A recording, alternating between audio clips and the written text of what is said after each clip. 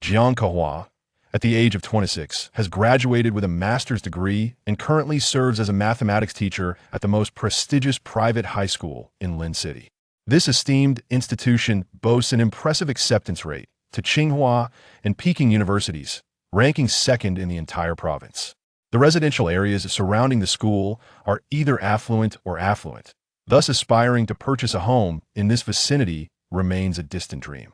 Consequently, she has rented a modest one-bedroom apartment nearby, a clean and refreshing space of over 40 square meters, with a monthly rent of 3,500 yuan. At the age of 14, she relocated to Lin City with her mother, who remarried 2 years later. At that time, Kehua was just beginning her high school journey, comfortably residing on campus. She always felt content with this arrangement. Her mother embarked on a new chapter in life, and so did she. Her stepfather, surnamed Jiang, is the principal of a junior high school in Lin City. Upon moving from Haicheng, her mother took a position as a teacher at this very school. 2 years later, her mother and stepfather established a new family together. Kehua has always been composed, often taking the lead in decision-making alongside her mother. Therefore, when her mother tentatively inquired about the possibility of remarriage, Kehua warmly offered her blessings. Yet, deep down, she was acutely aware of the sorrow that enveloped her. Her father would now solely be her father, no longer entwined with her mother in any manner. Their family had irrevocably fractured, with no hope for restoration. Her stepfather's surname, Jiang, is phonetically similar to her own surname, Jiang, albeit written differently. This connection, albeit slight, is preferable to others, as it maintains a semblance of kinship. After work, as Kehua made her way home, she contemplated calling her brother Jiang Tao to inquire about the situation in Haicheng. She yearned to visit her father and uncover the truth behind events that transpired years ago. This desire has taken root within her, growing from a mere seedling into a towering tree over the span of 12 years. Her brother, Jiang Tao, is 3 years her senior and the son of her stepfather. From a young age, he exhibited a disinterest in academics, despite their father's earnest efforts, all of which ultimately met with failure. This remains their father's greatest sorrow, educating others, but unable to nurture his own. "Brother, where are you?" "Kehua, I'm at the club. Is there something you need? I asked you last time to help me inquire about the situation in Haicheng. Have you found any news?" "Not yet. I've also asked a few friends to look into it, but they lack the connections to gather any information." "I understand. Thank you, brother." Kehua felt a sense of melancholy wash over her. Just as she was about to hang up, Jiang Tao added, "There is one person who might have some insights, though I cannot reach out to him. He is a guest of our club's owner." Suddenly, a flicker of hope ignited within her. "Could you ask your boss for assistance?" "Kehua, you know how it is. These are business acquaintances, mostly bound by mutual interests. I'm uncertain whether the boss would be willing to help, but I will inquire. That individual is at our club today, so if he is amenable, we should have results swiftly. Shall I await your news?" "Certainly." Kehua returned home, sank into the sofa, her phone clutched in hand, utterly devoid of the desire to prepare a meal. Next month marks her father's birthday, and she yearns for a reunion with her father before that occasion. She is uncertain whether her brother can find someone to assist, yet his tone suggests hope is scant. Memories of her childhood flood her mind. She and her parents once lived in Haicheng, where her mother worked as a high school teacher and her father ran a construction company. Over time, her father's business flourished, and by the time she turned 10, he had become one of Haicheng's most distinguished private entrepreneurs. As time slipped by, it felt as though all of this occurred merely yesterday. The subsequent events are too painful to contemplate. They have haunted her for years, an inescapable nightmare. After some reflection, she concluded that waiting idly at home was futile and decided to visit the club to confer with her brother, hoping to explore alternative solutions. Draping herself in a coat, she stepped outside while summoning a ride through her mobile app. The distance from her residence to her brother's club was approximately 30 minutes by car. The last time she visited the club to find him was 2 years prior, shortly after her graduation from graduate school, when she sought him out for a celebratory meal. Upon entering the club, she was greeted by a stately 5-story building, its first-floor lobby exuding elegance and sophistication, with each tile and ornament impeccably placed. A grand piano graced the lobby, and as she passed by, she recognized it as a Bechstein, the king of pianos. Concerned that Jiang Tao might be preoccupied, she refrained from calling him directly. Approaching the front desk, she inquired of a beautiful girl clad in a cheapao. "Excuse me, could you please tell me where Jiang Tao is? He's upstairs, but he's quite busy at the moment." "Then I shall wait for him on the sofa. Thank you." She seated herself and sent Jiang Tao a message, informing him of her arrival and requesting he join her when convenient. A few minutes later, Jiang Tao emerged from the elevator and swiftly approached the sofa where Kehua sat. "Kehua, what brings you here?" "Brother, I came to see you and discuss other options. I spoke with the boss. He said he cannot help.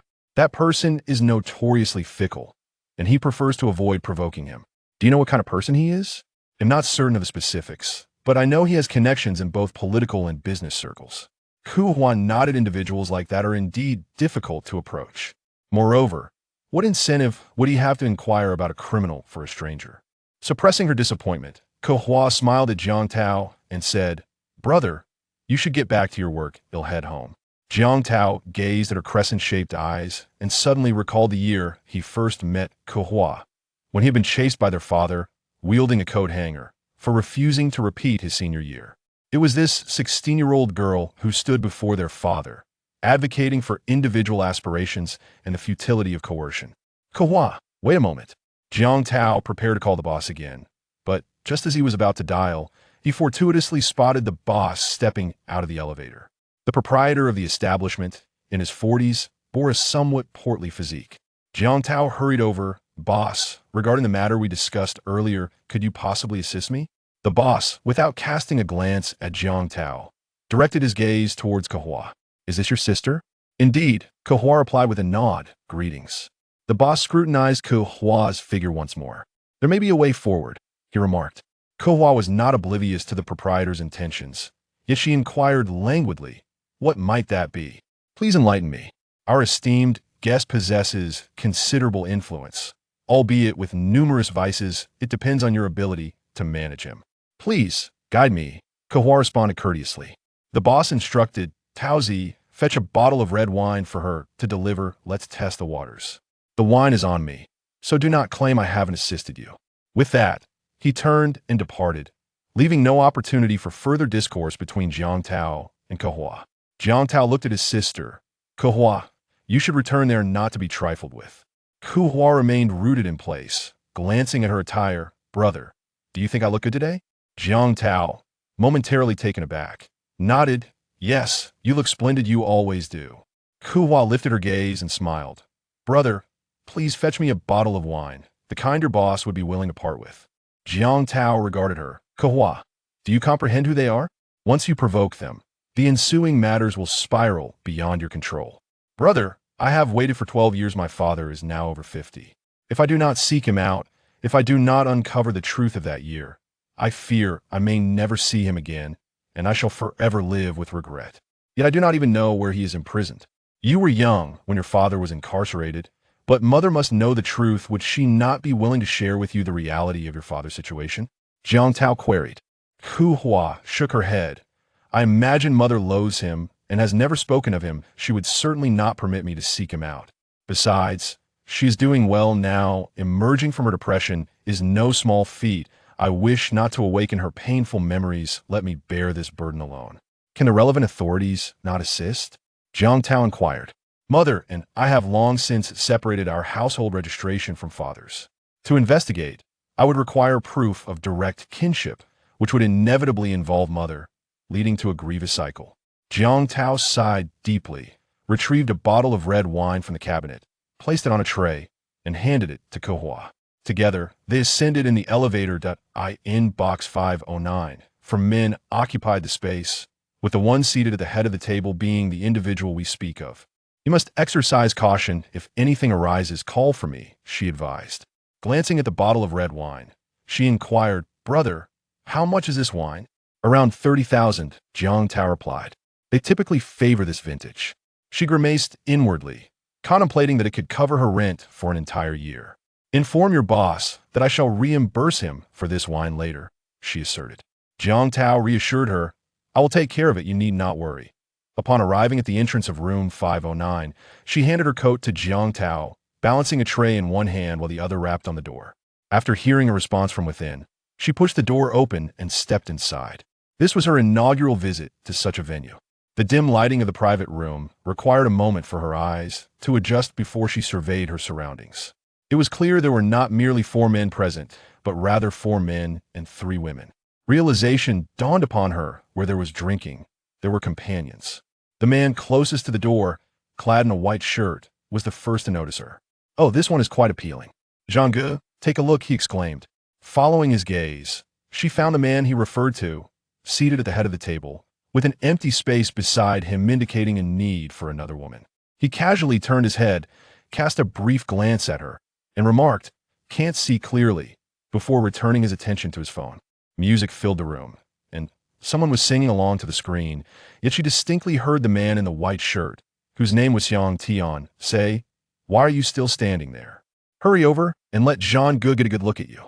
She approached Zhi Zhan, gently setting the wine bottle on the table. All eyes turned towards her, and she felt akin to a clown in a circus. For a fleeting moment, she experienced a twinge of self-consciousness, but in the blink of an eye, she regained her composure. She had long mastered the art of remaining unperturbed. All her anxiety and fear had been expended at the age of 14, transforming her into the person she was now. She squatted beside the table across from Zhi Zhan, picking up the corkscrew and quietly uncorking the bottle of red wine. "Lift your head," came the command, and she turned her gaze to Zhi Zhan's face. In that instant of eye contact, she discerned the man seated opposite her. He was strikingly handsome, with a prominent nose, sharply defined features, and an air of unyielding dominance in his expression. A slight smile graced her lips. He bore a resemblance to some of her more rebellious students. With renewed focus, she resumed her task of uncorking the wine. Zhi Zhan remained silent, appreciating the light in her eyes and the smile on her lips. It was evident to all that, given his disposition, his lack of dismissal signified his satisfaction. "Speak to the heavens," she said. "You go sit beside Brother Zhi, and I shall handle the wine." However, Kehua did not respond, nor did she cease her actions. Swiftly, she removed the bottle's cork, smiling as she held it aloft towards Zhi Zhan, indicating that all was ready. She wrapped a white napkin around the bottle and approached Zhi Zhan, leaning in to pour him a glass before gently placing the bottle down and quietly sitting beside him. The other 3 men exchanged glances, realizing that this girl possessed a certain cleverness, deliberately pouring wine only for Zhi Zhan, clearly signaling that he was the sole focus of her attention that evening. Zhi Zhan took a sip from his glass, a subtle smile gracing his lips. The gentleman in the white shirt chuckled. "Brother Zhi, what does this girl mean? She hasn't poured us any wine." Zhi Zhan turned his head to glance at her, and just then, Kehua lifted her gaze to meet his, their eyes locking in a moment that sparkled with unspoken intimacy. Zhi Zhan remained silent, pouring a glass for Zhi Zhan himself. "Is this acceptable?" The other 2 men began to tease. "Brother Zhi, you've changed, defending her so soon. It's truly a sight to behold." Zhi Zhan joined in the jesting. "Tonight promises to be entertaining." Kehua remained silent, sitting quietly. Zhi Zhan placed his hand on her shoulder, leaning closer to whisper in her ear, "What do you desire?" A tremor coursed through Kehua's heart. She had never been this close to a man before.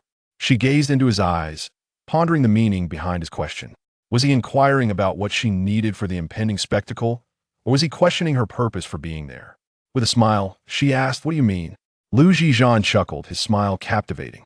He set his glass down on the table. "What do you think I mean?" He lit a cigarette. "Regardless of what it signifies, you are already here." Kehua grasped his meaning. He was asking what she wanted and what she was willing to offer in return. She spoke softly, "I have a request." Zhi Zhan regarded her with interest. "Oh? Do share. I shall weigh it carefully to ensure it is within my means." Kehua studied his face, determined not to miss any expression. "I wish to obtain information about someone." Zhi Zhan fell silent. The others seemed oblivious, absorbed in their own affairs.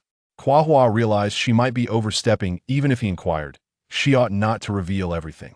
Yet, her purpose today was to seek his assistance. Chapter 3. The deposit. Zhi Zhan observed the young woman named Kehua as she entered. It was evident she was not a hostess. No hostess would don a sweater and jeans while sitting beside a guest, nor would any ask him for information. He chose to ignore her, continuing to drink and engage in casual conversation with others. Yet Kehua, mustering her courage, remained seated. Upon noticing Zhi Zhan's glass was empty, she hesitated briefly before refilling it. He made no objection, lost in his own world of drinks and chatter. They sat in close proximity. After all, he had previously placed his hand on her shoulder, an embrace that lingered in the air. Now, their closeness felt somewhat awkward. Zhi Zhan harbored a flicker of fondness for her. Otherwise, he would have dismissed her long ago. Looking at the time, Xiang Tian remarked, "Brother Zhan, it's about time." Zhi Zhan extinguished his cigarette in the ashtray and said, "Let us go." The others gradually rose, yet Kehua remained still. Zhi Zhan draped his coat over his arm and walked past her. For a fleeting moment, she hesitated but then grasped the edge of his coat. He paused, and the others turned to watch them. Zhi Zhan glanced at Kehua, who was looking up into his eyes. For an instant, he felt a shift in his resolve and turned to the group, saying, "You go ahead." As the others exited the private room, only the two of them remained. Zhi Zhan gazed into her eyes and spoke slowly. "What do I gain by helping you? A single bottle of wine is hardly sufficient." Kehua's face flushed. She understood the implications of his request. She fell silent, contemplating whether it was worth sacrificing herself for news of her father. Years ago, her father's case had been tried in secrecy, and at that time, she was still a minor. The verdict was known only to her mother, who had always remained tight-lipped. Enveloped in a silence akin to a heart turned to ashes, Kehua had long believed there was a significant truth hidden within the case. Yet she had no means to uncover it. Now, after more than a decade, not only was she separated from her father, but all ties had been severed.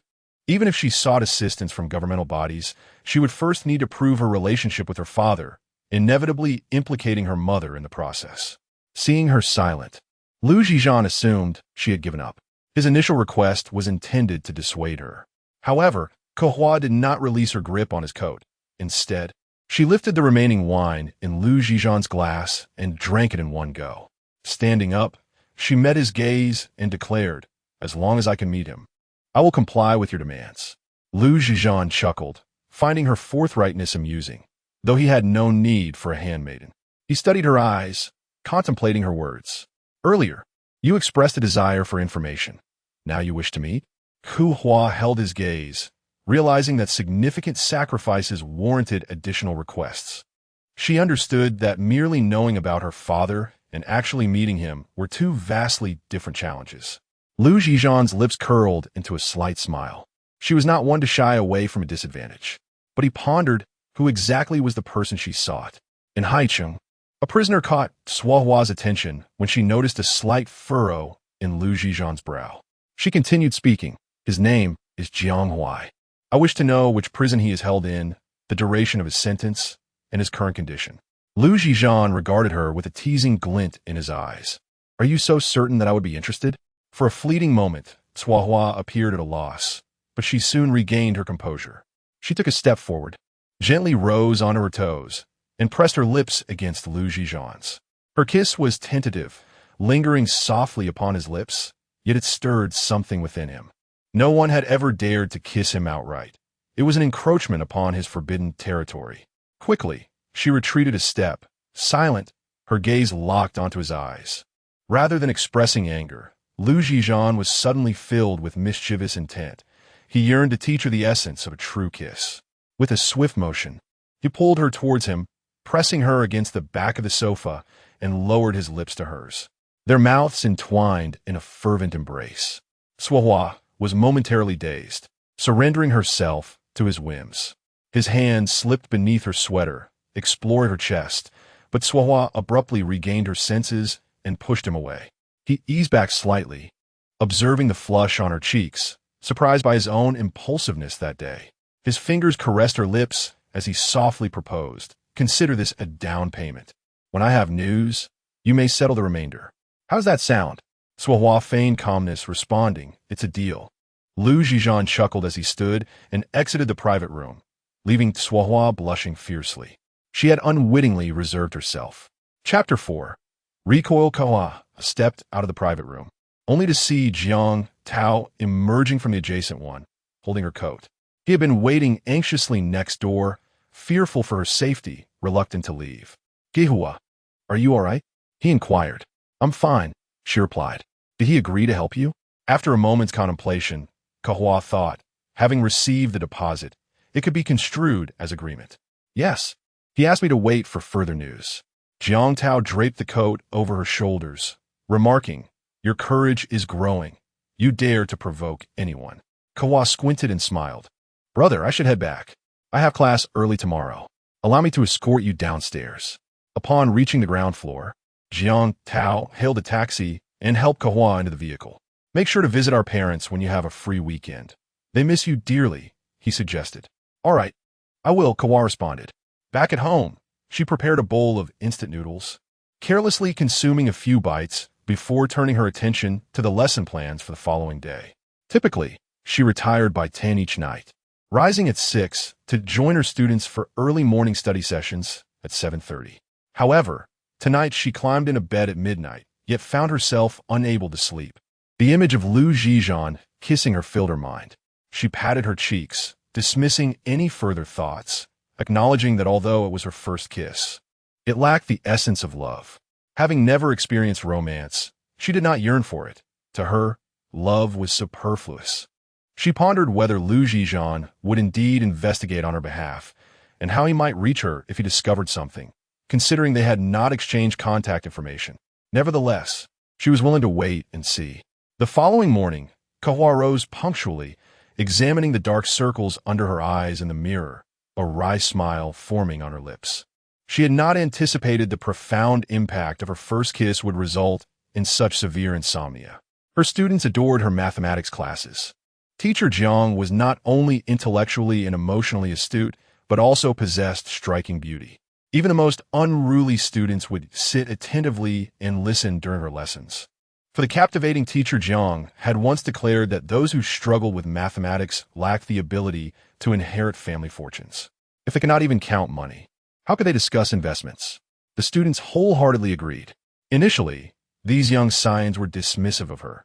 She appeared youthful and beautiful, not much older than themselves, and thus they were reluctant to yield. However, teacher Jiang defied conventions.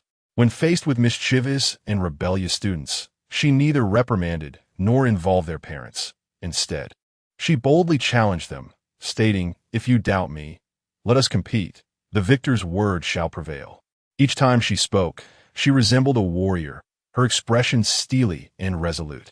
Indeed, some overconfident souls dared to test her. At first, they competed in Olympiad-style mathematics problems, but after a while, none could best her. The students soon realized they had been outwitted. Their teacher was cunningly brilliant, having graduated with a master's degree in mathematics. Who could possibly defeat her? Subsequently, someone suggested a chess match, but again, she triumphed. Another proposed a contest of memory, and once more, she emerged victorious. The competitions grew increasingly diverse. The latest challenge had evolved into a friendly basketball game, transforming the nature of their contest from rivalry to camaraderie. As she engaged with her students in these contests, she simultaneously endeared herself to them. As she triumphed over them, she simultaneously elucidated their errors and guided them on how to conquer their own shortcomings. Over time, she transformed from the cunning teacher Jiang into the victorious teacher Jiang, with an increasing number of students who were either begrudgingly or wholeheartedly in admiration of her. In today's mathematics class, the first half was devoted to the discussion of trigonometric functions, while the latter half comprised problem-solving exercises. She noticed a few mischievous boys stifling laughter and appearing to pass something among themselves. Approaching one of them, she inquired, "What are you looking at? May I see as well?" The boy, Zhou, remained silent, his hands and the object concealed on the desk. She did not press him further, merely whispering, "A gentleman must take responsibility for his actions." Zhou then produced a piece of paper and handed it to her. Upon inspection, she discovered it was an illustration, crafted specifically for her. The drawing depicted several pieces of ginger, with the largest adorned with eyes and brows that, surprisingly, bore a resemblance to her own features. Beside it was inscribed the title of the artwork, Ginger, a portrait. She couldn't help but chuckle at the sight and asked Zhou, "Did you create this?"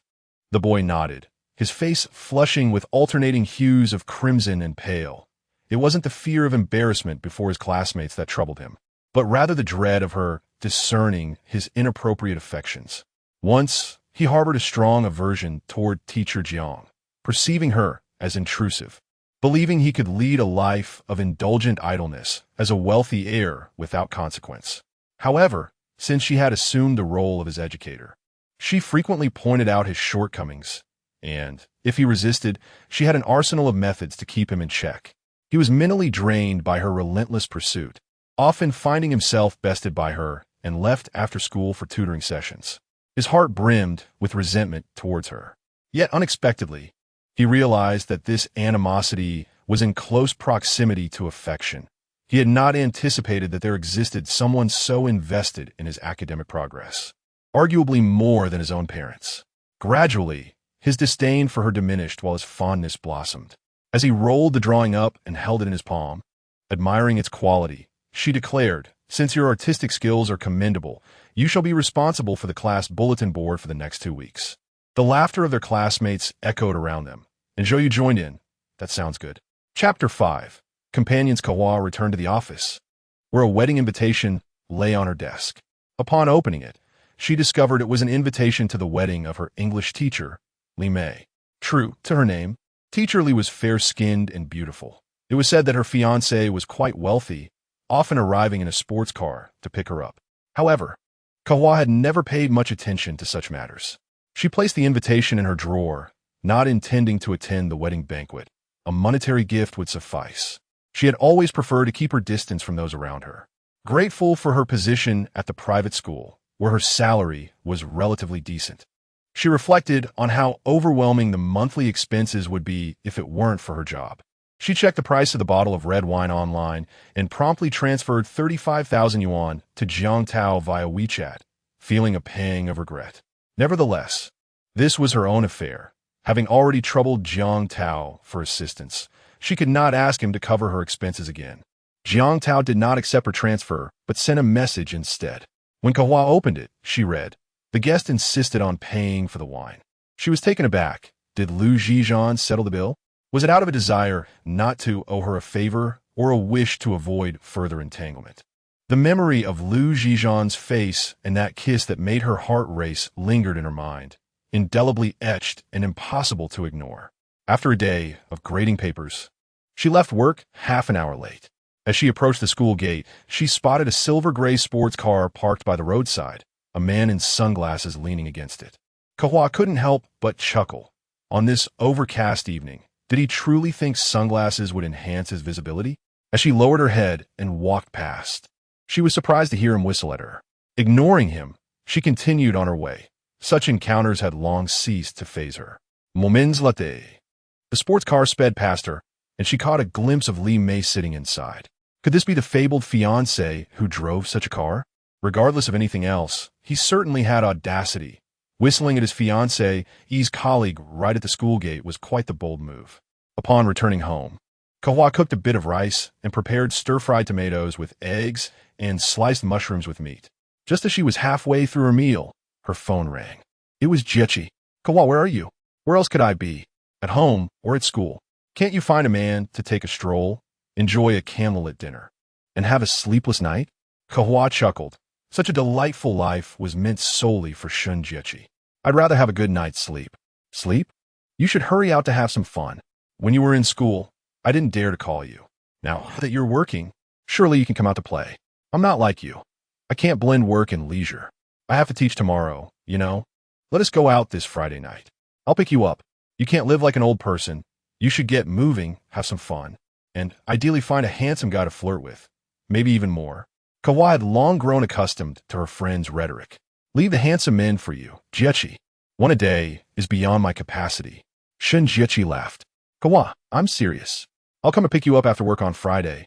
It's settled. No more chit-chat." "All right, understood."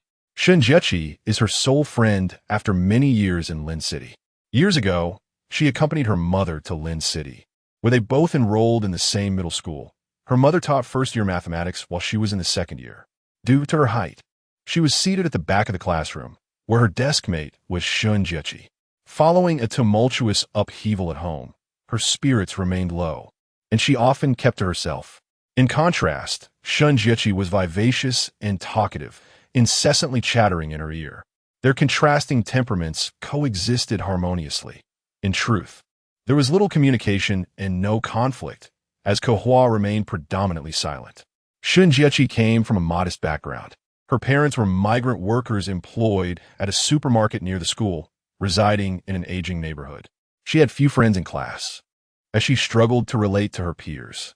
The urban children, benefiting from well-off families, engaged in myriad extracurricular activities, excelling in all aspects: moral, intellectual, physical, and artistic. In her eyes, they were like phoenixes, while she felt akin to a mere country chicken. Fortunately, Kehua's arrival changed that. To Shunjiechi, Kehua, despite her academic prowess, seemed equally inexperienced, as she never performed on stage or discussed her talents with others. Shunjiechi believed she had finally found a companion, thus solidifying their friendship, regardless of Kehua's consent. After graduating from middle school, Kehua enrolled in the city's top high school, while Shunjiechi attended a vocational school, specializing in makeup. In her own words, mastering makeup would elevate her style, making her more fashionable than the city dwellers. Since beginning her studies, Shunjiechi incessantly shared her insights with Kehua via QQ, from potato chip skincare tips to the techniques of smoky eye makeup. Her messages were varied and abundant. As time progressed, Kehua entered university, and Shunjiechi graduated from her vocational school, embarking on a career as a makeup artist. Eventually, her updates to Kehua shifted from beauty tips to tales of her romantic escapades. Kehua would occasionally chuckle at Shunjiechi's stories, gradually realizing that Shunjiechi was the only person who could bring her joy. Their friendship has endured for 12 years.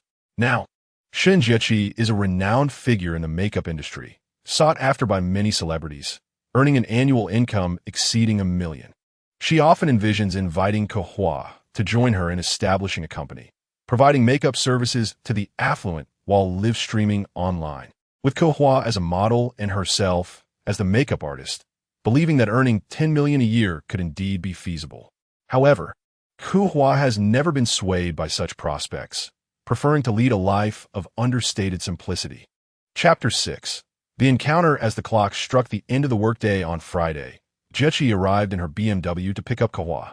It had been several months since their last meeting, which had taken place during the balmy days of summer. Now, the chill of early winter had settled in. Kehua settled into the passenger's seat, admiring the vehicle. "This car is quite impressive," she remarked. "Yes, I just purchased it a few days ago," Jiechi replied. "What happened to your previous one?" "I gifted it to my ex-boyfriend." "Wow, that's quite a generous parting gift," Kehua exclaimed. "He must have received quite a hefty breakup fee." Jiechi chuckled softly. "That car had served me for 5 years. I intended to replace it anyway." When he expressed his reluctance to part ways, claiming he couldn't bear to lose me, I decided to give him the car. Kehua pondered this logic and questioned. "So, a mere car was enough to facilitate a breakup? Was your ex-boyfriend living off your generosity?" "It doesn't matter. I was simply enamored by his charming visage," Jiechi replied. "Then why the split? Have you grown weary of his looks?" Kehua inquired. "People aspire for greater heights. He was too timid to voice it, so I felt compelled to assist him," Jiechi explained. "What do you mean?" Kehua pressed. "A wealthy woman had taken an interest in him, and he seemed hesitant, so I gave him a little push." Kehua sighed deeply. "Can't you find a more dependable partner?" Jiechi smiled. "It's not that I don't wish to. It's just that the men these days are incredibly disappointing. Either they are effeminate, petty, or reliant on others. I truly wonder where all the good men have vanished."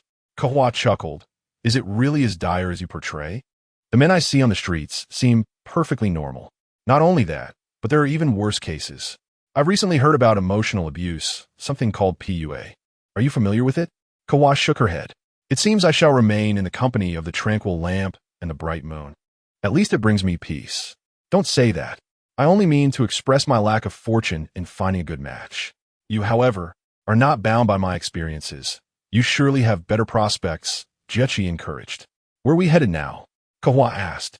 "A wealthy beauty has just returned from abroad and is hosting a party tonight. She invited me to design her look." Kehua glanced at her watch. "Is there still time to create a look if we head over now?" "I've nearly finished my work over there. I only stepped out to pick you up," Jiechi assured her. "Why would you need me as your stylist assistant?" Kehua questioned. Jiechi laughed. "I want you to experience the excitement. Who knows?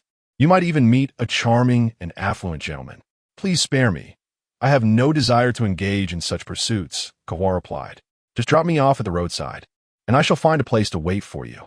Don't be like that. Come along with me. We shall leave by 8, all right? You can see the styles I create for others and offer your thoughts. Kehua reluctantly nodded in agreement. How have your parents been lately? She asked. They're doing quite well. They still cherish life back home. I bought them a spacious house, and they are both very happy. And your parents' health? Kehua inquired. They're in good health. My mother will retire next year, Jiechi replied. Kehua had never broached the subject of her father. Their conversation flowed naturally as they arrived at the villa district in the western part of Linshur. Jiechi parked the car and led Kehua into one of the exquisite homes. Kehua could tell that the owner was either wealthy or of noble descent. The decor exuded taste, and the oil paintings adorning the walls were clearly of considerable value. Jiechi led Kehua to the second floor and into the lounge. Kehua, please sit here for a moment. This area is reserved for me and my assistant today. The sign outside will prevent others from entering. There is cake on the table, so feel free to have a bite while I attend to some matters. All right. You go ahead and handle your tasks, Kehua replied. She settled onto the sofa, nibbling on treats while perusing a fashion magazine laid out on the table. Before long, Jiechi returned. Kehua, let me do your makeup as well. The party is about to commence. And the girl who organized it said we could have fun. She's invited many friends, and no one will recognize us anyway. Perhaps not.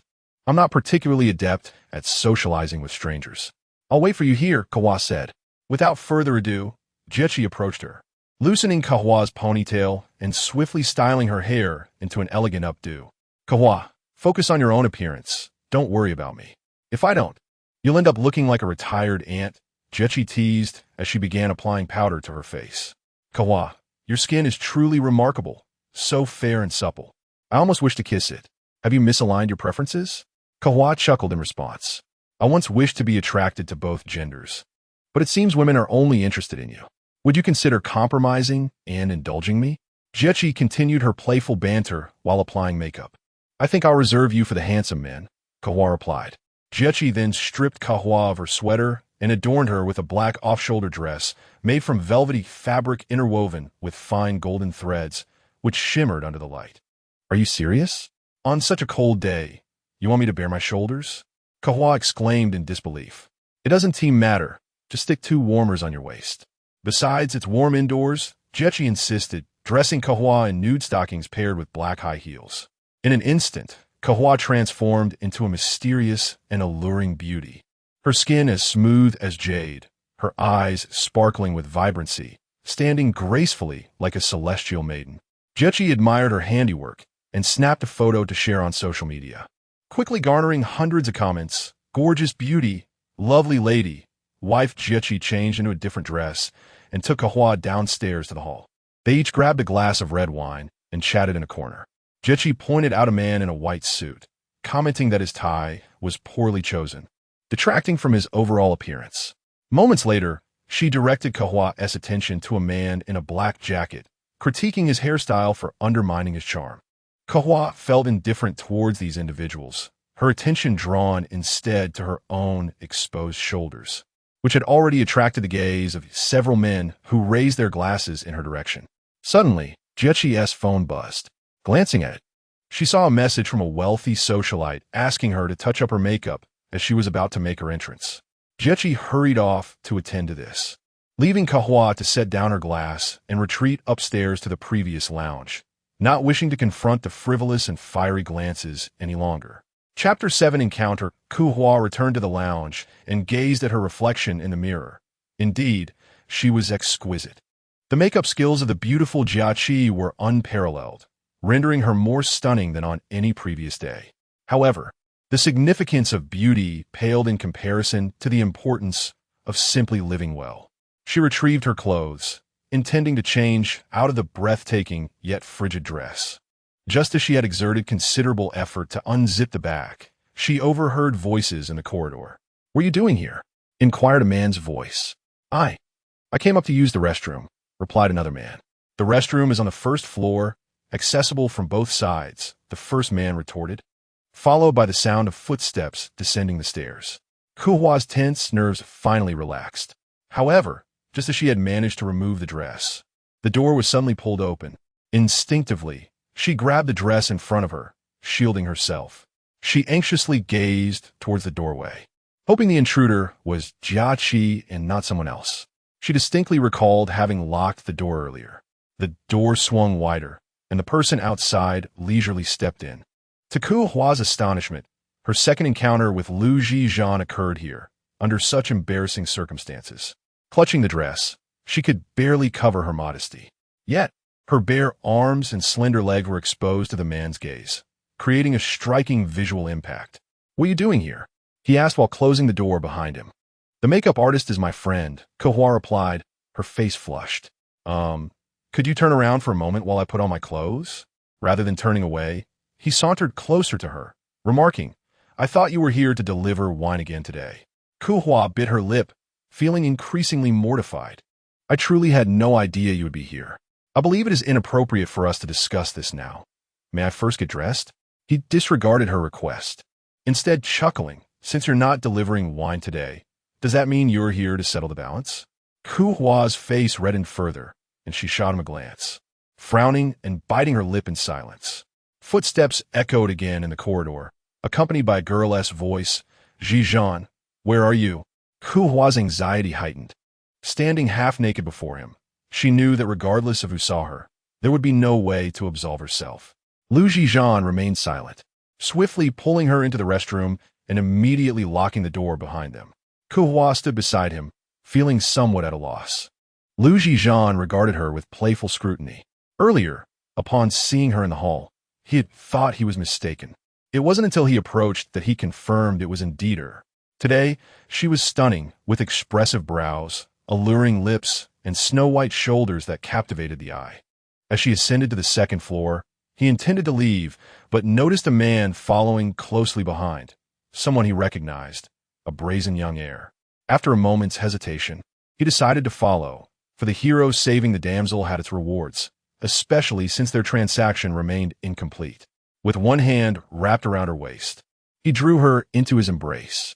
Beneath his large hand lay her delicate skin, as pure as jade. Yet, one hand gently pushed against him while the other clutched her skirt tightly. He lowered his head to kiss her shoulder, his other hand wandering across her back. Just as she was about to voice her protest, footsteps approached the room, halting at the bathroom door. "Is that you, Zhi Zhan?" Zhi Zhan lifted his head and exchanged a knowing glance with her. "It's me," she replied instantly. "Who are you?" "I'm a friend of the makeup artist." "Oh." The person outside moved away. Kehua pushed Zhi Zhan firmly, urging him to stop.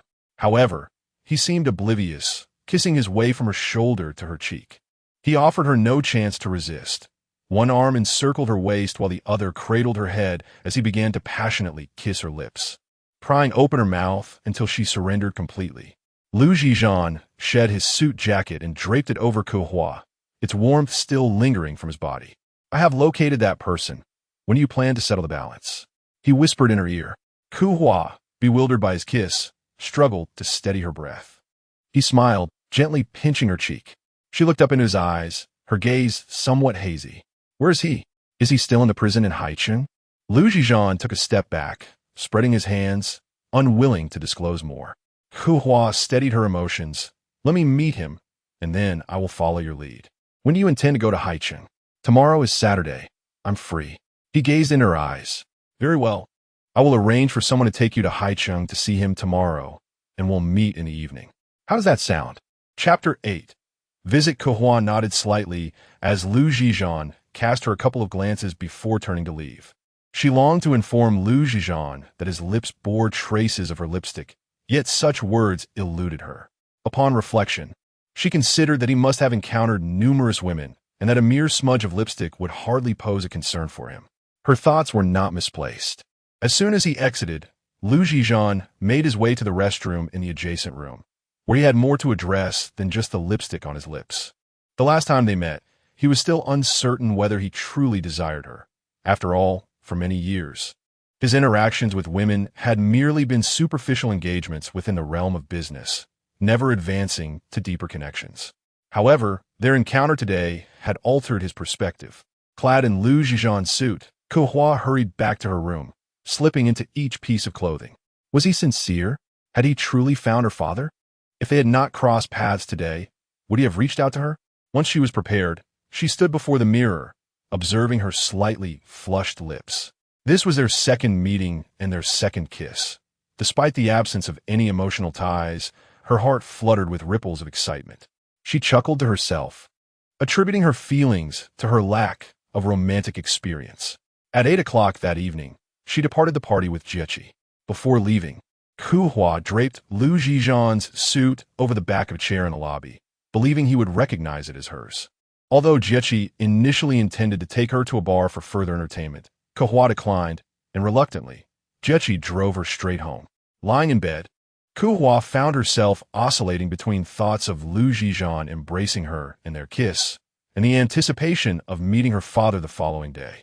She tossed and turned until the early hours of the morning before finally succumbing to slumber.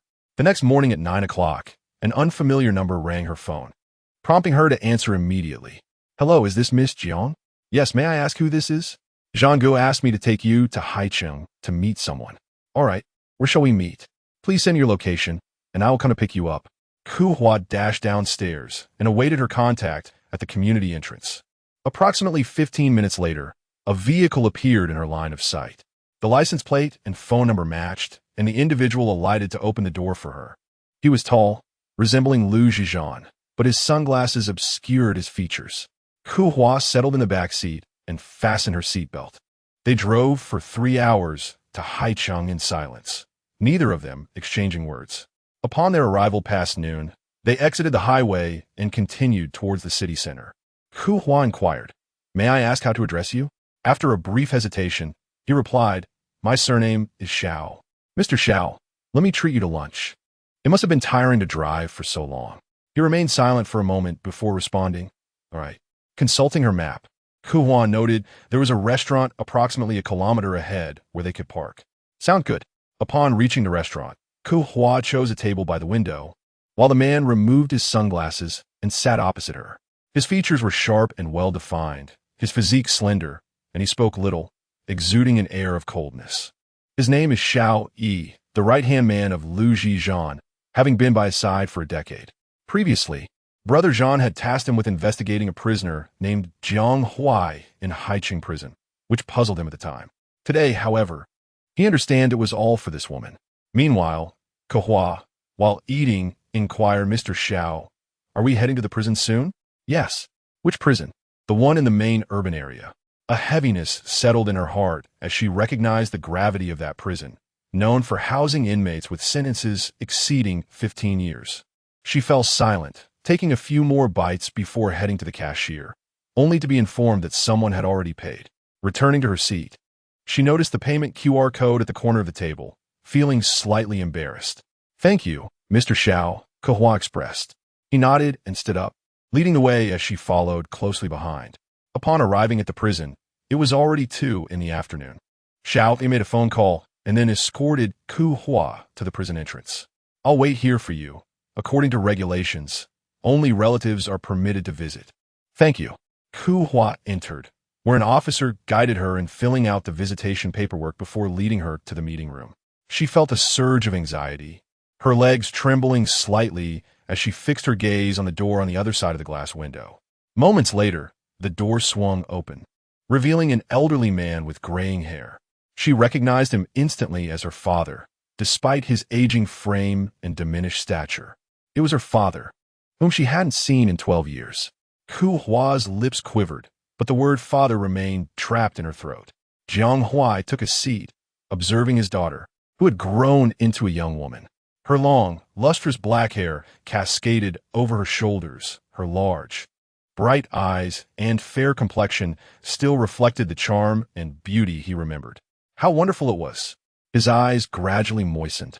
Kehua picked up the phone resting on the table, gazing at him. He mirrored her action, uttering the words, "You've grown up." Just those 4 words were enough to unleash her tears. "Are you well?" Kehua asked through her sobs. "I'm fine, aside from aging. Everything is well," he replied. "My mother and I have left Haicheng many years ago." "I know. How do you know? Who informed you?" He shook his head, remaining silent. I was too young back then to understand the reason for your imprisonment. So many years have passed. Why bring it up now? Suddenly, Kehua became agitated. In your heart, it may have passed, but in mine, it has not. It has lodged itself in my heart and throat, causing me pain with every breath. She wept openly. He too shed tears. Kehua, I'm sorry. It was my fault. I brought trouble upon you. I do not require your apology. I only wish to know why you were imprisoned so suddenly. Why was our family's wealth confiscated? Why were we pursued for debts? Why were my mother and I left homeless in Haicheng? Why, for heaven's sake? The officer monitoring the visitation felt moved by Kehua's distress, but had to remind her, please control your emotions. Jiang Kehua's tears streamed down his face, lamenting the heavy burden of regret. It is all my father's fault. A single misstep has led to an eternal resentment. He felt utterly ashamed to face them. Kehua wiped her tears, asking, so, you refused to visit back then, preventing me and my mother from seeing you. And ultimately, you only provided her with a divorce agreement? Kehua, I do not wish to burden you any longer. No, I have pondered this countless times. My mother loved you dearly. It is inconceivable that she would consent to divorce without a fight. Tell me, what else did you do? What else did you inflict upon her? He shook his head, remaining silent. Please, speak up. What else was there? Why did my mother attempt to take her own life back then? What could you have possibly done to drive her to such despair? Kehua, while wiping her tear-streaked face, pressed him for answers. Kehua, do not inquire further. It is all my fault. Do not come back again. Instead, live your life well. He rose and slowly made his way to the door. With tears streaming down her face, Kehua pounded the glass window desperately, calling out, come back, come back, come back. No one could fathom the depth of her sorrow at that moment. This was her father, whom she had yearned for over 12 years, leaving after only a few words, urging her never to seek him out again. Chapter 9. The final payment. As Kehua emerged from the prison, she was met by the sight of Xiao Yi waiting for her at the entrance. Tears streamed down her face uncontrollably. With a heart full of grievances and sorrow that had long since become a river, she found a flicker of warmth in the presence of this unfamiliar man she had known for only a few hours. Xiao Yi, wearing sunglasses that concealed his emotions, spoke softly, let us go back to Lin City. Kehua nodded, brushing away her tears. She approached the car, opened the door, and took a seat in the back. Xiao Yi, inherently aloof, found it difficult to utter comforting words. He concentrated on driving, occasionally glancing at Kehua through the rearview mirror, where her tear-streaked face bore witness to her silent weeping. Having reviewed Jiang Kehua's file, he recognized that this fragile girl was Jiang Kehua's daughter. It was evident that she had endured considerable hardship over the years, given the familial upheaval she had faced. As the vehicle entered the city limits of Lin City, Xiao Yi made a phone call to Zhi Zhan. Brother Zhan, Wei returned. Where should I take her? To the hotel. All right. Xiao Yi stole a glance at Kehua. Her contact information had been obtained from the club, yet she did not appear to belong to that world. He pondered her relationship with Brother Zhan, but ultimately decided to follow his instructions. Miss Jiang, I will escort you to the hotel where Brother Zhan is waiting for you. Kehua nodded in silence, acknowledging that their mutual promises had been fulfilled on his part, leaving only hers to be realized. Upon arriving at the hotel, Xiao Yi ushered her into the elevator. Room 3909. I'll take my leave now. Mr. Xiao, thank you, she replied. Without a word, Xiao Yi turned and walked away. Kehua approached room 3909 and gently knocked on the door. It was opened by Zhi Zhan, who glanced at her and said, please come in. Steeling herself, Kehua stepped inside. The suite was spacious, featuring both a bedroom and a living area. Unsure of her next steps, she stood there quietly. Zhi Zhan settled onto the sofa, observing Kehua's discomfort. Why don't you take a shower? Coming out of prison, you should cleanse yourself of that misfortune. Kehua placed her bag on the sofa and turned to enter the bathroom. Zhi Zhan then called for room service, ensuring she would not go hungry while fulfilling her promise.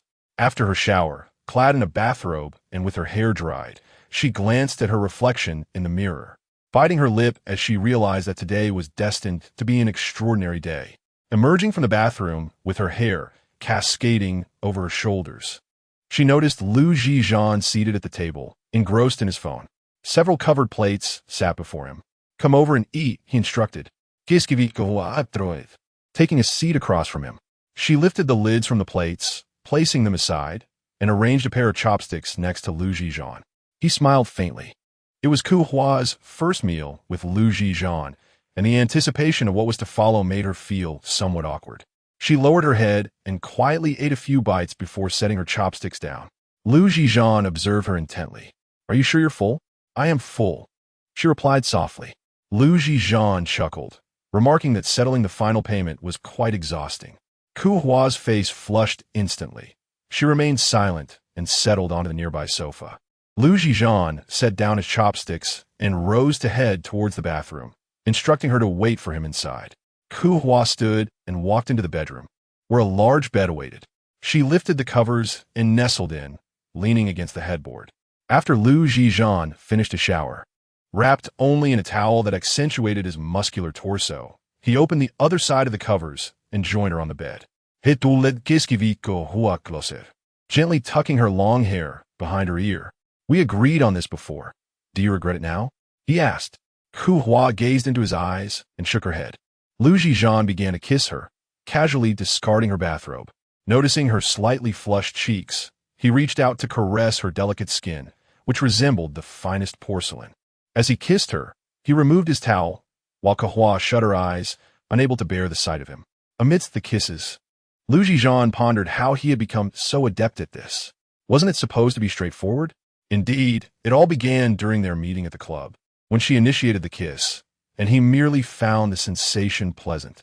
He kissed her lips, her neck, and her collarbone, and Kehua felt as though she had entered an unfamiliar realm, confused and helpless. She furrowed her brows, biting her lip, and slightly arched her body. Suddenly, an awareness dawned upon him, stirring a sense of compassion within, prompting him to exhibit a touch more tenderness. He cradled her in his arms, caressing her cheek. You should have told me beforehand. Kehua opened her eyes, processing his words, and softly replied, It's all right. Though not naturally inclined to be tender, he gently urged, Relax. Don't be afraid. This was the only comfort he was willing to offer. Chapter 10.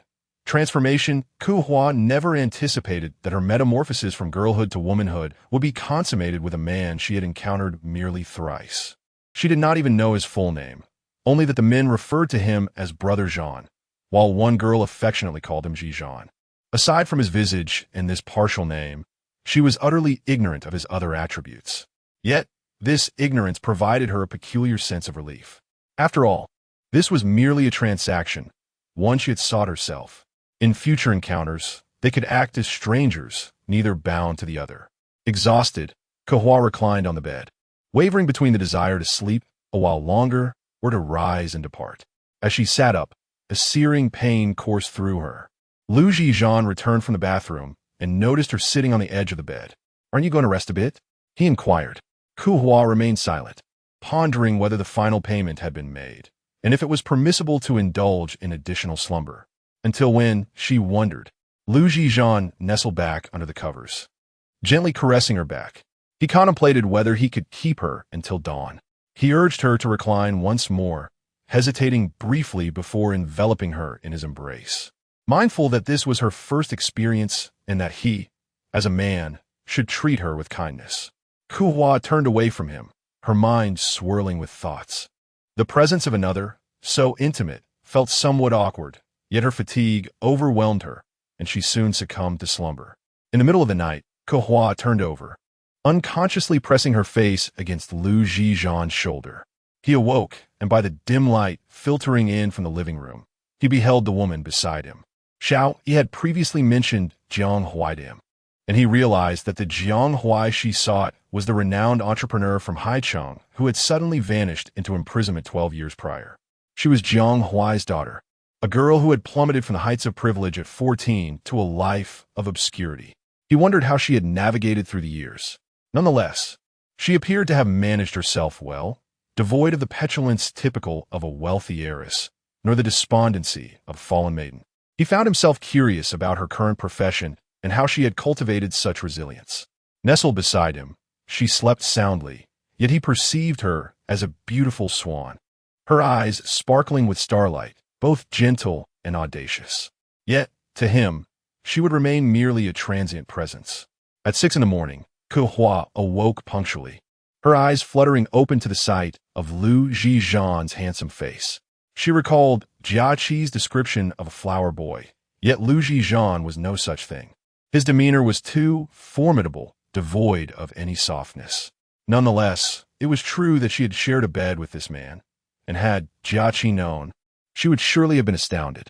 Quietly, she slipped out of bed and made her way to the bathroom to change into her own clothes. After a brief wash-up, she descended the stairs and exited the hotel with her backpack. The weather was splendid that day. Before 7, the sky was already bright, and her spirits lifted considerably. She took a taxi back to her apartment, showered, and changed outfits. She recalled her promise to Jiang Kehua to visit her mother and stepfather over the weekend. Purchasing some fruit, she joined the queue at the subway station. 10 years prior, her mother had broached the subject of remarriage, indirectly probing her thoughts on the matter. What thoughts could she possibly entertain? Naturally, she was reluctant, yet she could not voice her feelings. Years ago, she had snatched her mother from the clutches of death, resolutely vowing to ensure that her days henceforth would be filled with joy. She had bestowed upon her mother countless blessings. But when she first heard her mother declare that the principal would become her stepfather, sorrow welled up within her heart. Her mother had always been beautiful, possessing a gentle grace, perfectly complementing her tall and handsome father. In stark contrast, her stepfather was of average height, bespectacled, and somewhat portly from middle age, lacking any semblance of handsomeness or elegance, seemingly unworthy of her mother. She inquired of her mother, "Are you truly determined to be with him?" Her mother smiled and replied, "Kehua, you are still young. When you reach my age, you will understand that external appearances are not of paramount importance. A steady and secure life is the most precious." Kehua nodded, acknowledging that her stepfather did indeed provide a sense of security. His work and demeanor were solid and dependable. Her stepfather had a son, Jiang Kehua, who was 19 when he and Kehua became siblings, having failed to gain admission to university and refusing to retake the exams. Her stepfather, enraged, shattered his glasses and grabbed a clothes rack in pursuit of Jiang Kehua, the principal's authority evaporating in the chaos. Observing the tumultuous scene, Kehua suddenly felt an urge to laugh. Perhaps her mother-esque life with such a stepfather would indeed be quite interesting. Chapter 11. Administering medicine. As Kehua was about to push the door open and leave, Zhi Zhan awakened. He had not anticipated that this woman would be so easily dismissed. Don't women typically seek to gain more once they have made a little progress? Yet she truly said nothing and simply departed. She neither sought his wealth nor his affection. Was it genuinely only to ask for assistance in locating her father? A flicker of melancholy stirred within him. To be so disregarded by another felt rather disheartening. Rising from his slumber, Zhi Zhan dressed and inadvertently noticed some bloodstains upon the bed. He had neglected to take precautions the previous night. Should he seek her out and provide her with a pill? It would be unwise to leave behind any complications that might spiral out of control. He could only blame himself for being too considerate the night before, failing to mention such matters, and now she had fled with the swiftness of a hare. Zhi Zhan called Xiao Yi. "Do you know where she resides?" Xiao Yi responded affirmatively. "Please send me the address, and also her phone number." "Certainly." After hanging up, Xiao Yi promptly sent Zhi Zhan both Kehua's phone number and the location of her previous residence. He glanced at his watch. It was only 8 o'clock. Had she risen early because of a lackluster performance the night prior? By 10 in the morning, Kehua had arrived at her mother and stepfather's home. Her mother was elated to see her return and immediately rushed to the market to buy groceries. Her stepfather also greeted her with delight, as this daughter was far more accomplished than his own biological son. She was a graduate student from Yenjing University, specializing in mathematics, which was a source of pride. Kehua initially intended to retreat to her room and await her mother's return to prepare lunch together. However, she heard her stepfather call out, "Daughter, come out and play chess with your father." "Coming," she replied, stepping out of her room. She had never regarded him as a father nor addressed him as such, always referring to him as Principal Jiang, for she had her own father. Fortunately, her stepfather did not insist. He accepted her choice of address, having called her daughter for a decade. From a young age, Kehua was exceptionally talented, particularly in mathematics. completing the entirety of her junior high math curriculum during the summer after her elementary school graduation. With a keen aptitude for math, her chess skills were also commendable. After years of playing against her stepfather, she had won far more often than she lost. He would lament his defeats while praising her intelligence. Today, in 3 games, her stepfather emerged victorious, as she suddenly wished to concede a game, hoping to bring him some joy, given his kindness to her over the past decade. After lunch, Kehua did not linger, but returned to her own home. Upon reaching the entrance of her residential complex, she received a call from an unfamiliar number. "Hello," she answered. "Where are you?" "Let us meet," Zhi Zhan said. Kehua recognized his voice and pondered the reason for his request. Why did he want to meet? Was this an indication of his desire to sever ties? Now that her father had been found, did she no longer need him? This woman certainly possessed a hint of the qualities of a siren. "Where are you?" he inquired. "I just arrived at the entrance of the community. Wait for me for 10 minutes. Kehua was puzzled as to why he was reaching out. Had they not settled their accounts? Both the deposit and the final payment had been completed. Before long, a Mercedes Maybach approached, the emblem instantly recognizable to Kehua, reminiscent of her childhood when her family possessed one. Zhi Zhan parked beside her, lowered the window, and beckoned her to enter. Kehua hesitated for a moment, observing his icy demeanor, yet ultimately opened the door and settled into the passenger seat. Without glancing at Zhi Zhan, she softly inquired, "What is the matter?" He tossed her a small box, uttering only, "Yuding." Kehua's cheeks flushed. Was she truly being cornered into taking contraceptive pills at her doorstep? Water pooled beside the car door. Zhi Zhan cast her a sidelong glance before turning his attention back to the road ahead. Kehua remained silent, placing the medication in her mouth, unscrewing the cap of the water bottle, and swallowing it all in one go. She exited the vehicle, not sparing Zhi Zhan a single look. He felt a twinge of frustration. This woman, after sharing an intimate moment with him, was eager to distance herself as if to escape entirely. Was it a game of seduction or a desperate flight? He dialed Xiao, instructing him to investigate the woman's background and send the information to him, then promptly ended the call. Xiao Yi, somewhat bewildered, pondered the situation. Miss Jiang appeared so serene, rarely speaking, and even her tears were shed in solitude. What significant turmoil could she possibly stir? Brother Zhan had called twice in a single morning, both times concerning her. Had he misjudged the situation? Chapter 12. The wedding. Jiang Kehua returned to her tranquil existence, where the only disturbances came from her occasionally mischievous students. She occasionally thought of Zhi Zhan, reminiscing about those exhilarating kisses and that indescribable night. Even if it were not due to love, those memories remained unforgettable. As Li Mei's wedding approached, Kehua inquired with the head of the research group, Teacher Zhang, about the appropriate monetary gift, as uniformity within the team was paramount to avoid any discrepancies.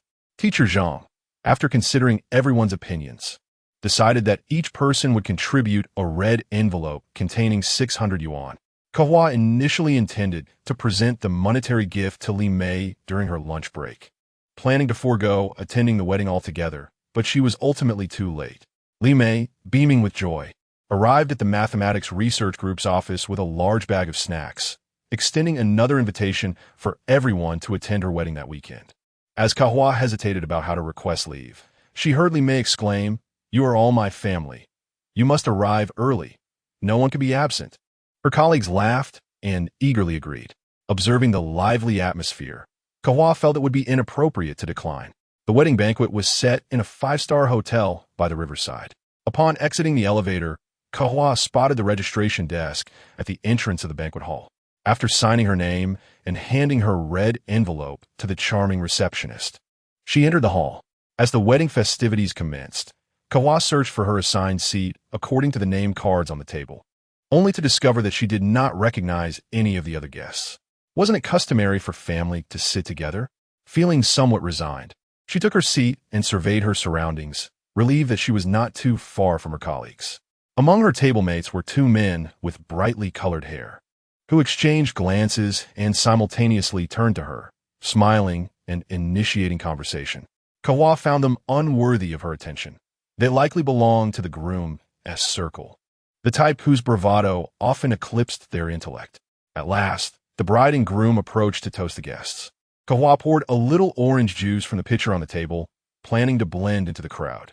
Li Mei, noticing the guests at Kehua's table, smiled and said, "Kehua, thank you for attending my wedding. I'm sorry you're left alone." Kehua returned her smile and replied, "It's no trouble at all. I wish you both a lifetime of happiness and companionship." Raising her glass, she took a sip of the orange juice. Suddenly, the groom interjected, "Why aren't you drinking alcohol?" The two men echoed his sentiment. "Yes, look at us all at this table enjoying our baijiu. We toast to you. And you must drink," especially during the toast from the bride and groom. Kehua glanced at the groom, who, on his wedding day, forwent sunglasses, possessing unremarkable features that were now tainted with a hint of flamboyance, a shame for Teacher Li. She then looked at Li Mei and said, "I'm sorry, Li Mei. I have matters to attend to later, so I won't be drinking." Before Li Mei could respond, the groom playfully interrupted, saying, "That one tea do. I told Li Mei that family must drink well. Otherwise, others will say we didn't take care of our guests. And you all should take care of her as well. Don't just drink for yourselves." The others at the table immediately chimed in. "We'll be sure to take care of her." It seemed the bride truly had little say in the matter. Kehua, feeling a sense of helplessness, picked up an empty cup, and the bridesmaid beside her promptly filled it with a modest amount of white liquor. Glancing at the bridesmaid, Kehua realized that she indeed held herself in high regard. With little desire to engage in further conversation, she downed the drink in one go. Just as she was about to take her seat, the two men nearby erupted in cheers, chanting for 3 more drinks. Kehua scowled and sat down in silence. Li Mei quickly interjected, pulling the groom away to toast with others. Having rarely indulged in alcohol before, she was uncertain of her own tolerance. However, the small measure of white liquor churned in her stomach, its fiery warmth proving quite uncomfortable. Grabbing her bag, she exited the banquet hall in search of the restroom. The two men also stood up, stealthily trailing behind her. Upon entering the restroom, Kehua attempted to induce vomiting, but to no avail. Her stomach was too empty, and the alcohol was swiftly absorbed. Exiting the restroom, she turned a corner only to be confronted by the two men who had suddenly appeared in her path. "Are you all right, beauty?" one of them inquired. Kehua recognized them as persistent troublemakers. "Step aside," she commanded. With a grin, one man replied, "We're here to take care of you today. Why would we let you pass? What do you want?" She retorted. The two exchanged glances and replied nonchalantly, "We just want you to share a drink with us." Kehua bit her lip, casting a glance at the corridor surveillance cameras, pondering whether any altercation here would be captured on film. Chapter 13. The disturbance. The vicinity of the restroom is hardly an ideal locale for conversation. Let us ascend to the private lounge upstairs, where we may indulge in some libations and engage in a more meaningful dialogue, suggested one of the men. While reaching out to grasp Kehua's arm, Kehua retreated a couple of steps, retreating to the entrance of the ladies' restroom, effectively eluding their gaze. She discreetly tensed her legs, calculating the requisite space and distance to send one of them flying with a well-placed kick. Another man followed with a chuckle. "Fear not. We mean you no harm. You are far too beautiful for us to inflict any injury." He approached her as he spoke. In a swift motion, Kehua sidestepped to their flank and, without allowing them a moment to speak, unleashed a powerful back kick, propelling one of the men into the adjacent men's restroom. His body collided with the door, forcing it open before he collapsed onto the floor, the door gradually swinging shut behind him. The turn of events transpired too rapidly for the second man to react. Kehua executed a quick step forward and delivered a front kick that sent him crashing against the doorframe. Breathless, he sat on the ground, pointing a trembling finger at Kehua, yet unable to utter a single word. The force of her strikes would likely incapacitate them momentarily, resulting in superficial injuries that would cause discomfort for a few days. But ultimately, they would not suffer severe consequences, merely a lesson to be learned. Whether one is a wealthy heir or a rogue, there must be a measure of discretion and restraint, mustn't there? Kehua had always preferred to live modestly, shunning the spotlight. But modesty does not equate to inviting harm upon oneself. However, today, she deemed it necessary to forsake her usual reticence. Since the tender age of 4, she had studied Taekwondo, her father having hired a renowned instructor and even transforming a large room in their home into a dojo. Thus, for a decade, she attended lessons twice a week, come rain or shine, until she reached the age of 14. Upon her arrival in Ling City, her extracurricular pursuits ceased, save for her school studies, as both her finances and spirits waned. It was not until she enrolled in university that she resumed her training, working part-time at a taekwondo studio near her campus during weekends. As she turned to leave, she noticed a man standing in the adjacent corridor. Dressed in a sharp blue suit and adorned with gold-framed glasses, he exuded an air of sophistication. He was gazing at the restroom entrance before shifting his attention to her face. Feeling somewhat uneasy, Kehua was oblivious to how long he had been there or whether he had witnessed her recent display of martial prowess. Regardless, the deed was done, and she could not afford to be intimidated by the thought of being seen. With her head lowered, she walked past him, only to hear him inquire from behind. "Are you all right?" Kehua paused, glancing back to confirm he was addressing her. "I'm fine. They may not be," she replied. The man smiled but chose not to speak further. Kehua turned and exited his line of sight. Upon arriving home, she received a call from Li Mei. "What is the matter with you? How could you cause a disturbance at my wedding?" Kehua was taken aback. She had not caused any trouble at the wedding. "What do you mean?" she asked, perplexed. "My husband's friend was injured. They claim it was you who did it." Kehua neither refuted nor acknowledged the situation. "Your actions have placed me in an awkward position. We have yet to conclude our wedding before rushing to the hospital." Kehua, disinterested in explaining herself, continued to listen to her. They were in the midst of debating whether to contact the authorities. "You might as well see for yourself what to do." Li Mei hung up the phone. What else would she do? If there was evidence to prove that she was the one who struck, she would willingly take responsibility. If not, there was little she could do. The police reviewed the surveillance footage from the corridor and could only see those two individuals cornering Jiang Kehua, compelling her back toward the restroom, with no further insights to be gleaned. However, the video did capture a witness, Zhi Zhan, the general manager of Jinhua Group. He had arrived at the scene promptly and had exchanged words with the girl named Jiang Kehua. Both Kehua and Zhi Zhan were summoned to the police station for further investigation. Upon seeing Zhi Zhan, Kehua was momentarily taken aback, then recalled that he was a key witness. Zhi Zhan remained composed, exuding an air of someone accustomed to significant events. He took a seat with a stern expression, his gaze unwavering. The officer inquired of Kehua whether the injuries sustained by Zhang Tianai and Zhang Tianxi were inflicted by her. After a moment of contemplation, she concluded that it must have been those two, indeed brothers. Were they injured? Surely not. At most they had some bruises and scrapes. They are now accusing you of intentional harm. Kehua paused before responding. "I had consumed some alcohol at the wedding, felt uncomfortable, and went to the restroom to compose myself. However, they blocked my exit at the restroom door, insisting on taking me to a private room for a discussion. Being a novice to drinking, I was a bit dazed and instinctively raised my hand to shield myself. Perhaps I exerted more strength than intended." The police regarded her in silence. The brothers' conduct was clearly visible in the surveillance footage, demonstrating their obstruction. Zhi Zhan, seated nearby, subtly curled the corners of his lips. This girl was rather intriguing, and her defensive gesture was indeed quite forceful. The police then separately questioned Zhi Zhan, asking if he had witnessed the girl striking anyone. He was already displeased at being called to the station and, glancing at the officer, replied, "I did not see." "What did you say to her in the corridor?" "I asked if she was all right, and she said she was fine." The police compared the footage with Zhi Zhan's lip movements, confirming his inquiry. However, Kehua was facing away from the surveillance camera and could not ascertain what she had said. Due to insufficient evidence, the case was not filed. Chapter 14 Investigation. Kehua exited the police station and paused at the doorway, soon followed by Zhi Zhan. "Thank you for today," Kehua said. Zhi Zhan nodded. "No need for thanks. I shall take my leave then. Goodbye." "What is your name?" he suddenly inquired. Kehua glanced back at him. "Jiang Kehua." "All right. Farewell." She proceeded to the roadside and hailed a taxi, returning to her home. On Monday, as usual, Kehua arrived at the office. "Are you aware of what transpired at Teacher Li's wedding yesterday?" Teacher Zhang asked while tidying her desk. "What happened?"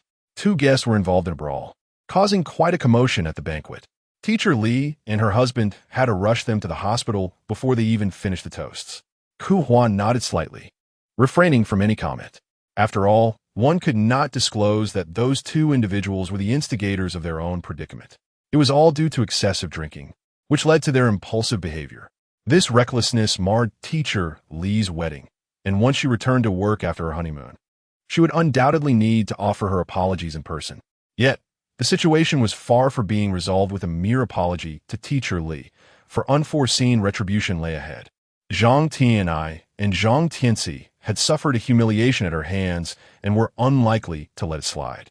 Even Teacher Li's new husband, Guiqing, harbored a deep resentment towards her. Not only had she assaulted his guests, but she had also disrupted the smooth proceedings of his wedding, rendering him a subject of ridicule among their circle. Zhi Zhan was also quite occupied lately, with 2 plots of land up for auction in Lin City. Numerous companies were vying for these properties, and their strengths were not to be underestimated. He arrived at the office early, where he found a folder on his desk.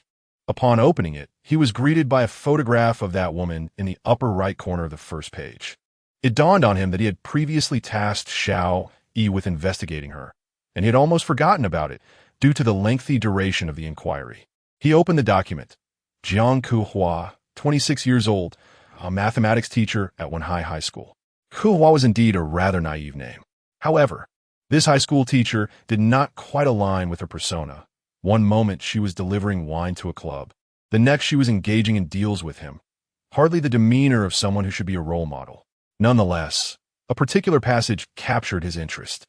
Jiang Kehua possessed exceptional talent in mathematics, having won numerous awards in both domestic and international competitions.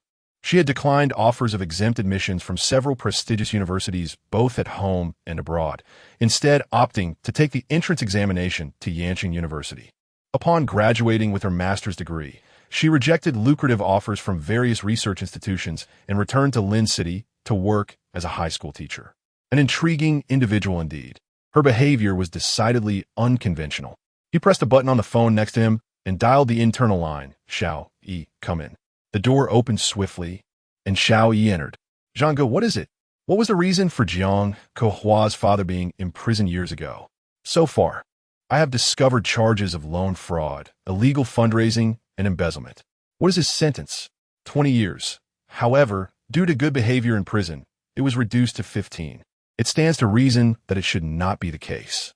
His company was among the most prominent in Haiqing back then, and I have not heard of any significant financial troubles. Why resort to defrauding banks and engaging in illegal fundraising? I have not investigated this matter. It concerns events from over a decade ago, and I suspect it would not be easy to uncover. Zhi Zhan nodded. How has she been recently? Xiao Yi pondered for a moment. The she that Brother Zhan referred to must be Miss Jiang. She is single, residing alone in an apartment near the school. Zhi Zhan looked up at Xiao Yi, wondering who had asked you about that. She attended a colleague's wedding last week and ended up confronting the twins from General Zhang's family at Ziyuan Electric. Zhi Zhan found it hard to believe. She actually confronted the twins? Did she lay hands on them herself? It seems so. I heard that the twins were injured, but the police did not file a case due to insufficient evidence. Zhi Zhan contemplated her slender frame. At that time, he had shown her compassion and refrained from causing her distress. Yet she turned out to be quite formidable, capable of taking down 2 men. Very well, I understand. Xiao Yi turned to leave, but hesitated, then returned. The twins have declared their intent to deal with her. Zhi Zhan gazed at Xiao Yi, inquiring what that meant. Xiao Yi hesitated, stating, I thought you liked her. I have many whom I admire. Am I to send a bodyguard for each? Very well, I understand. He turned and exited. Zhi Zhan leaned back in his chair, pondering Xiao Yi's remark. I thought you liked her, which echoed in his mind. Who claimed to have feelings for her? It was merely a matter of her seeking his assistance, a bargaining chip for a shared night. Chapter 15. The girl Zhi Zhan was working overtime when he received a call from Xiang Tian. Brother Zhan, it has been a while since we last gathered. Shall we meet today? Xiang Tian proposed. After a brief hesitation, Zhi Zhan inquired, Where shall we gather? Xiang Tian pondered for a moment and suggested, How about we return to Old Ways Club? It's quiet there, without any unruly crowds. You all go ahead. I still have a few documents to handle and will join you shortly. Zhi Zhan responded before hanging up the phone and pressing the intercom button. Xiao Yi entered the room. Brother Zhan, he greeted. When is the old man returning from abroad? Zhi Zhan inquired. His itinerary shows a flight arriving tomorrow afternoon. Please take a few bottles of the wines I'd stored and send them over. Understood. Is everything quiet over there lately? Zhi Zhan asked. Nothing major has happened. He just bought a sports car and frequently goes out with internet celebrities. Xiao Yi replied. Zhi Zhan nodded, returning to the documents on his desk. He referred to his father as the old man, a term of respect that felt most fitting. His mother's marriage had long been a mere formality, failing to hold his heart even after she bore him 3 children. Over 20 years ago, he had secretly taken his female secretary as his mistress, and she bore him a son who was now in his 20s. Were it not for the substantial family business established by his grandfather, along with his maternal grandfather's support, he would not have enjoyed such a lavish lifestyle for decades. The very notion of arranging for his illegitimate son to join the company was sheer folly. Neither his grandfather nor maternal grandfather would let him off lightly if they found out.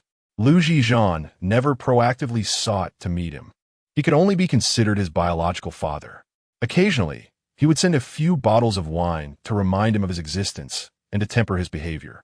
Upon arriving at the club, Zhi Zhan found Xiang Tian and several others already present. Brother Zhan, what shall we drink today? He asked as Zhi Zhan took out a cigarette. The usual. Xiang Tian chuckled. Brother Zhan, how about you choose a girl today? Zhi Zhan hesitated for a moment. Anything is fine. Don't be indifferent. If you choose someone you don't like, it'll be troublesome to send her away. Xiang Tian cautioned. Another person chimed in. Didn't you like that girl last time, Brother Zhan? Why not choose her? Zhi Zhan furrowed his brow. The girl they referred to was Jiang Kehua, and he certainly did not harbor any fondness for her. What were they thinking? Are you foolish? That girl clearly wasn't from here. She was only after Brother Zhan, Xiang Tian remarked while pouring a drink for Zhi Zhan. Zhi Zhan smiled, finding him rather astute. You may choose freely. I will keep those I find agreeable. Brother Zhan, you said it yourself, do not backtrack. Xiang Tian summoned the waiter, and shortly thereafter, a procession of over a dozen young women entered the private room. The others each selected one, while Xiang Tian and Zhi Zhan abstained. Soon, a second wave of girls arrived, and this time, Xiang Tian made a selection, requesting a third wave. Xiang Tian noticed a long-haired girl among them and asked Zhi Zhan, Brother Zhan, what do you think of that one? Her hair is long and black, somewhat reminiscent of the last girl. Zhi Zhan cast a glance, pondering whether the observer's eyesight was impaired. How could she possibly compare to Jiang Kehua, who was far more aesthetically pleasing? Just her eyes alone were a testament to purity and brilliance, a rarity among women. Moreover, her skin was considerably fairer and more delicate. After a moment's reflection, he conceded that the decision lay with you.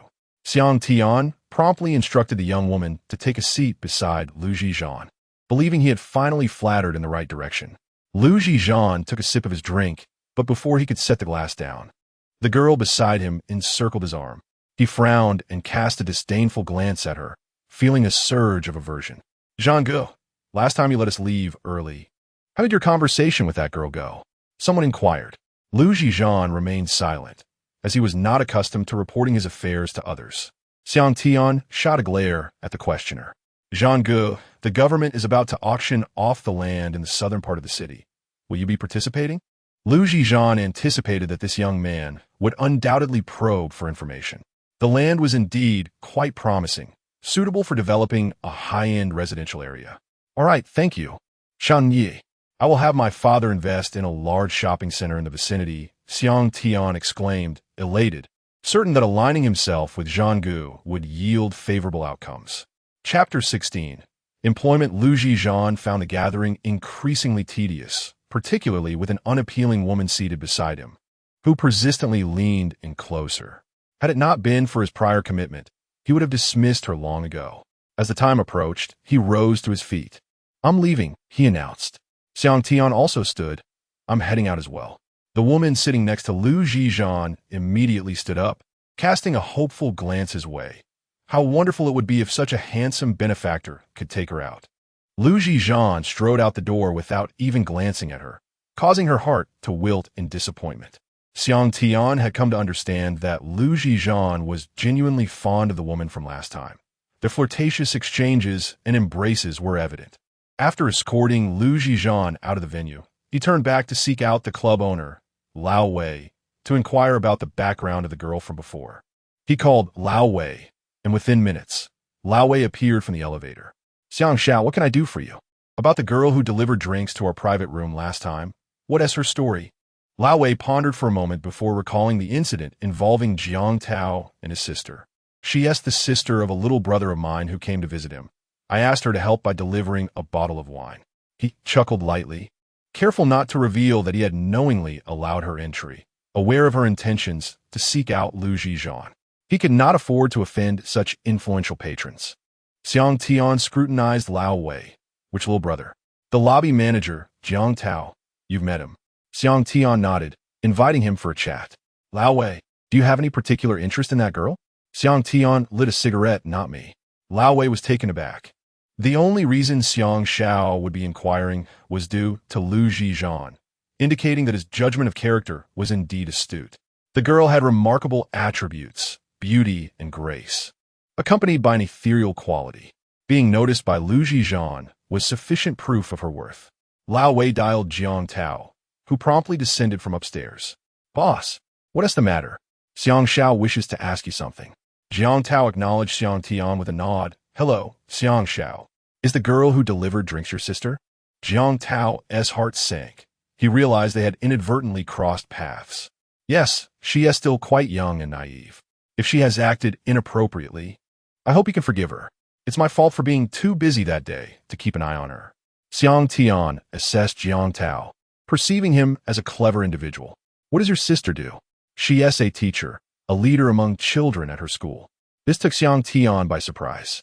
"Ask her if she would be interested in working at my company. I'm offering a lucrative salary, at least 3 times her current pay." Jiang Tao smiled. "If such a wonderful opportunity arises, I will ask her when I get home. However, my sister is rather unconventional. No one in the family can really manage her. If she has any specific requests, she is welcome to express them." Xiang Tian handed Jiang Tao a business card. "Have her call me." Jiang Tao accepted the business card and replied, "All right, Xiang Xiao."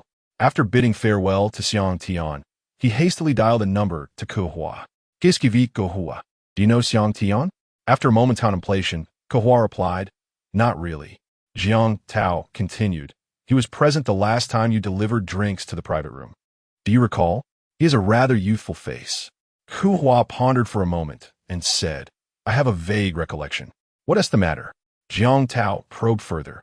"Did you offend him in any way, or did he take a liking to you?" Kehua chuckled. "Brother, what are you talking about? It's either an offense or an infatuation." Jiang Tao explained, "He visited the club today and mentioned wanting you to work at his company, offering a salary thrice your current one, with other conditions open for negotiation. I sense there is more to this than meets the eye. It cannot be that simple." Kehua was taken aback as well. She had been fixated on Zhi Zhan that day, and it was widely known that her intentions were directed towards him. Even Zhi Zhan himself was aware of this. What could Xiang Tian's sudden interest in her signify? Was it possible that Zhi Zhan had a hand in this? It seemed unnecessary for him to go through such convoluted means, especially since he had personally approached her when delivering contraceptives previously. Chapter 17. Submission. Kehua. How should we respond? We cannot ignore Xiang Tian, as we cannot afford to offend such individuals. When clad in tailored suits, they embody the elite of our times. Stripped of their attire, they revert to something primal. Kehua smiled. "Brother, are you implying they feast on raw flesh?" Truly an enlightening thought. But enough about me. What shall we do about this situation? Send me his phone number. I will handle it. Do not act recklessly. Always inform me if something arises, understood? Understood. Kehua swiftly received Xiang Tian's number and intended to reach out the next day, determined not to offend him for her own sake, lest it jeopardize her brother's career.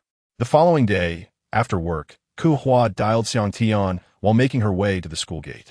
Just before exiting, she spotted teacher Li's sunglass-clad boyfriend leaning against the car, waiting. No, now he was her sunglass husband. As she awaited the call to connect, she pondered the early darkness of December the street lights aglow, and questioned whether he wore shades out of a fondness for obscurity. The line connected. "Hello? This is Jiang Tao's sister. Is it you? I've been anticipating your call. What is it?" Kehua replied while stepping outside the school. "Join my company. You can negotiate your salary." Just as she was about to inquire further, she was interrupted by teacher Li's husband. Glancing at him, she spoke into the phone. "Mr. Xiang, I am encountering some unforeseen issues. I will call you back shortly." Xiang Tian hesitated before agreeing. Kehua ended the call, placing her phone and hands into her pockets, and regarded the man before her. "You know who I am, right?" Guoqing asked with a sardonic tone. "Of course. Do you know why I am here?" "I do not." Kehua retreated a step as Guoqing raised his chin. "You injure my friend at my wedding. How do we resolve this? If you have evidence, you may contact the authorities." Guoqing, realizing she dismissed him entirely, thought it was time to teach her a lesson. Kehua narrowed her eyes. "And how do you intend to teach me?" Guoqing glanced around the empty schoolyard, then stepped closer with a smirk. "If you can amuse me and relieve my previous frustration, I might consider sparing you." Suddenly, Kehua recalled that Li Mei was still on leave, indicating Guoqing had come specifically for her. A shiver of revulsion coursed through her, akin to 100 caterpillars crawling within. "Have you fought with those two brothers?" she asked languidly. Guoqing looked puzzled. "What do you mean?" "If you could defeat both of them, I might entertain your proposition. If you cannot even overcome them, dealing with me will prove quite challenging." Guoqing's expression hardened. Her words implied that she had indeed bested those two. With her slender arms and legs, she certainly did not appear formidable. Kehua circumvented him and continued walking, but he suddenly lunged to grasp her shoulder. She deftly sidestepped, evading his grasp.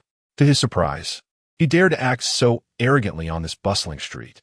Kehua, feeling a surge of anger, warned him not to be too reckless, for there were surveillance cameras everywhere. Did he wish for her to deliver a beating and then have him sent to the police station? Guoqing turned to survey his surroundings, and indeed, as she had said, he pointed a finger at her and threatened, "Just you wait. There will come a time when you will weep." Kehua cast him a disdainful glance and continued her stride, seemingly unfazed by his presence. After all, what success could a man achieve who threatened other women while hiding behind his wife? Guoqing muttered a curse under his breath and returned to his car. With a swift push on the accelerator, he revved the engine of the sports car, which roared to life. Chapter 18. Kindness. Kehua returned home and dialed a number to Xiang Tian. "Hello, Mr. Xiang," she greeted. "Did you encounter any trouble just now?" Xiang Tian inquired. "Just a minor issue," she replied. "Have you given further thought to the matter we discussed?" "I apologize, Mr. Xiang, but I have no interest in other professions. I only wish to be a teacher." This was the excuse Kehua had carefully devised, for she certainly did not intend to open a school. As expected, Xiang Tian fell silent. After a moment, he pressed, "Will you not reconsider?" "Thank you for your invitation," Kehua stated, and with that, Xiang Tian ended the call. She then messaged Jiang Tao, informing him that she had politely declined Xiang Tian's offer. Next week marked Jiang Kehua's birthday, and Kehua wished to see him once more before that occasion. She opened her computer and submitted an appointment request online. The following morning, she received a response stating that her appointment had failed due to the refusal of the person being visited. At that moment, she found herself at a loss for words. Before she turned 14, her heart was filled with love and dependence for her father. Even during the subsequent years of hardship, being homeless, pursued by creditors, and her mother remarrying, she still longed for and anticipated a reunion with him. Little did she expect such coldness from him, 12 years apart, and a single meeting would suffice to conclude their relationship. The more she thought about it, the angrier she became. If he did not wish to see her, she would insist on confronting him to inquire about the guilt that lay in his heart. She was eager to ask Zhi Zhan how he had facilitated their meeting last time, whether it was her father who had agreed to meet of his own volition or if it had been arranged through some other means. However, given the nature of her relationship with Zhi Zhan, it did not seem appropriate to call him casually. He was not one to entertain frivolous inquiries, always providing the bare minimum in response. Suddenly, she thought of Xiao Yi. He had been the one to take her to Haiqing last time, and he might be privy to the details of the situation. Without hesitation, she called Xiao Yi, hoping for a stroke of luck. At that moment, Xiao Yi was in a meeting with Zhi Zhan, diligently preparing for a land auction. Upon seeing the incoming call on his phone, he hesitated for a moment, glanced at Zhi Zhan, and ultimately decided to hang up, knowing that his brother despised distractions during meetings. Kehua felt a heavy weight settle in her chest. He had no compelling reason to answer her call. Once the meeting concluded and lunchtime arrived, Yi returned to his office and called Kehua back. "Hello, Mr. Xiao," she answered promptly. "Hello, Miss Jiang. How may I assist you?" he asked. "I would like to inquire about my last visit to the Haiqing prison. Did he agree to see me voluntarily, or was he compelled?"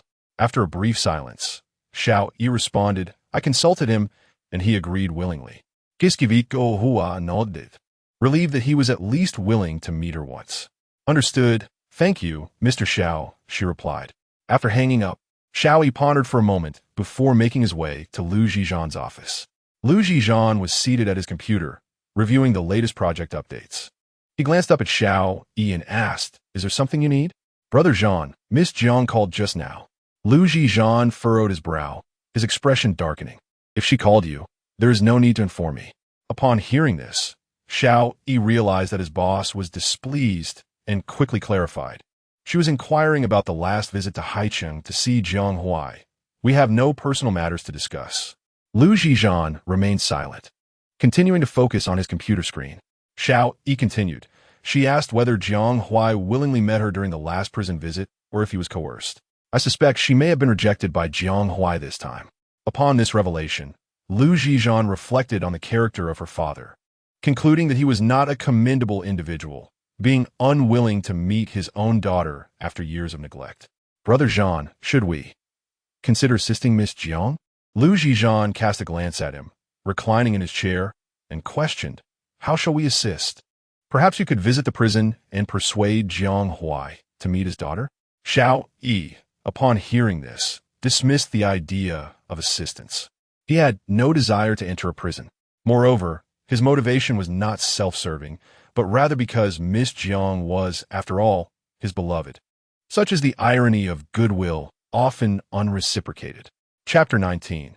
The cocktail party. Zhi Zhan sat in his chair, his mind devoid of any interest in the computer screen, consumed instead by thoughts of the ungrateful Jiang Kehua.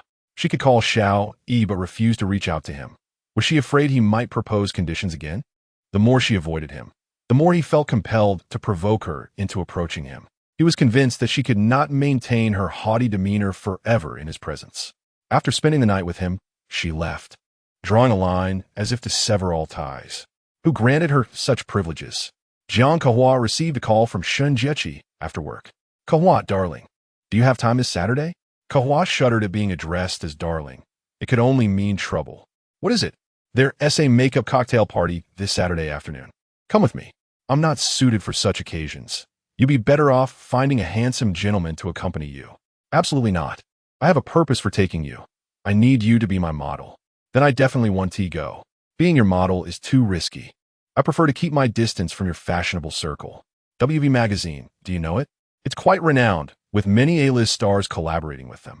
They're currently seeking suitable makeup artists, and this is a fantastic opportunity for me. "And then?" Kehua inquired. "Then you'll suffer a bit and model for me, allowing me to showcase my talents and ascend to the ranks of top domestic makeup artists, with an annual salary of 5 million. I'll even share 1 million with you." "1 million is quite a sum. Why can't you find another model? Why come to me, you charmer?" Jiechi chuckled. "Isn't it better to keep the wealth within our circle?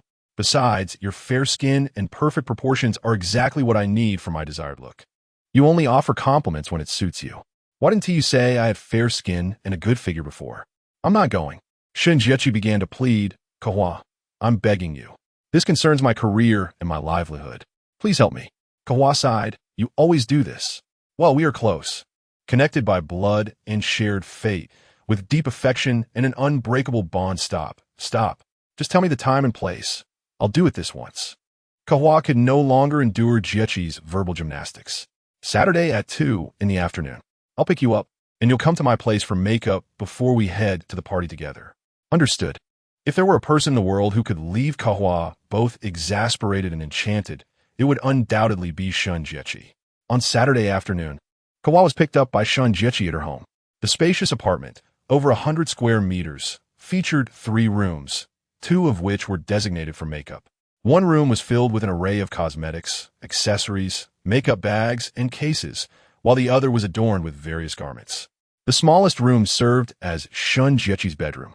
Kehua Jiechi, you've made quite the sacrifice for your career, cramming yourself into this little room while dedicating the best for your work. Of course, it's not easy for me. Today, Shun Jiechi's plan is to transform Kehua into an embodiment of Audrey Hepburn. In many respects, they bear a striking resemblance to one another.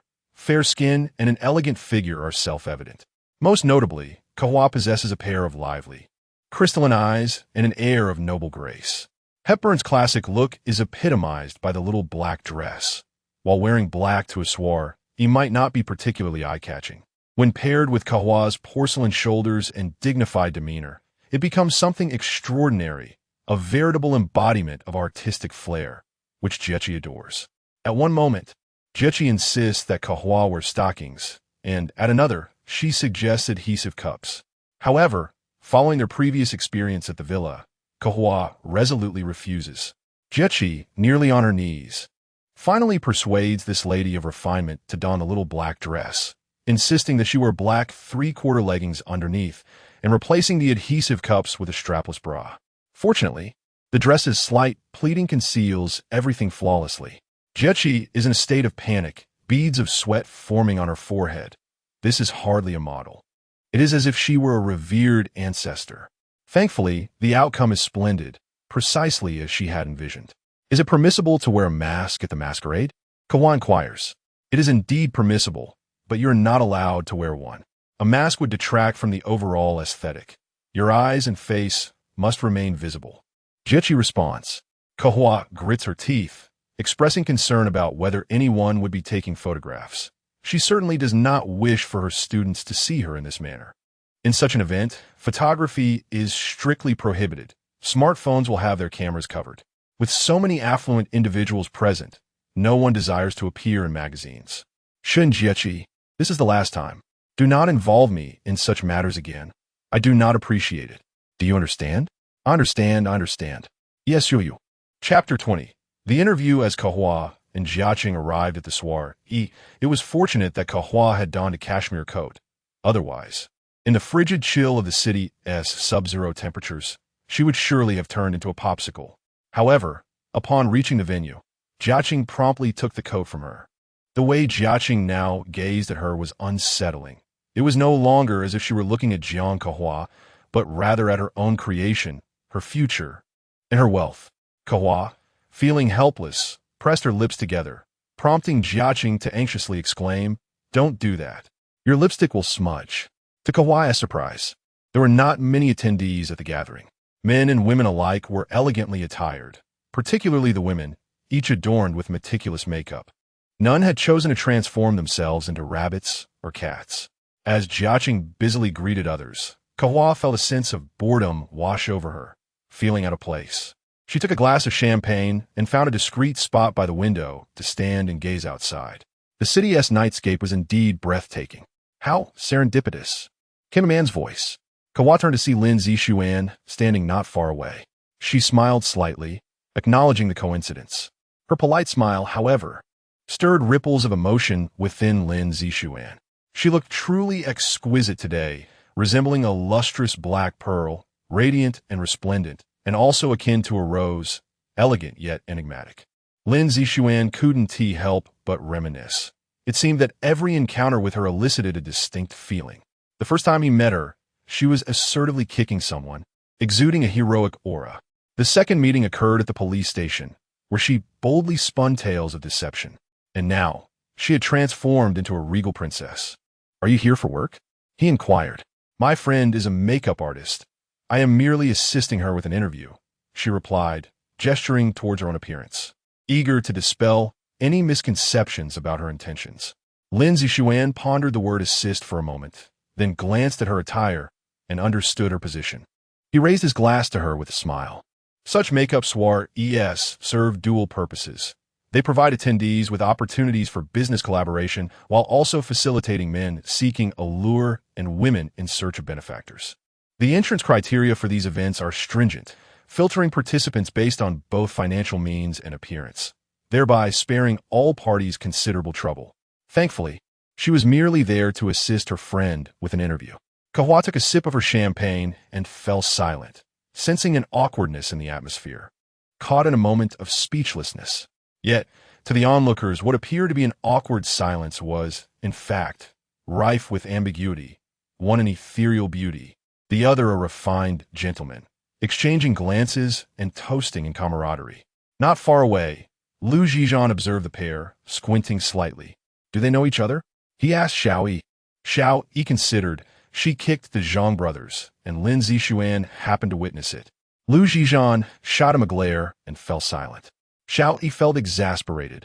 After all, it was he who had insisted on not being informed of every little detail. Yet here they were, navigating treacherous waters together. Fortunately, after finishing her tasks, Shen Jiaqing approached Kehua and glanced at Lin Zixuan nearby. Are you acquainted? She queried Kehua. Not really, Kehua replied softly. Jiaqing smiled. The director from WV just inquired about which agency you model for. And then what? Kehua asked. I refer to him as my friend, not a model.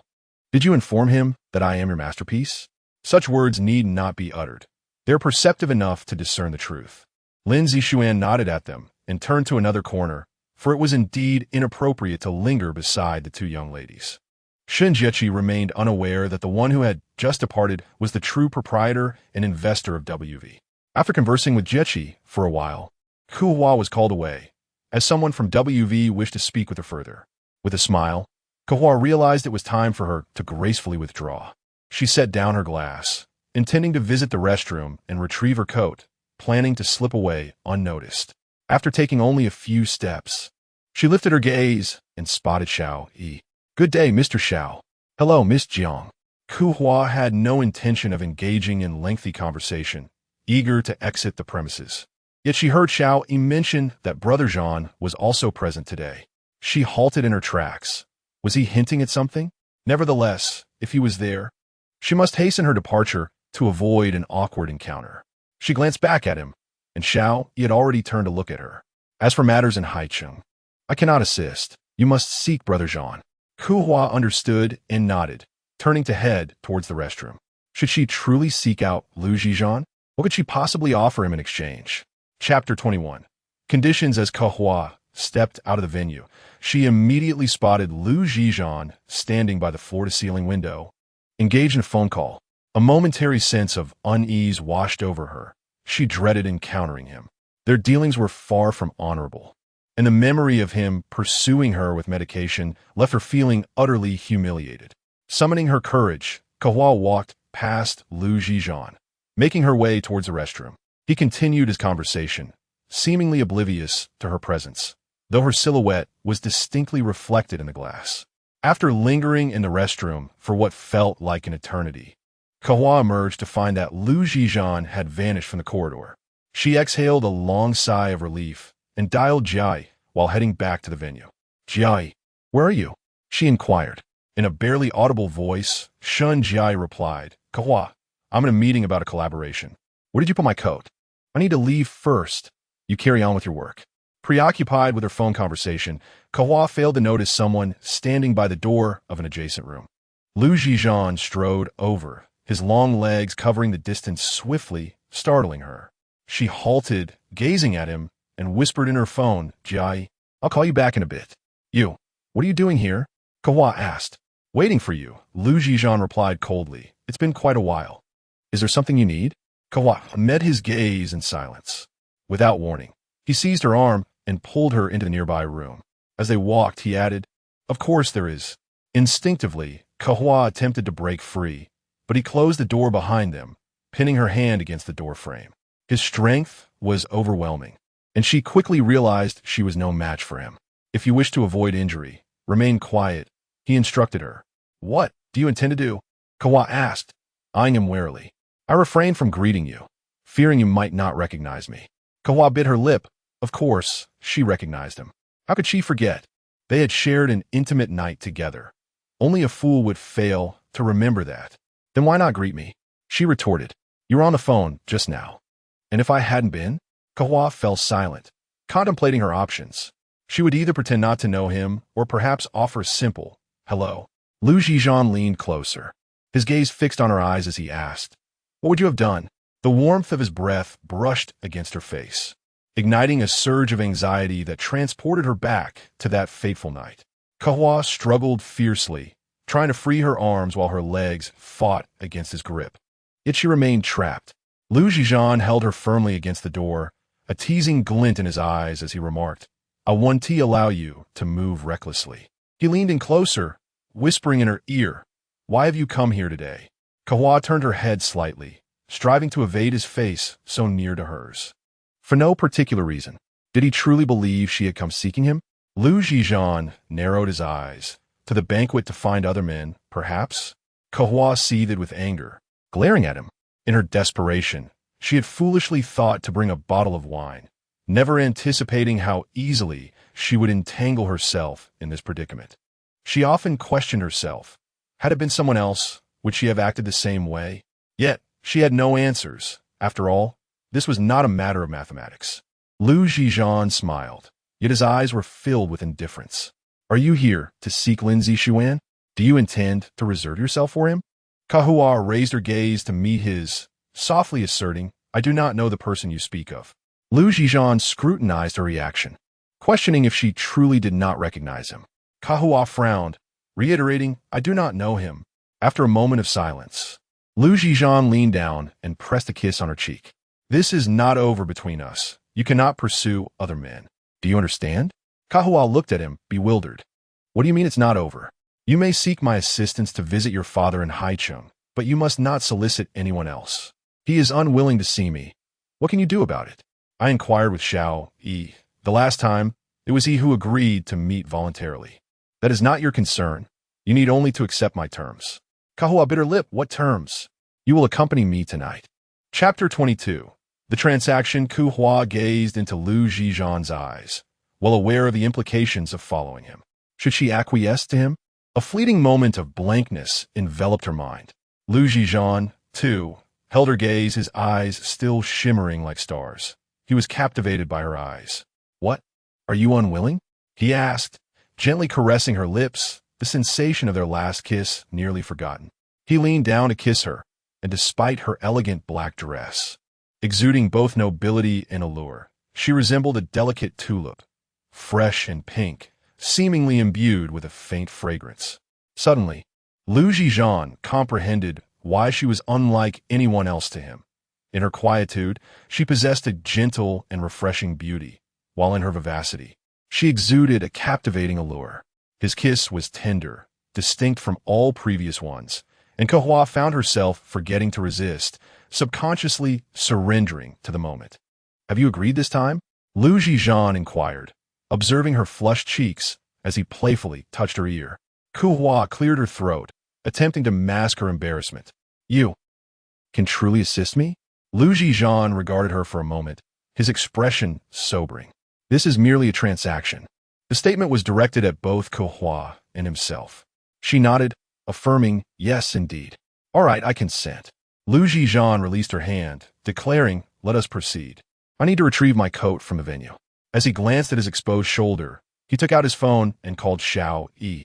"Bring my coat and car keys. I will wait for you in the corridor." Kehua followed Zhi Zhan out of the room. Standing in the corridor as Xiao Yi soon appeared with the items, glancing between Zhi Zhan and Jiang Kehua, understanding dawning within him. Zhi Zhan tossed his coat to her, striding ahead with purposeful steps. Kehua donned his coat, which, though loose, enveloped her in warmth. Today, Zhi Zhan was driving a black Bentley. Kehua smiled, recalling how her father had owned a similar car in her childhood. Was it true that all men were enamored with automobiles? She sent a message to Jia Qi, informing her that she was leaving first. They were headed to the same hotel as before, room 3909. Kehua couldn't help but wonder if he had spent nights here with other women. "Are you hungry?" Zhi Zhan inquired while loosening his tie. "Not particularly," she replied. He called for room service while retreating to the bathroom. When he emerged, the server had already set the food on the table. They shared a simple meal together. After dining, Zhi Zhan proceeded to the bedroom, while Kehua went to shower. As she bathed, Kehua couldn't help but mock herself. This was her second visit, yet everything felt so familiar. Fate certainly had a sense of irony. To meet her biological father, she found herself bartering her own being as a means to solicit assistance from others. How ironic that he was deemed a good father. Standing before the mirror, she dried herself off, wrapping herself in a towel before drying her hair. She gazed at her reflection in the mirror, as if everything were but an illusion. Never had she imagined that one day she would find herself in such circumstances. She caressed her lips, recently kissed before the Battle of Lu. As she looked into the glass, she was aware of her beauty, a truth she had known since childhood. Once, she was the favored daughter of heaven. Not only were her parents devoted to her, but everyone around her held her in high esteem. Her father's subordinates, her mother's colleagues, the neighbors in her community, the relatives at home, and her classmates at school all sang her praises. Yet, ever since her father was imprisoned, everything changed. No matter how intelligent or beautiful she remained, in the eyes of others, she was merely the daughter of a criminal. Relatives withdrew, and classmates whispered and pointed. The chill of the world was nothing less than this. Chapter 23. Truly difficult. Kehua entered the bedroom, finding Zhi Zhan propped against the headboard, engrossed in a book. A cursory glance revealed it was the English version of The Road to Growth, which was somewhat unexpected. However, upon reflection, one could surmise that a wealthy scion could indeed be well-educated, and that erudition did not preclude emotional detachment. In fact, the two traits were often inseparably linked. She lifted the covers on the other side and settled onto the bed. Zhi Zhan closed the book and placed it on the nightstand, not having found a bathrobe earlier. She was merely wrapped in a towel, her skin as fair as snow, her long hair cascading softly. He leaned closer, planting a gentle kiss on her shoulder, then proceeding to kiss her ear. This act of kissing appeared to have become a favored pastime for him. Kehua felt a slight tickle and instinctively recoiled, but he wrapped his arms around her waist, pulling away the towel she wore. His gaze fell upon her figure, his eyes becoming increasingly entranced. She dared only a fleeting glance before averting her gaze, turning her face aside and lightly biting her lip. His attention returned to her face, his fingers grazing her brow, cheek and lips. "Has anyone ever told you that you are beautiful?" he inquired. Kehua was taken aback. Such a conversation at this moment was unexpected, especially after their previous silence. "No," she replied. She felt as though she had long ceased to be beautiful in body and spirit alike. Zhi Zhan pressed her down beneath him, showing no hint of tenderness this time. Kehua recalled their last encounter, filled with anxiety, pain, and an indescribable discomfort. Today, however, the pain was mitigated, and his kisses provided her with considerable solace, awakening new sensations within her. She instinctively embraced his neck, responding subtly to his kisses, which pleased him immensely, prompting him to prolong their intimate moments. Zhi Zhan then retreated to the bathroom to shower, leaving Kehua on the bed. Even if she wished to rise and depart today, it seemed increasingly difficult. Yet, sharing a bed with a man she had met only 5 times and with whom she had been intimate twice felt rather inappropriate. She had always believed that only lovers could share such closeness. Yet, she recognized that this notion was not absolute. She once thought that only those in love could engage in such intimate acts, but reality proved otherwise. "What are you thinking?" Zhi Zhan asked. She turned away from him. "Nothing. Get up." Kehua felt a tightening in her chest as she propped herself up, realizing he likely did not wish to keep her here, which was perhaps for the best. She reached for the towel, remembering her clothes were in the living room, needing to cover herself somehow. "Are you leaving?" he inquired. She looked up at him, puzzled, as he was the one urging her to rise. "Take your medicine," he said, handing her a different bottle of pills. She glanced at the medication in his hand, momentarily taken aback, before reaching out to accept it. Yet, tears began to well in her eyes. She was unsure whether this was a form of humiliation. Perhaps it was meant to be this way. Nothing seemed amiss, but her heart ached from her father's refusal to see her and from the 12 years of restraint. She turned to the nightstand, retrieving a bottle of water, opening the pill bottle and swallowing one without hesitation, hastily wiping away the tears at the corners of her eyes. Wrapping the towel around herself, she stood, her legs feeling somewhat weak, as if she were walking on cotton. It was indeed peculiar. She had never felt this fatigued after hours of practicing taekwondo. She did not glance at Zhi Zhan's expression and walked directly towards the living room. Zhi Zhan furrowed his brow, taking a few strides to her side, seizing her arm. "Where are you going?" he questioned, for he had not granted her permission to leave. "Home," she replied without raising her gaze to meet his. Yet, he could still discern the slight redness around her eyes and the moisture at their corners. Women are indeed troublesome. She had not shed a tear the first time, so why weep now? Had he inadvertently caused her pain? Or was it the medication that troubled her? Eliminating the risk of pregnancy is beneficial for everyone, is it not? "I did not allow you to leave. You are not permitted to go," he asserted, pulling her back onto the bed. She looked at him, stating, "I have fulfilled my promise." He maintained a stern expression, replying, "I never said it was only once." Yet, with a heavy sigh, she closed her eyes. Conducting a transaction proved to be rather arduous. Chapter 24. Preparation. Kehua reclined back onto the bed, turning her back to Zhi Zhan, who wore a cold expression. It was she who had initiated their dealings. Yet now he appeared so indifferent. What did that signify? "When you plan to go to Haicheng?" Zhi Zhan inquired, lighting a cigarette. "I'm only free on weekends," Kehua replied. Zhi Zhan glanced at her, catching only a glimpse of her shoulder and cascading hair. Under normal circumstances, visits to the prison were not permitted on weekends, but since he had made a promise to her, he would find a way to facilitate it. "You previously confronted the Zhang brothers?" He recalled Xiao mentioning this. Kehua hesitated for a moment before answering honestly, "Yes." A slight smirk curled at the corners of Zhi Zhan's lips. Her candor was refreshing. "Do refrain from showcasing those superficial skills of yours too often. It could lead to complications." During the gala, he had gauged her strength, and it was likely she had taken the Zhang brothers by surprise. Kehua remained silent. This was her affair. "Should you encounter trouble in the future, feel free to call me." After a moment's hesitation, she responded, "Is that a transaction?" Zhi Zhan chuckled. "Of course." Kehua felt certain she would not engage in any further transactions with him. If her father continued to refuse her, unwilling to reveal the truth of the past, then so be it. This would be the end of their dealings. Life was full of predetermined paths. Much like her tumultuous fate, a destiny that had seen her fall from grace into the mire, whether in pain or in death, no one could be blamed. It took Kehua a long time to fall asleep. In the middle of the night, she unconsciously turned over, curling up next to Zhi Zhan. He awoke. As he was a light sleeper, particularly with her presence beside him, he gazed at her. Perhaps it was her beautiful, clear eyes. Or perhaps it was the fact that she had given herself to him, which made him feel a sense of indulgence towards her. He turned to observe the woman next to him. Despite her submissive demeanor, the pride of her once revered status had long since faded, yet her inherent stubbornness remained.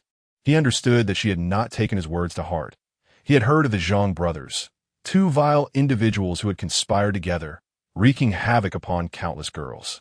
They exploited their family's modest wealth, offering meager compensation, and then resorted to threats against their victims to avoid imprisonment. At 6 a.m, Kehua awoke, startled by the sight before her, her head resting on Zhi Zhan's shoulder, one arm draped around his. She quickly sat up, stealthily leaving the bed to dress in the living room before returning home. After showering and preparing herself, she resolved to visit her mother. If all went well, she might see her father the following weekend, but before that, she needed to gather some insights from her mother regarding the past. When her father was imprisoned, her mother had just turned 40, asserting that she was not youthful and was not afraid of wasting time. She would wait for her husband's release. Yet, for reasons unknown, one day she abruptly changed her mind, hastily filing for divorce, and upon returning to their rented apartment, she took her own life. Kehua had returned home that day only to find her mother lying in a pool of blood, the divorce certificate, soaked in crimson, lying beside her. She was so frightened that she stumbled and hurriedly knocked on the doors of the neighboring houses. Though her mother was saved, she seemed to have transformed into a different person, taciturn and often lost in thought while gazing out of the window. From that moment on, she never mentioned her father, as if he had never existed in her life. The doctor diagnosed her mother with depression, fortunately of a mild nature. Yet she did not wish for her mother to spend the rest of her days in such despair. She sought the assistance of her only willing relative, her uncle. and rented a house in the nearby city, bidding a final farewell to the sorrow of Haicheng alongside her mother. Chapter 25. Klu's mother and stepfather were overjoyed to see Kehua return, and the stepfather immediately busied himself with plans to buy groceries, as Principal Jiang would personally prepare lunch today. In the room remained just the mother and daughter. The mother washed a plethora of fruits and placed them before Kehua. Kehua casually picked up an apple and took a bite, contemplating how to broach the topic of her father and their past in a manner that would neither provoke her mother nor raise any suspicions. "Kehua, have you been busy at school lately?" her mother inquired. "Certainly, it's quite hectic. The students are all working diligently to prepare for the college entrance examinations, and mathematics is a key subject. As their teacher, I cannot afford to be complacent," Kehua replied. Her mother gazed at her. "You're already 26 years old, and since you rarely spend time with me, I would like to discuss your personal matters, though opportunities have been scarce." Kehua was taken aback by her mother's sudden interest in this topic. Throughout high school and university, her mother had never inquired about her romantic life. "I think being single is quite nice," Kehua stated. Her mother settled onto the sofa beside her, took Kehua's hand, and held it gently. "You have grown up. It has been many years since I measured your height or held your hand." At that moment, Kehua felt an overwhelming urge to cry. She fought to suppress her emotions, taking another bite of the apple and murmuring, "Growing up is quite good. If you encounter a suitable young man, perhaps you should consider dating," her mother suggested. Turning to look at Kehua, "Dating is too troublesome. One has to consider the other person's feelings. It's much more liberating to live independently," Kehua replied. "Eventually, you will need to establish a family. Find a dependable man and enjoy a comfortable life together, free from complications," her mother remarked. Kehua chuckled. "What does a dependable man look like? Like Principal Jiang?" she teased her mother. Her mother laughed in return. "You might consider the male colleagues at your school. But then our family would have 4 teachers, and our conversations would revolve solely around school, either middle school or high school. The scope of knowledge would be too narrow," Kehua countered. Her mother smiled. "University graduates would be fine too. How about someone from a different industry?" Kehua casually suggested. Her mother fell silent for a moment, then replied, "Not someone in business." Kehua was taken aback. She understood the implication. Her mother's words carried a deeper meaning, referring to her father, having previously battled depression. Kehua had never dared to mention her father or their life in Haicheng in her mother's presence. Since her mother had broached the subject today, she decided to inquire further. "Why not someone in business?" Kehua asked, munching on her apple, feigning ignorance of her mother's perspective. "The mindset of a businessman is far too intricate. They desire too much, employing various means and harboring numerous secrets." Kehua grasped her mother's hand. "Mother, what do you mean by secrets?" Her mother looked at her, her eyes suddenly glistening with tears. "It's nothing, but you must trust me. Businessmen are unsuitable. Those with wealth are even more so. Seek someone grounded and reliable. Do you understand?" Her mother spoke with a hint of urgency. Kehua nodded vigorously. "All right. A grounded and reliable man, like Principal Jiang. You need not worry." Mother, once in tears, now smiles brightly.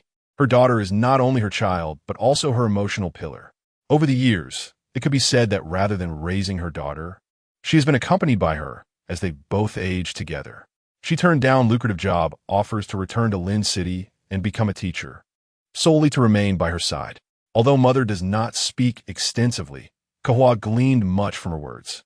Within Mother lies a deep-seated resentment toward Father, who has transformed in her eyes from a reliable husband into a man of intricate motives, an avaricious businessman shrouded in secrets. After lunch, Kehua continued to play several games of chess with Principal Jiang, who was elated, frequently expressing gratitude for having a daughter like Kehua, as he could not rely on Jiang Tao. It dawned upon Kehua why her mother chose Principal Jiang among a multitude of suitors all those years ago.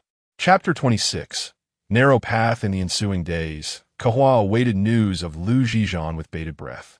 Li Mei had returned from her honeymoon, and by chance, Kehua encountered her in the school corridor. Upon noticing Kehua approaching, Li Mei's countenance hardened, her demeanor decidedly unfriendly. Taking a deep breath, Kehua reflected on the irony of their meeting. She approached Li Mei and said, "Teacher Li, I sincerely apologize for the incident at the wedding. I was unwell from drinking. and they restrained me, leaving me no choice but to. Teacher Jiang possesses quite the remarkable skill, I must say, Li Mei interjected, her tone laced with sarcasm. I hardly possess any skill. Everyone was intoxicated, and I merely pushed them away with a bit too much force, Kehua responded. While an apology was warranted, she had no intention of divulging the entire truth. Teacher Jiang, I did not wish to delve into this matter. My husband and his family are quite particular about their reputation. Such an incident at the wedding has stirred considerable anger, and I have been chastised for days. Thankfully, they did not pursue the matter with you. As Kehua cast a glance at Li Mei, she mused that her troublesome husband seemed unwilling to let her off the hook. Thank you, Teacher Li, Kehua replied. Be cautious of the Zhang brothers. They are not to be trifled with. I cannot assist you in this matter, Li Mei cautioned. Kehua nodded. Regardless, she found Li Mei to be a decent person, albeit with questionable judgment in choosing a rather eccentric wealthy husband. In class, there was a girl named Cheng Fei, who had recently experienced a significant decline in her studies and appeared perpetually listless, often dozing at her desk. Through subtle inquiries, Kehua learned that Cheng Fei's parents had divorced. Her mother had relocated abroad, while her father had swiftly remarried a younger woman, only slightly older than Cheng Fei. With both parents engrossed in their own lives, the young girl felt increasingly superfluous. Kehua arranged for Cheng Fei to wait for her after school, wishing to have a heartfelt conversation. At such a tender age, it was truly a pity to abandon her studies. After all, the future was still bright. To her dismay, Cheng Fei proved to be quite rebellious. By the time Kehua returned from her other classes, the girl had already left. With a sense of urgency, Kehua hurried to the school gates, only to witness Cheng Fei getting into a flashy sports car driven by a man with flamboyant hair. Kehua quickened her pace, but before she could approach, the vehicle sped away. The driver bore an uncanny resemblance to either Zhang Tianxi or Zhang Tianai. Kehua could not help but lament the difficulties of managing girls at this stage of life. She hardly recalled her own rebellious youth, which had been filled with studies and competitions, leaving little room for defiance. Quickly, she retrieved Cheng Fei's emergency contact information, which turned out to be her father. Kehua promptly dialed his number, fearing that Cheng Fei might indeed become entangled with the Zhang brothers. A perilous situation indeed. Is this Cheng Fei's father? She inquired. Who is this? I am Cheng Fei's homeroom teacher, hoping to discuss a recent circumstances. I apologize, but I'm rather busy at the moment. I will call you back when I'm free. Please hold. I would like to ask if Cheng Fei has made any new friends lately. I'm not aware. I'm sorry, but I have urgent matters to attend to. Before Kehua could utter another word, the call was abruptly terminated. Is he truly my biological father? It seems that while parents are unconcerned, teachers are anxious, and those who serve are more eager than the emperor himself. However, I have no choice but to wait until tomorrow when Cheng Fei comes to school for a proper discussion. On her way home after work, Kehua received a call from Xiaoyi. Ms. Jiang, the Haiqing prison has been contacted, and we can visit on Saturday. All right, thank you, Mr. Xiao. You may refer to me as Brother Xiao Zhan in the future. Just call me Xiaoyi. Understood, Xiaoyi, Kehua replied with a slight smile. Shall I pick you up at the same time and place as last time on Saturday? I can take the high-speed train myself. There's no need to trouble you. Kehua stated. Brother Zhan insisted. It's no trouble at all. Oh, thank you then. Chapter 27. Persuasion to withdraw the following day was Friday, and Cheng Fei did not attend class. However, Hua managed to obtain Cheng Fei's personal number through her classmates, but when she called, it was turned off. Hua then attempted to reach Cheng Fei's father, but he did not answer and hung up immediately. She exerted every effort to find Cheng Fei's mother's phone number, and while the call was answered, the mother claimed to know nothing. She simply stated, Cheng Fei is with her father. I cannot intervene, and ended the conversation. Hua felt a surge of anger. Such parents were unworthy of having children. Why should those incapable of conceiving not bear the burden instead? She couldn't help but reflect on her own past. Her father imprisoned and refusing visits. Her mother's tragic suicide. Wasn't that also a form of abandonment for her? Fortunately, she had persevered, not only salvaging her own life, but also her mother's. Determined, she approached the principal responsible for academic affairs to report Cheng Fei's situation. After careful consideration, the principal concluded that since Chang Fei had been absent for less than 24 hours, it was impossible to ascertain whether her absence was voluntary or involuntary. The only course of action was to contact her guardian for resolution. Yet, that guardian was virtually non-existent, not even answering the phone. The more Hua pondered, the more convinced she became that she had not been mistaken. The driver was likely one of the Zhang brothers. From a professional standpoint, she had fulfilled her duties as a teacher by reaching out to the parents and notifying the school. However, on a human level, she felt compelled to exert further effort, considering that this was a 17-year-old girl who should not be allowed to stray onto a perilous path. Summoning her courage, Hua made a call to Xiao Yi. "Hello, Xiao Yi." Xiao Yi was taken aback. Why was teacher Jiang calling him? Surely, she should be seeking out Zhang Kehua, as otherwise, she would surely incur his displeasure, and he would face the consequences. "Ms. Jiang, is there something you need? Do you know Zhang Tianci and Zhang Tianyi? I've heard of them. Why do you ask? Are they causing you trouble?" "No, a female student from my class did not attend today and is unreachable. I believe she was taken away by them yesterday after school. I wanted to inquire if you know where they usually hang out so I can search for her." Upon hearing this, Xiao Yi realized the audacity of this woman. It was remarkable that those two brothers had not sought her out. Yet she was willingly walking into their territory. "Have you discussed this with Zhang Kehua?" Xiao Yi inquired. "I merely wish to know their usual whereabouts. I do not require his assistance." "Understood. I will call you back shortly." Xiao Yi hung up and knocked on the door to the CEO's office. Zhi Zhan glanced at him before returning to his documents. "What is it?" "Zhang Kehua. Ms. Jiang intends to find the Zhang brothers." Zhi Zhan frowned. "How do you know this?" "She called to ask where the Zhang brothers frequently appear." "What does she want with them? Is she seeking another confrontation?" Xiao Yi chuckled. "Zhang Kehua, it seems you've developed a sense of humor. Apparently, her student has been taken by those brothers, and she is quite a responsible teacher. She is overestimating her abilities. Does she truly believe her limited skills are sufficient? Should I assist her or refrain from doing so?" Xiao Yi asked, casting a glance at Zhi Zhan. "This woman belongs to Zhang Kehua. Her affairs are neither solely her own to manage nor entirely outside her purview. First, let us ascertain whether the female student she is seeking is among the Zhang brothers." "Very well." Xiao Yi stepped outside to make a few calls, and, soon enough, he had news. "Zhang Kehua, they indeed took a girl to the bar last night. It is likely the very student in question. I have also uncovered Zhang Tianxi's lodging records."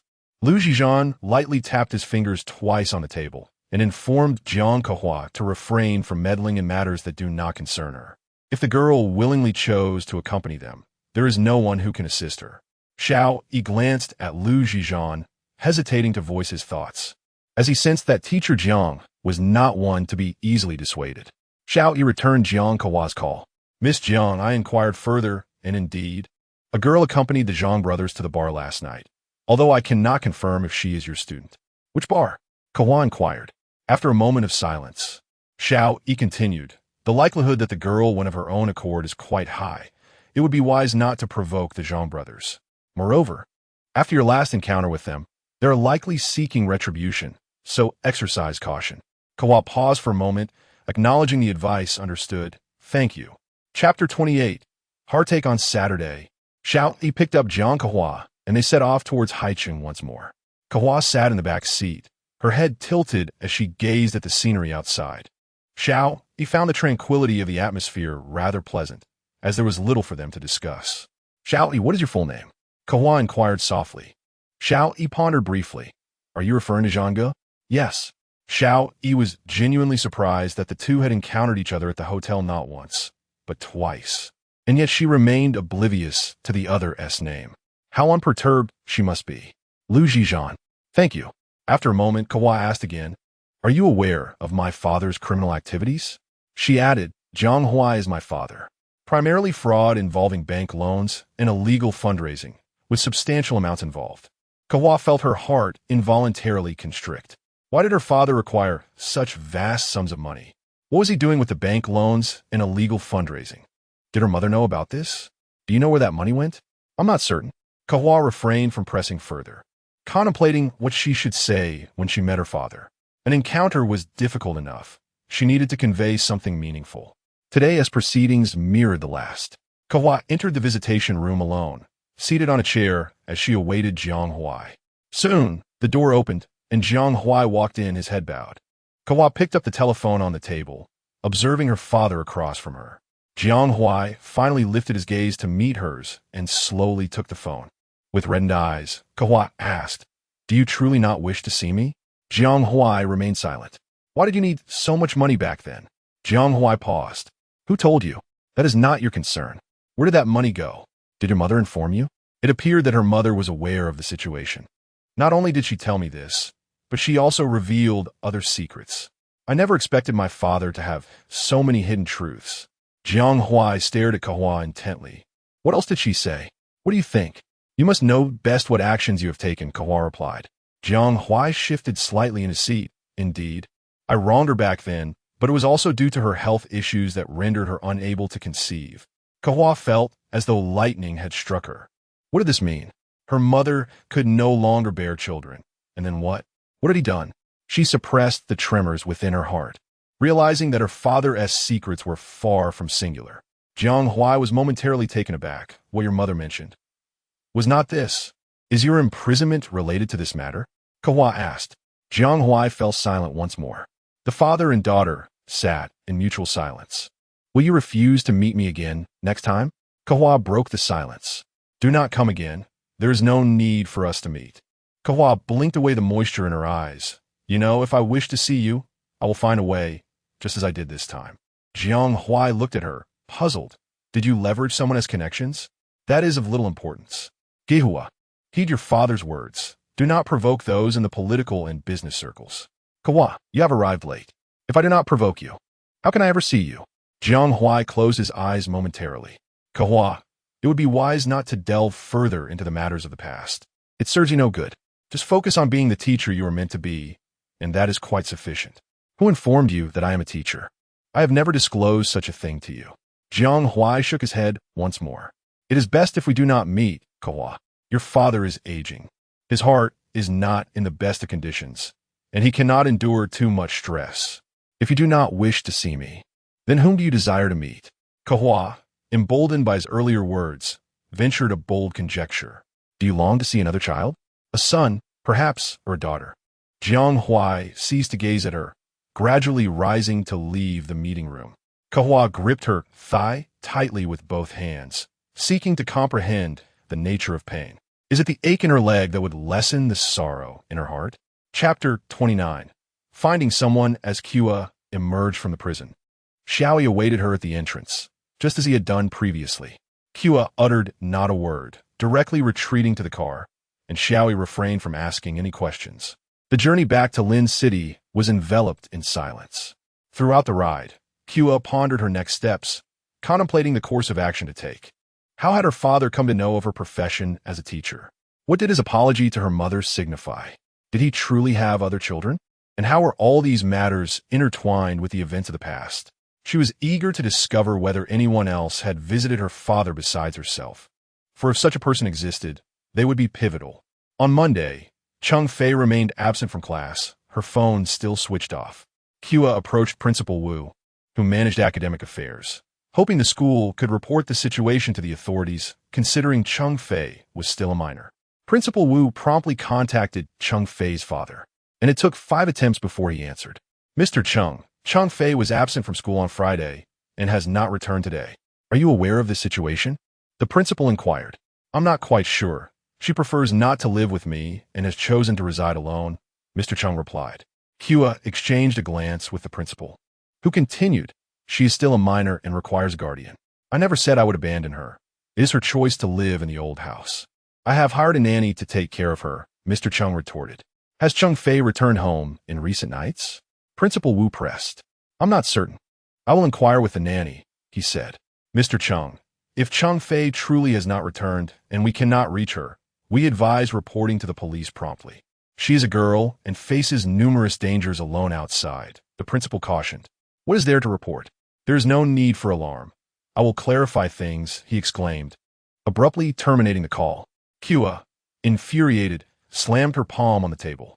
Principal Wu placed a reassuring hand on her shoulder. "Let us not rush. he will ask for clarification. Having dedicated over 50 years to her profession, Principal Wu had encountered all manner of parents, including many who were irresponsible. Kehua, in such matters, we must consider the guardian's perspective primarily. Our school can only assist to the best of our abilities. We cannot hastily involve the police. Otherwise, if the parents react strongly, it may tarnish the school's reputation. Kehua nodded in acknowledgement. Mr. Cheng's call came through, with the nanny confirming that Chang Fei had not returned since Thursday. What do you plan to do? Report this to the authorities? Principal Wu inquired. I will first attempt to locate her. Your school bears some responsibility in this matter. Kehua insisted. I cannot bear to listen any longer. Mr. Cheng, she left the school premises on Thursday after classes. The school gate is under surveillance, and the time following dismissal falls under the legal guardianship, Kehua asserted. Principal Wu interjected, Mr. Cheng, our immediate priority is to find Chang Fei. The call ended abruptly. Returning to the classroom, Kehua sat with the students during self-study, yet her mind remained preoccupied with Chang Fei's situation. After work, she dialed Shinjechi. Jechi, do you know where those wealthy, second-generation individuals tend to hang out? What is the purpose? Are you planning to seek out a wealthy young gentleman for some leisure? Do not act frivolously. I have something serious to discuss. It appears there is a situation at hand. Typically, such escapades occur in bars, KTVs, hotels, and clubs. What has transpired? A female student may have strayed onto a perilous path. Has she been lured away by a wealthy heir? It is a possibility. What will you do about it? What of her parents? Jechi inquired. Her parents are divorced, each leading their own lives, leaving her without guidance. Truly, what neglectful parents. Do you know which bars are bustling with activity? The Bar Street on Nanshan Road. Are you truly considering searching each establishment one by one? What alternative do I have? None. Kehua ended the call and headed straight for Nanshan Road. Chapter 30. The bar at times, the most primitive methods prove to be the most effective, such as inquiring about someone else's whereabouts. Kehua entered the first bar, where the dim lighting enveloped a circular stage on the ground floor, where a female singer was performing, belting out Karen mocks. There are so many people in this world. The title was particularly fitting amidst the crowd. Finding someone was indeed a challenge. She wandered about the lower level, yet found no sign of Chang Fei. Instead, a few individuals whistled at her playfully. She proceeded to the second floor, where the dimly lit booths were occupied by small groups engaged in lively conversation, sharing affectionate exchanges. After a brief look around, Kehua still did not spot Chang Fei, prompting her to descend and venture into the next bar. The decor of these establishments bore a striking resemblance to one another, with the distinction lying in the varying styles of the performers on stage. In this bar, a bald male singer with a raspy voice was captivating the audience with a vigorous rock performance. Kehua made her rounds downstairs, but again found no trace of Chang Fei. As she contemplated moving to the upper level, she encountered a man ascending the stairs. A drink in hand. Beautiful lady, are you leaving? He inquired. Kehua glanced at him briefly before diverting her gaze. She had no intention of engaging with him. She circumvented him and descended the staircase, only to be met by another man at the turn, hands tucked in his pockets, grinning mischievously. Are you alone? Leaving so soon? Kehua attempted to sidestep him, but he promptly stepped in her way. What do you want? She glared at him. Nothing much, just hoping to get acquainted, he replied. I'm busy, move aside. Please don't be angry. I noticed you pacing up and down. Are you searching for someone? Kehua scrutinized him again. He appeared to be in his 20s, sporting a mohawk and adorned with an ear stud. I'm looking for someone, and I'm quite occupied. So please let me pass, she asserted. At that moment, the man holding the drink from upstairs descended and positioned himself behind her. Why the rush? Who are you looking for? We can assist you. Kehua turned to face him, realizing she was being cornered. The person I seek is unknown to you. So kindly step aside. How can you be sure we don't know them if you don't tell us? Just say it, the ear stud man urged. Kehua hesitated. Given their frequent presence in such venues, they might indeed have some knowledge. Zhang Tianzi and Zhang Tianai. The two exchanged glances, and the ear stud man inquired, What do you need them for? After a moment's contemplation, she replied, My sister was taken by them. Do you know where they are? The drink-holding man chuckled. Those two have always enjoyed their three-person games. Your sister must be quite beautiful, considering how lovely her sister is. Do you know where they are or not? She pressed. Of course we do. Drink this glass of wine, and we will take you to find them. He extended the drink toward her. Kehua was not naive enough to accept a drink from a stranger. I have matters to attend to. Please step aside, or I will call the police. Call the police? The drink-holding man laughed. We haven't done anything to you.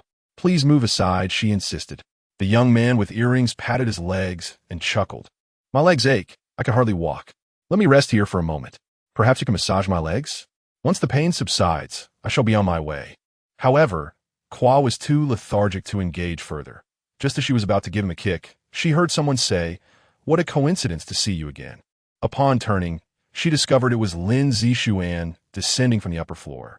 He glanced at the two men beside her and inquired, Are you also here?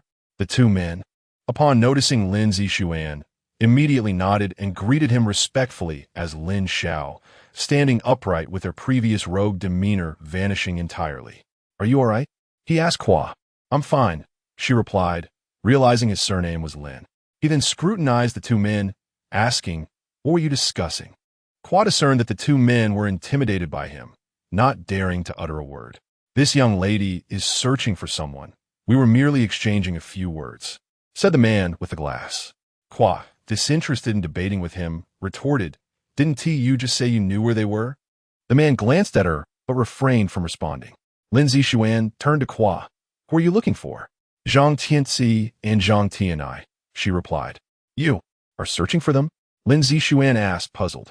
To be precise, I am seeking the girl they took. Lin Zhishuan then inquired of the two men. Do you know where the Zhang brothers are? The Zhang brothers have been at Jinbi KTV these past few days. They indeed brought along a young lady.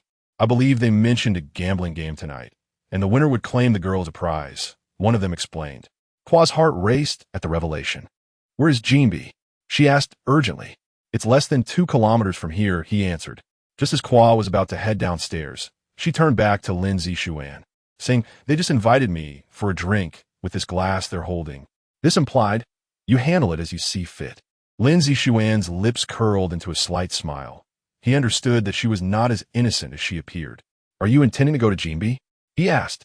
Indeed. She confirmed. That place is not like the wedding banquet hotel we visited last time. It's quite difficult to extricate oneself if trouble arises. Kehua hesitated, looking at him. What should I do to ensure my safety? Lin Zhishuan chuckled, realizing she was preparing for a forceful solution. I shall accompany you, he offered. He glanced at the two men beside him and then at the glass of liquor. You two will share this drink, substituting for her. Chapter 31.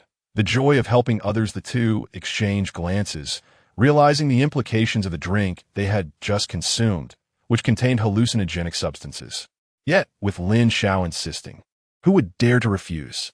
Lin Zhishuan appeared gentle and refined, a scion of a wealthy family, untouched by worldly affairs. However, those who followed him were all ruthless individuals. His family background was among the most prominent in Ling City, second only to the Liu family's young master, making him a formidable presence. Today, they faced a choice, either drink on their own or be forced to imbibe by others, with only one outcome. The alcohol must find its way into their stomachs. They could only blame their misfortune for encountering him today. Lin Zhishuan turned to leave the bar, only to find Kehua waiting for him at the entrance. Mr. Lin, thank you, she expressed gratefully. Indeed, he replied. I shall make my way to Jinbi alone. You, a person of stature, should not trouble yourself further. Lin Zhishuan had only visited the bar to meet a friend and had no intention of lingering, for he did not relish such environments. Are you seeking your sister? He inquired. Kehua was taken aback, realizing he had been eavesdropping. She is my student, currently in her 2nd year of high school. Lin Zhishuan nodded in understanding. So you're a teacher. Very well, I shall assist you. Kehua followed him to the parking lot, where he revealed a sleek, dark gray sports car, clearly of substantial value. How does your student find herself entangled with the Zhang brothers? He probed. Her parents are divorced. Her mother resides abroad, and her father has remarried, leaving her to fend for herself. As for how she met those two, I am not privy to that information, she explained. The Zhang brothers are not upstanding individuals. It would be wise to avoid them, he cautioned. Fate can be relentless. One cannot simply evade their path, she replied, gazing out of the car window, lamenting her unavoidable entanglement. Upon reaching Jinbi, Lin Zixuan made a phone call. A middle-aged man promptly emerged from a lobby. "Young Master Lin, it is an honor to have you here today. Please come inside." Lin Zixuan nodded. "Are the Zhang twins here?" "They're in box 9, the man replied. "Is it crowded inside?" 7 or 8 people, including a girl. "Can you manage to extract that girl alone?" "That might be challenging. I shall have someone look into it," he assured her. Kehua deduced that this man was the owner of Jinbi KTV, surprised by his obsequiousness. Lin Zixuan and Kehua did not enter, but stood nearby, awaiting the man's report.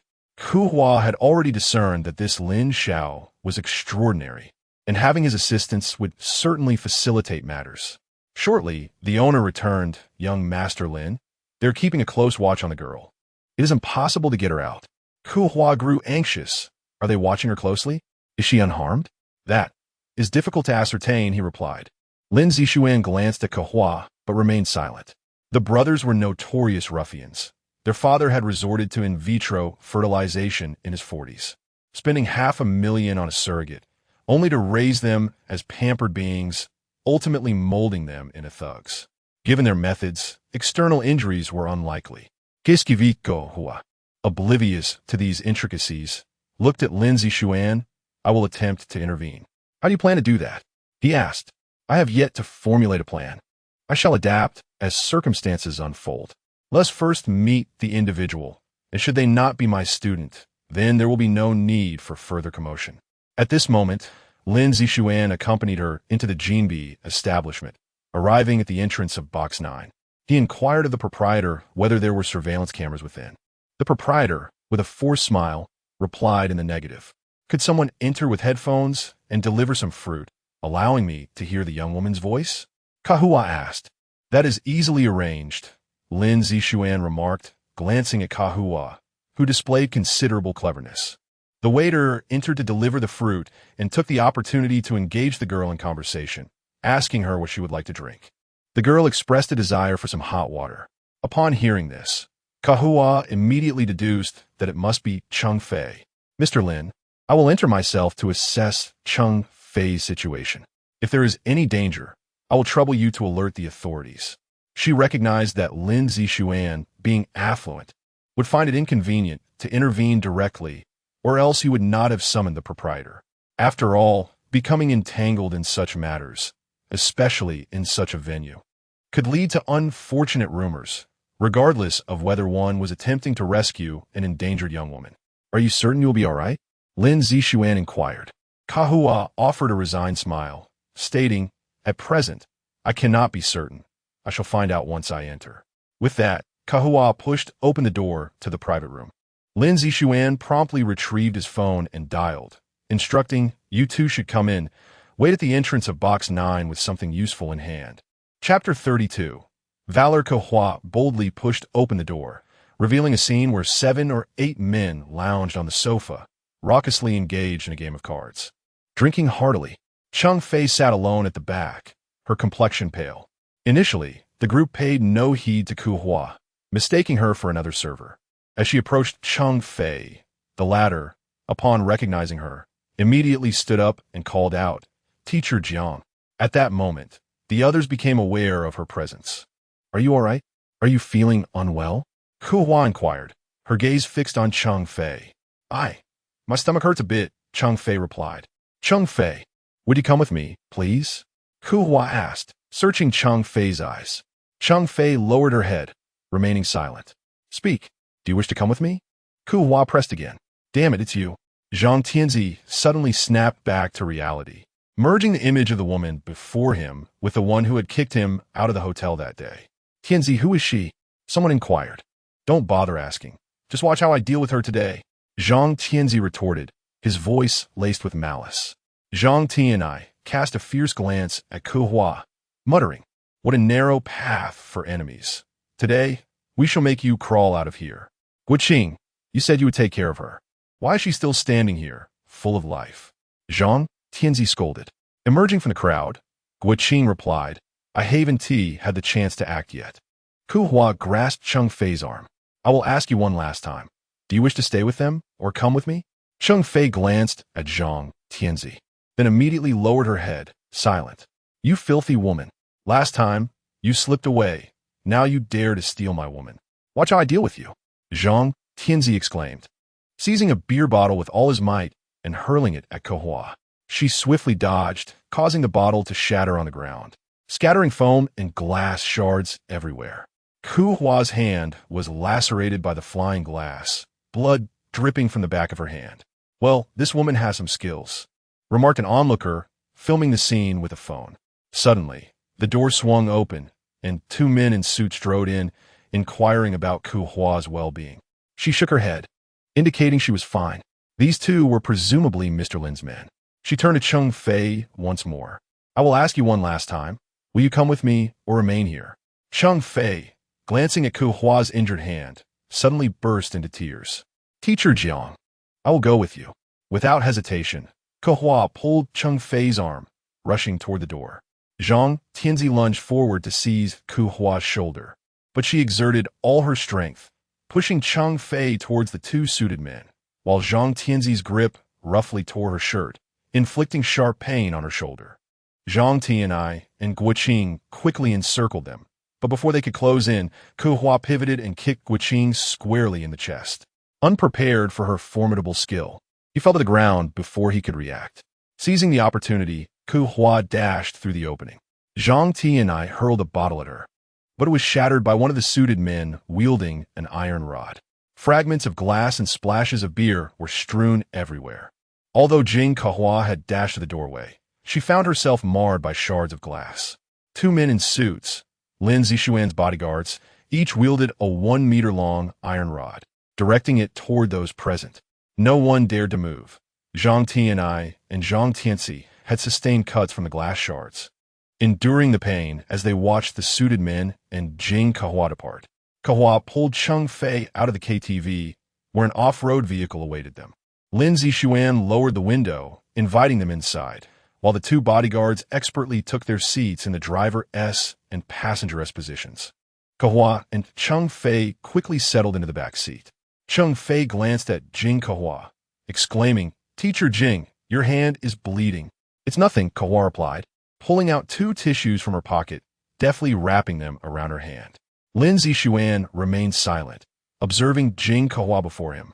He had initially assumed that such a beautiful girl would be delicate and fragile, yet she was neither weak nor dainty, displaying a certain fierceness. Ada! To the hospital, Lin Zixuan instructed the bodyguard driving ahead. Chapter 33. Video. Upon arriving at the hospital, Kehua and Cheng Fei alighted from the vehicle, once again expressing their gratitude to Lin Zixuan.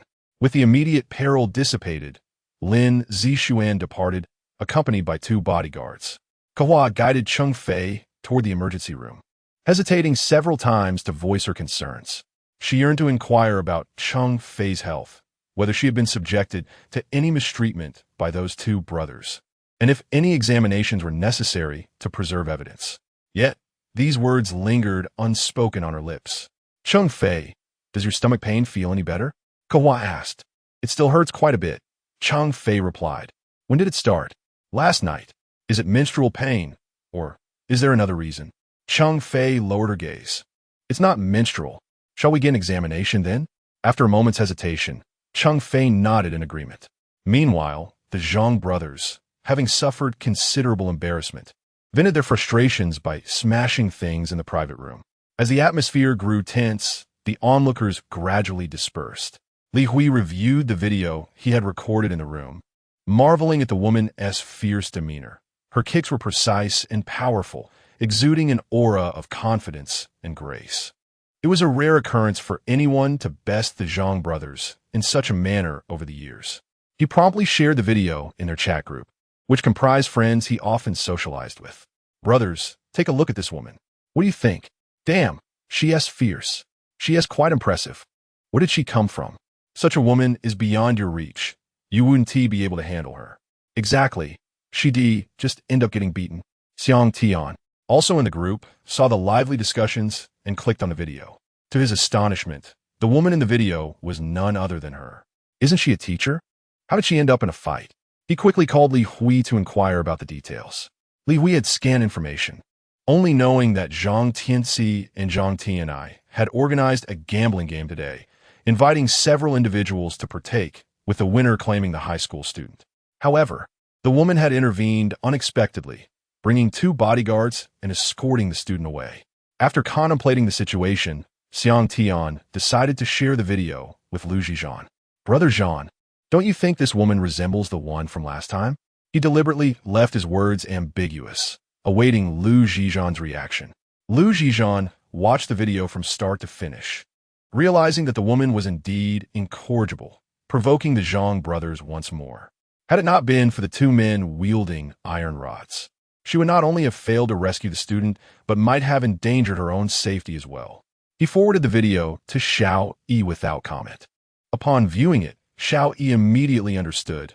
Brother Zhan wanted him to ascertain the situation. He hurriedly called Jiang Kehua. "Xiao Yi, is there something you need?" Kehua asked. "Miss Jiang, where are you at the moment?" "I'm at the hospital." "Are you injured?" "Just a minor injury." "Is there something you need?" "Have you stirred up trouble with the Zhang brothers again?" Kehua fell silent for a moment. "I had no choice. My student is in their hands. Please exercise caution. If anything happens, you can reach out to Brother Zhan for assistance." The fact that Brother Zhan requested to be informed indicated his concern for Miss Jiang. It seemed he had truly developed feelings. Kehua remained silent. After waiting for a response that never came, Xiao Yi ended the call. He reviewed the video once more, capturing 2 still images from the scene and dispatching them for investigation into the identity of the KTV or establishment in question. News soon returned, confirming it to be Jinbi KTV. Xiao Yi then requested the surveillance footage from the restaurant across the street from Jinbi. The footage clearly depicted Kehua and the female student entering an SUV, within which sat none other than Lin Zixuan. A wave of hesitation washed over him as he contemplated whether to inform Brother Zhan about this matter. Brother Zhan had been inconsistent regarding Jiang Kehua's situation, at times inquiring and at others dismissing it, leaving Xiao Yi, as the intermediary, in a precarious position. Yet, if he chose to remain silent, and one day Jiang Laoshi would be taken away by Lin Zixuan, he would undoubtedly face his wrath. The complexities of human relationships are truly confounding. Chapter 34. Hospitalization. Xiao Yi, having ascertained the situation, glanced at the clock. It was already 11 at night, but still decided to call Lu Zhi. "Brother Zhan, Miss Jiang is currently in the hospital. She sustained some minor injuries. Nothing serious." "Nothing serious? Why then is she at the hospital? She does not seem so fragile." "Perhaps it is due to that girl." "What is the story with those 2 bodyguards?" "I investigated. The bodyguards are Lin Zixuan's men." Upon hearing this, Lu Zhi felt a surge of anger. Did she not claim to be unfamiliar with Lin Zixuan last time?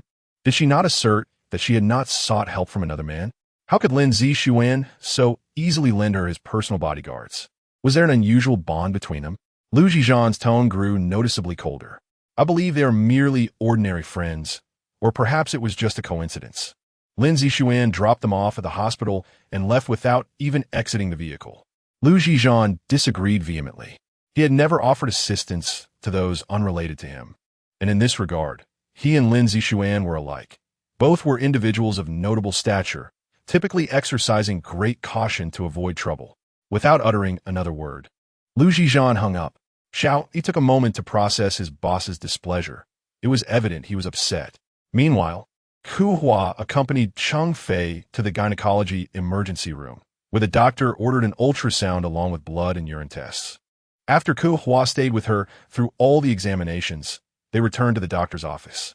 "Does she have a boyfriend?" Cheng Fei remained silent, and Kehua shook her head. The fact that she had engaged in sexual relations was an indirect cause of her abdominal pain, while the direct cause was a ruptured ovarian corpus luteum. Kehua's mind momentarily blanked. The most dreaded scenario had indeed unfolded, leaving no room for hope. "Doctor, what treatment is appropriate for this condition?" "Based on the current situation, hospitalization for conservative treatment is advisable. However, if conservative measures prove ineffective, surgery will be the only option." Cheng Fei sat on the stool, weeping quietly. The doctor glanced at her and gently advised, "If this sexual encounter was non-consensual, I recommend reporting it to the authorities." The doctor then turned to Kehua. Doctor, let us proceed with the hospitalization procedures. I will discuss the other matters with her. The doctor issued the hospitalization order, and Kehua promptly assisted Cheng Fei with the necessary paperwork. She settled beside Cheng Fei's hospital bed. Cheng Fei, could you share with me what transpired over the past few days? Cheng Fei remained silent, tears streaming down her face. You are unwell now. I need to contact your father. As Kehua spoke, she reached for her phone. Do not contact him. Kehua set the phone down and looked at Cheng Fei. Why not?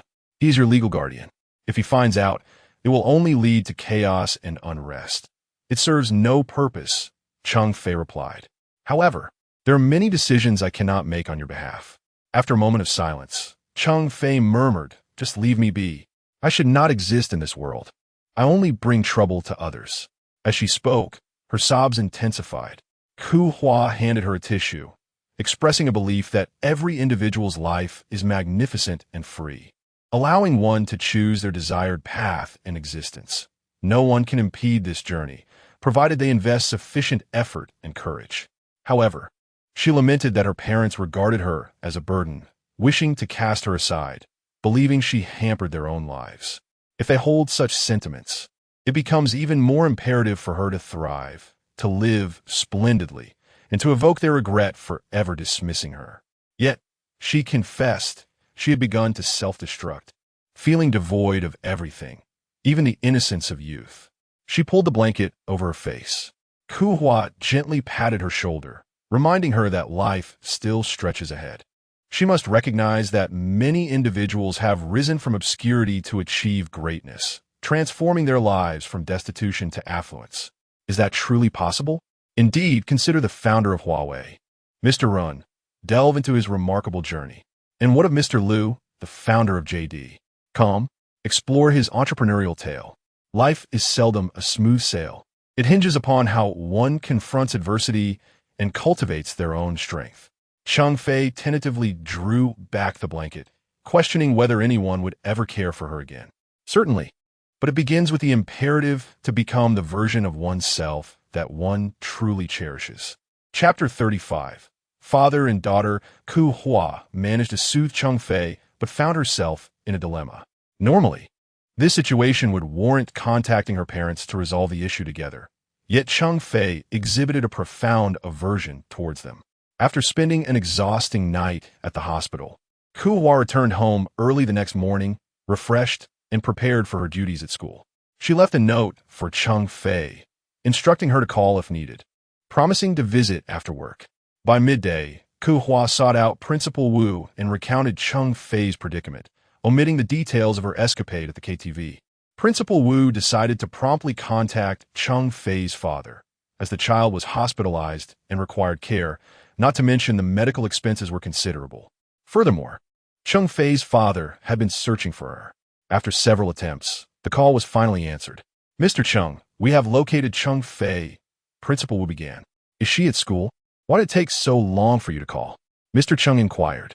She is currently unwell and hospitalized, requiring someone to look after her. If you have time, it would be beneficial for you to visit and perhaps mend your father-daughter relationship, Principal Wu explained. Which hospital? What is her illness? Mr. Cheng demanded. She is at the First Municipal Hospital. For specifics regarding her condition, it would be best to consult the doctor, Principal Wu replied. I will go see her right away. And you should send someone from the school as well, Mr. Cheng insisted before hanging up. Principal Wu looked at Kehua helplessly. Come with me. You are more familiar with the situation, and Cheng Fei trusts you. They hurried to the hospital, arriving just as Cheng Fei had finished lunch and was receiving an infusion. Noticing Principal Wu's presence, she appeared anxious, keeping her head down in silence. Cheng Fei, we have decided to inform your father. He has been searching for you for several days and cannot be left in distress, Kehua said gently. What was his reaction? Cheng Fei asked, her voice trembling. He will arrive shortly. He still cares for you, Kehua reassured her. Cheng Fei's eyes welled with tears. Does he truly care? Kehua patted her shoulder. When he arrives, speak to him calmly and avoid losing your temper. Just then, Cheng Fei's father stormed into the room, his face contorted with rage. How can you show your face? At such a young age, you are out cavorting with men. It's no wonder you are ill, he yelled. his voice echoing down the corridor. Kehua frowned, about to interject, but Cheng Fei cried out through her tears, "I deserve this. It's none of your business." "Mister." Cheng's anger intensified as he approached Cheng Fei's bedside, reaching for her arm. "I will beat you today." Principal Wu was momentarily taken aback, while Kehua immediately positioned herself between them, grasping Mr. Cheng's arm and pushing him back. "This is a hospital. Lower your voices and don't create a spectacle," she urged. Mr. Cheng, still seething, pointed at Cheng Fei. "Who is that man?" Cheng Fei, surprisingly calm, leaned back against her bed. "Who? You should know best." "What do you mean? Why would I know?" Mr. Cheng retorted. "The Zhang family. Are you not aware? Were you not ingratiating yourself with them for the sake of business? Do you not recognize Zhang Tianxi and Zhang Tianai? Did you not even ask me to address them as elder brothers?" Cheng Fei's father was momentarily taken aback, realizing it was them. "But which one is Zhang Tianxi and which is Zhang Tianai?" He glanced at Cheng Fei. Cheng Fei burst into tears, pulling the blanket over her head. However, it was evident to Kehua that the two brothers had always acted in collusion, engaging in misdeeds together. Cheng Fei's father was left speechless, leaning back against the chair behind him. Kehua pulled back Cheng Fei's blanket, saying, "Cheng Fei, you are unwell. You must rest well and recover quickly. You cannot afford to delay your studies for too long. Do not forget what I told you. But the best way to change your destiny is through your own efforts."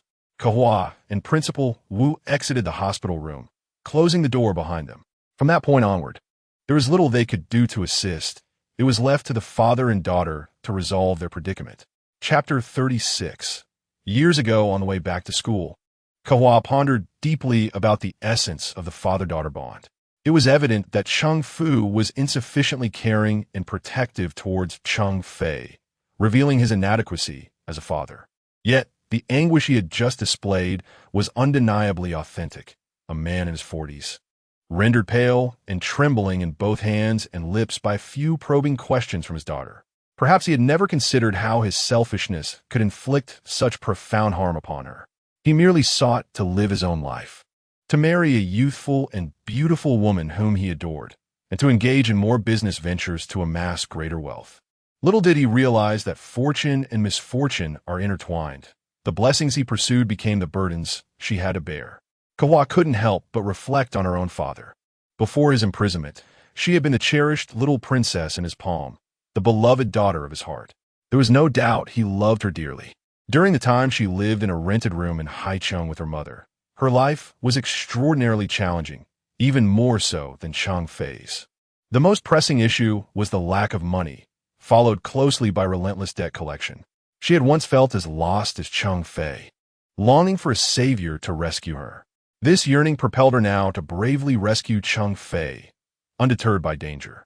At that time, their meager rental space measured only a few dozen square meters. Though not completely bare, it was undoubtedly impoverished. Her mother, inherently gentle, was thrown into disarray by the sudden calamity, her mind in turmoil, while the debt collectors incessantly hounded them, stripping away their scant possessions. One evening, two men stormed into their home, overturning their meager dinner and the rickety old table. Her mother held Kehua tightly against the wall as the men rummaged through their belongings. Finding nothing of value, "Where's your money?" one man demanded of her mother. "Our possessions have been seized," she replied. "A starving camel is larger than a horse. Hand over your gold, silver, and bank cards. Don't hide them. You are too late. We have nothing left. If you want anything, you must ask my husband in prison," her mother said. Upon hearing this, the man's eyes glinted with menace. "Your husband owes us tens of millions. How dare you speak to me like that?" As he approached, poised to strike, the other man intervened, glancing at the mother and daughter. "Don't hit them. They might still be of use." "What use? How can these two women ever repay the debt? The older one is past her prime, and the younger one is still tender. What good are they?"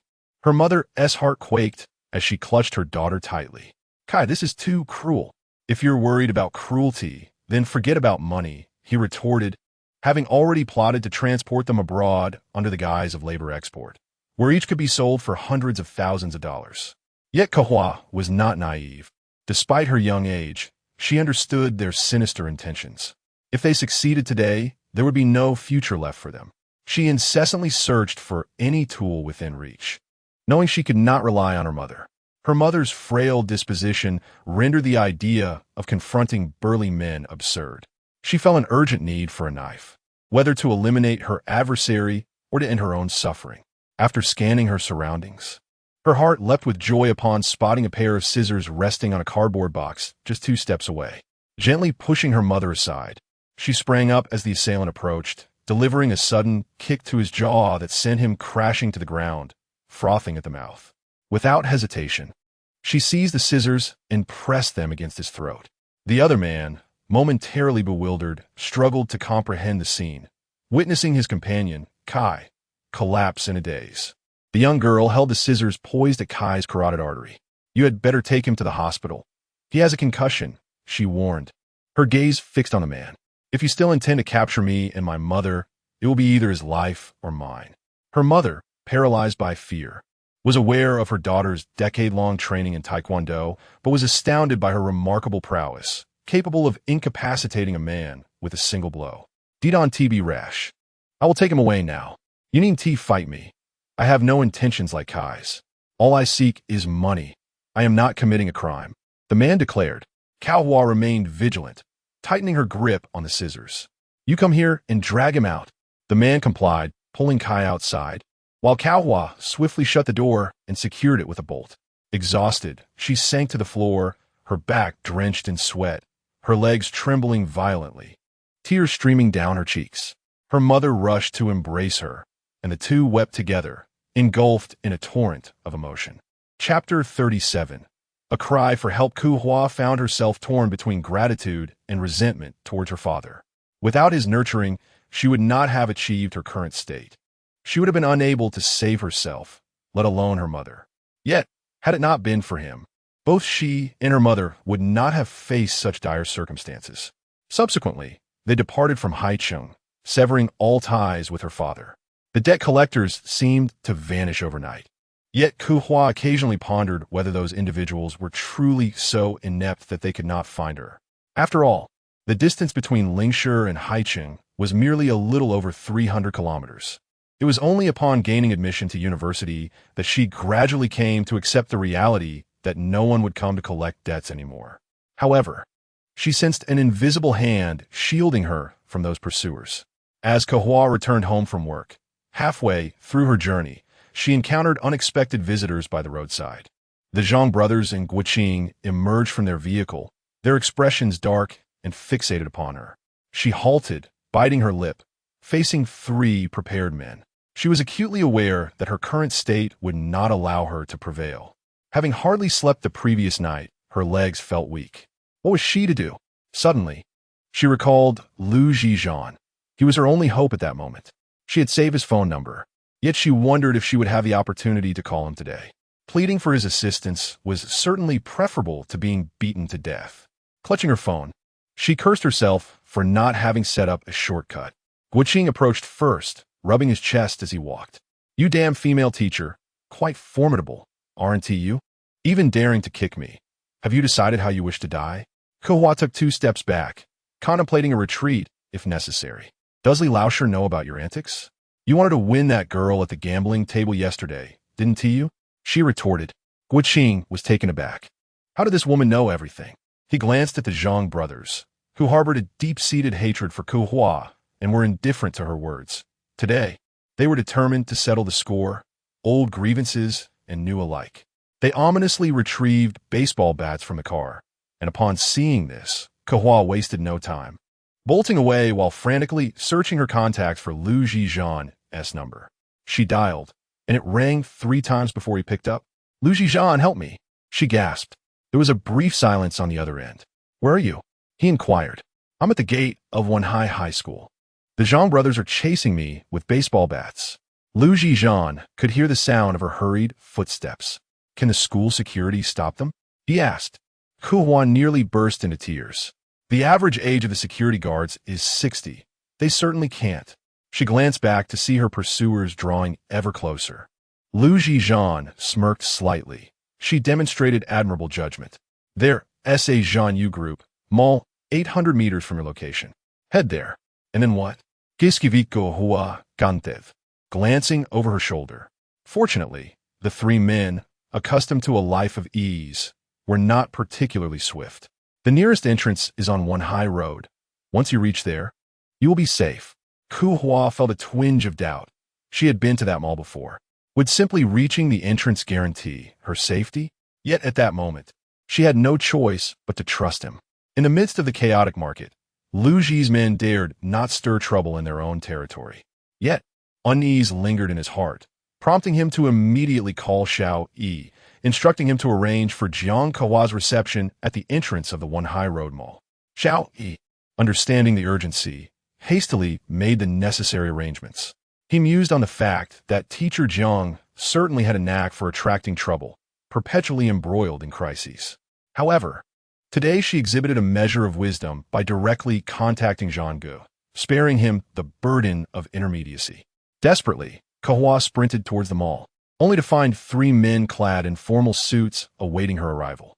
Collapsing on the ground, she gasped for breath, her bangs drenched in sweat. The Zhang brothers and Guo Qing trailed behind, panting heavily. They had not anticipated that this troublesome woman could run with such fervor. Finally, ceasing her escape at the entrance of a Zhanya Mall, the trio exchanged glances, faced with Jiang Kehua, yet they felt powerless to act against her. Without uttering a word, the three suited men positioned themselves directly in front of Jiang Kehua, squinting at the trio opposite them. All were acutely aware that this mall belonged to Lu Zhi, and they could not afford to provoke him. They were taken aback by the realization that this troublesome woman had somehow garnered his protection. Perhaps they speculated she might be an associate of Lu Zhi, for after all, she was merely a teacher without substantial wealth or connections. Surely she could not reach Lu Zhi's favor. Yet, they were unwilling to take that risk, to gamble on the unforeseen. They dared not challenge Lu Zhi, nor did they possess the audacity to confront the three bodyguards standing resolutely before them, their stances revealing their martial prowess. Though they were ruffians, they were not fools. Casting a few resentful glances at Jiang Kehua, they ultimately turned and departed. Chapter 38. Gratitude. Lu Zhizhan sat in chair, gazing at the documents in his hands, while the echo of Jiang Kehua's words, "Lu Zhizhan saved me," reverberated in his ears. It was rare for anyone to address him by his full name, yet the way this woman spoke, it was unexpectedly melodious. A few minutes later, a call from Xiao Yi interrupted his thoughts. "Brother Zhan, what shall we do about Miss Jiang?" "What do you mean, what to do?" Lu Zhizhan replied. "Where is she supposed to go next? We can't have Gongzi and the others tailing her indefinitely, nor can she remain in the mall, which will close at 10. After a moment's contemplation, Lu Zhizhan decided to let her choose her own course of action. Upon hearing this, Xiao Yi realized he would have to relay the message, as it seemed this situation could not be resolved swiftly. He had avoided women out of inconvenience, yet here he was, tasked with caring for Brother Zhan's woman. How troublesome. Xiao Yi called Jiang Kehua. "Miss Jiang, how are you?" "I'm fine. Will these three gentlemen be following me continuously?" "What's the matter?" Nothing. Just too conspicuous." "Miss Jiang, what are your plans moving forward?" "The three of them indeed have other duties and cannot remain by your side indefinitely." Kehua pondered for a moment. "I suppose I shall stay at a nearby hotel for a night. They likely won't be able to find me there." She was acutely aware that the three men might be infuriated enough to show up at her home. "Have you not contacted Brother Zhan? Does he need to be the one to remind you?" Kehua had nearly forgotten this aspect. She had been rescued, but had yet to express her gratitude to her savior. Did he even require such acknowledgement? It seemed he was indifferent to these trivial matters. All he desired was a transaction. "I have not contacted him yet. I will call him shortly to express my thanks. Being by Brother Zhan's side is the safest option, but whether he is willing to keep you there, I cannot say." Kehua fell silent as Xiao Yi ended the call. She mused that she could not remain with him indefinitely. Safety could only provide temporary solace. This matter still required a more permanent resolution. She dialed Lu Zhizhan's number, and his deep voice resonated through the line. "Is there something you need?" "Thank you for your assistance. I was in such a rush that you were the only person I could think of. You once mentioned, I said that you could call me if you encountered trouble. Does this count as a transaction considering you saved me this time?" Kehua hesitated, holding the phone tightly. Lu Zhizhan remained silent. "What do you think?" I recall stating things quite clearly at the time. Kehua bit her lip, understanding. Before she could finish her thought, Zhi Zhan glanced at his watch. Have them escort you to the same hotel as before, the same room. Kehua hung up, biting her lip, then turned to the 3 bodyguards. Could you please take me to the Duel hotel? The bodyguards drove her to Duel, accompanying her to the entrance before departing once they saw Zhi Zhan open the door. Following him into the room, Kehua stood in the living room, her head bowed in silence. He glanced at her disheveled hair and attire. You should shower. You're dirty. If memory served. She had returned from the hospital in the morning, freshly bathed and dressed, yet the earlier exertion had left her in a state of disarray. She went to the bathroom, while Zhi Zhan sat in the living room, perusing the documents in his hands. After finishing her bath and drying her hair, Kehua proceeded directly to the bedroom. Zhi Zhan curled the corners of his lips. He appreciated intelligent individuals who required no unnecessary words from him. He soon finished his own bath and entered the bedroom, only to find Kehua asleep against the headboard. Observing her serene face, he gently touched her lips with his finger, marveling at her ability to sleep so soundly under such circumstances. How utterly exhausted must she be? Chapter 39. Enchantment. He hesitated for a moment, but ultimately refrained from waking her, estimating that her exertions from the day had left her particularly fatigued, deserving of a little more slumber. Zhi Zhan imagined the scene of her frantically sprinting, a smile tugging at his lips. It seemed this girl had not only mastered the art of combat, but had also honed her long-distance running skills, outpacing even the men. Stealing another glance at the sleeping Kehua, who was nestled against the headboard, he resolved to fully embrace his benevolence and gently lifted her, laying her flat upon the bed. In the middle of the night, she turned over, perhaps feeling a chill, instinctively drawing closer to Zhi Zhan's warmth. He slowly opened his eyes and turned to observe the woman beside him. He propped himself up slightly. Surely, after such a prolonged slumber, she would be well rested. He reached out, unfastening the bathrobe that enveloped her, his fingers tenderly tracing her cool skin. Kehua, in a hazy state, fluttered her eyes open, squinting at Zhi Zhan with a fleeting look of bewilderment. Awake, are you? He inquired, watching her. Kehua remained silent. It was the first time she had seen him in such dim light. He appeared strikingly handsome, with high cheekbones and eyes that sparkled like bright stars. His usual aloofness softened by a touch of tenderness. She thought perhaps she had been dreaming, mistaking this warmth for a figment of her imagination, and she reached out to caress his face. As her fingers brushed against his cheek, she suddenly jolted back into awareness, retracting her hand quickly. Zhi Zhan regarded her with a softened heart, his fingers lightly grazing her cheek before lingering on her lips. As he leaned in to kiss her, he removed her bathrobe, whispering in her ear, "Would you consider staying by my side?" Kehua heard him clearly, yet found herself at a loss for words. To remain with him as a companion, or perhaps enter into a new arrangement. It was not an entirely unfavorable prospect. After all, none would dare pursue her with a baseball bat for 3 kilometers again, and she could seek his assistance regarding her father's affairs. Yet, a sense of discontent gripped her.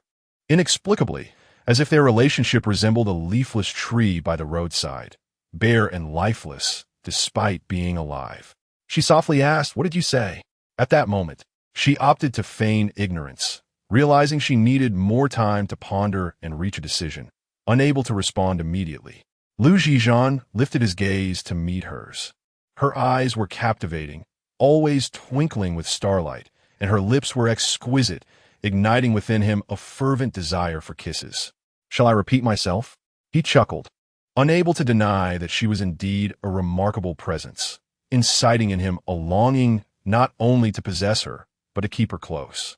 "It's nothing," he finally replied. Kehua fell silent, sensing that perhaps he was merely caught up in the moment. Zhi Zhan did indeed harbor a unique impulse towards her, leading to deeper emotional investment. However, Kehua felt that this endeavor was more exhausting than being chased through the streets. Who truly stood to gain or lose? After perspiring profusely, she rose to take a shower. Zhi Zhan entered the bathroom before she had finished, leaving her feeling slightly embarrassed. The bright lighting rendered their bare proximity even more uncomfortable than their earlier encounter on the bed. Hastily wrapping herself in a towel, She attempted to pass by him. Zhi Zhan clasped her waist, pulling her into his embrace, gazing down at her. In such a hurry to flee, Kehua averted her gaze from his physique and, turning her face aside, said, "I shall go dress myself." He lowered his head slightly, studying her delicate features. "At this late hour, where could you possibly be heading?" "Then I shall retire for the night. Did you not just awaken?" Kehua lifted her gaze to meet his eyes, uncertain of his intentions. "Will you accompany me for a bath?" His mood appeared rather buoyant. Kehua's cheeks flushed. "I have already bathed." "Then let us indulge in another." He drew her beneath the showerhead, activating the switch. Water cascaded down, drenching both their hair and bodies. Zhi Zhan gently tilted her chin. His gaze locked on her face mere inches away, before leaning down to kiss her. His hands lingered on her waist and bosom. Her figure was exquisite, curvaceous. Her skin pale and luminous, glowing strikingly under the light. She resembled a serene enchantress, awaiting his descent into obsession and surrender. Chapter 40. Unspoken thoughts as usual. Kehua woke at 6 o'clock. Just as she intended to quietly rise from the bed, her wrist was gently grasped by Zhi Zhan. Without opening his eyes, he maintained his previous sleeping posture and murmured, "Don't forget to take your medication." Kehua glanced at the bedside table on his side, approached it to retrieve the pillbox, and opened a bottle of water to swallow the medication directly. In truth, her constitution was ill-suited for such medication, which had already thrown her menstrual cycle into disarray. She wished to suggest to Zhi Zhan the necessity of contraception, but found herself unable to voice it. "Recently, I will have Gang Zi protect you," Zhi Zhan stated. Kehua observed him on the bed, seemingly speaking to himself, and uttered a soft thank you. "Yes, from now on, do not overexert yourself." She longed to inquire how this situation should be interpreted. Was it yet another transaction? She proceeded to the living room in search of her clothes, and, contemplating the perspiration from yesterday that had soiled her outfit, was reluctant to don them once more. To her surprise, however, she discovered her clothes neatly folded and placed upon the table. A subtle, fresh fragrance wafted through the air, reminiscent of freshly laundered garments. Turning to glance back at the bedroom, she surmised that he must have arranged for laundry service the previous night. Suddenly, her heart was seized by an inexplicable emotion, an urge to grasp it, yet it slipped away like a fleeting shadow. Kehua mused upon his penchant for cleanliness, upon seeing her. He had expressed disdain for the dirt, which must have driven him to have the clothes laundered. This must certainly be the case. Upon exiting the hotel, she unexpectedly encountered the gentleman in a suit who had protected her the previous day. He was indeed Gang Zi. "Miss Jiang, Mr. Liu has entrusted me with your protection." "I apologize for the inconvenience," he said. "You are too kind," she replied. His early arrival suggested that Zhi Zhan had made prior arrangements. Should she express her gratitude once more? Kehua followed him into the car, which took her directly to school. She deliberately instructed Gang Zi to park a distance away from the school gate to avoid being seen by colleagues and students. Unfortunately, Zhou had left home 10 minutes earlier that day, and, glancing through the car window, he spotted teacher Jiang alighting from the vehicle. As a scion of a wealthy family with a keen interest in automobiles, he immediately recognized the car as a phaeton, a symbol of understated luxury in the eyes of the public. Could it be that teacher Jiang had a boyfriend? Was she not only 26 years old? He had never heard of anyone escorting her before. Was this a new development? Zhou Yu's mind was consumed by this thought, leaving him restless and unable to focus throughout the day. His heart felt as if it were being clawed by a cat, and he yearned to rush to teacher Jiang to seek confirmation of this matter. If she were indeed in a relationship, he wished to implore her to reconsider and include him as a potential candidate. If not, he longed to ask her if she could wait a little longer for him, as he had only 6 months until he turned 18.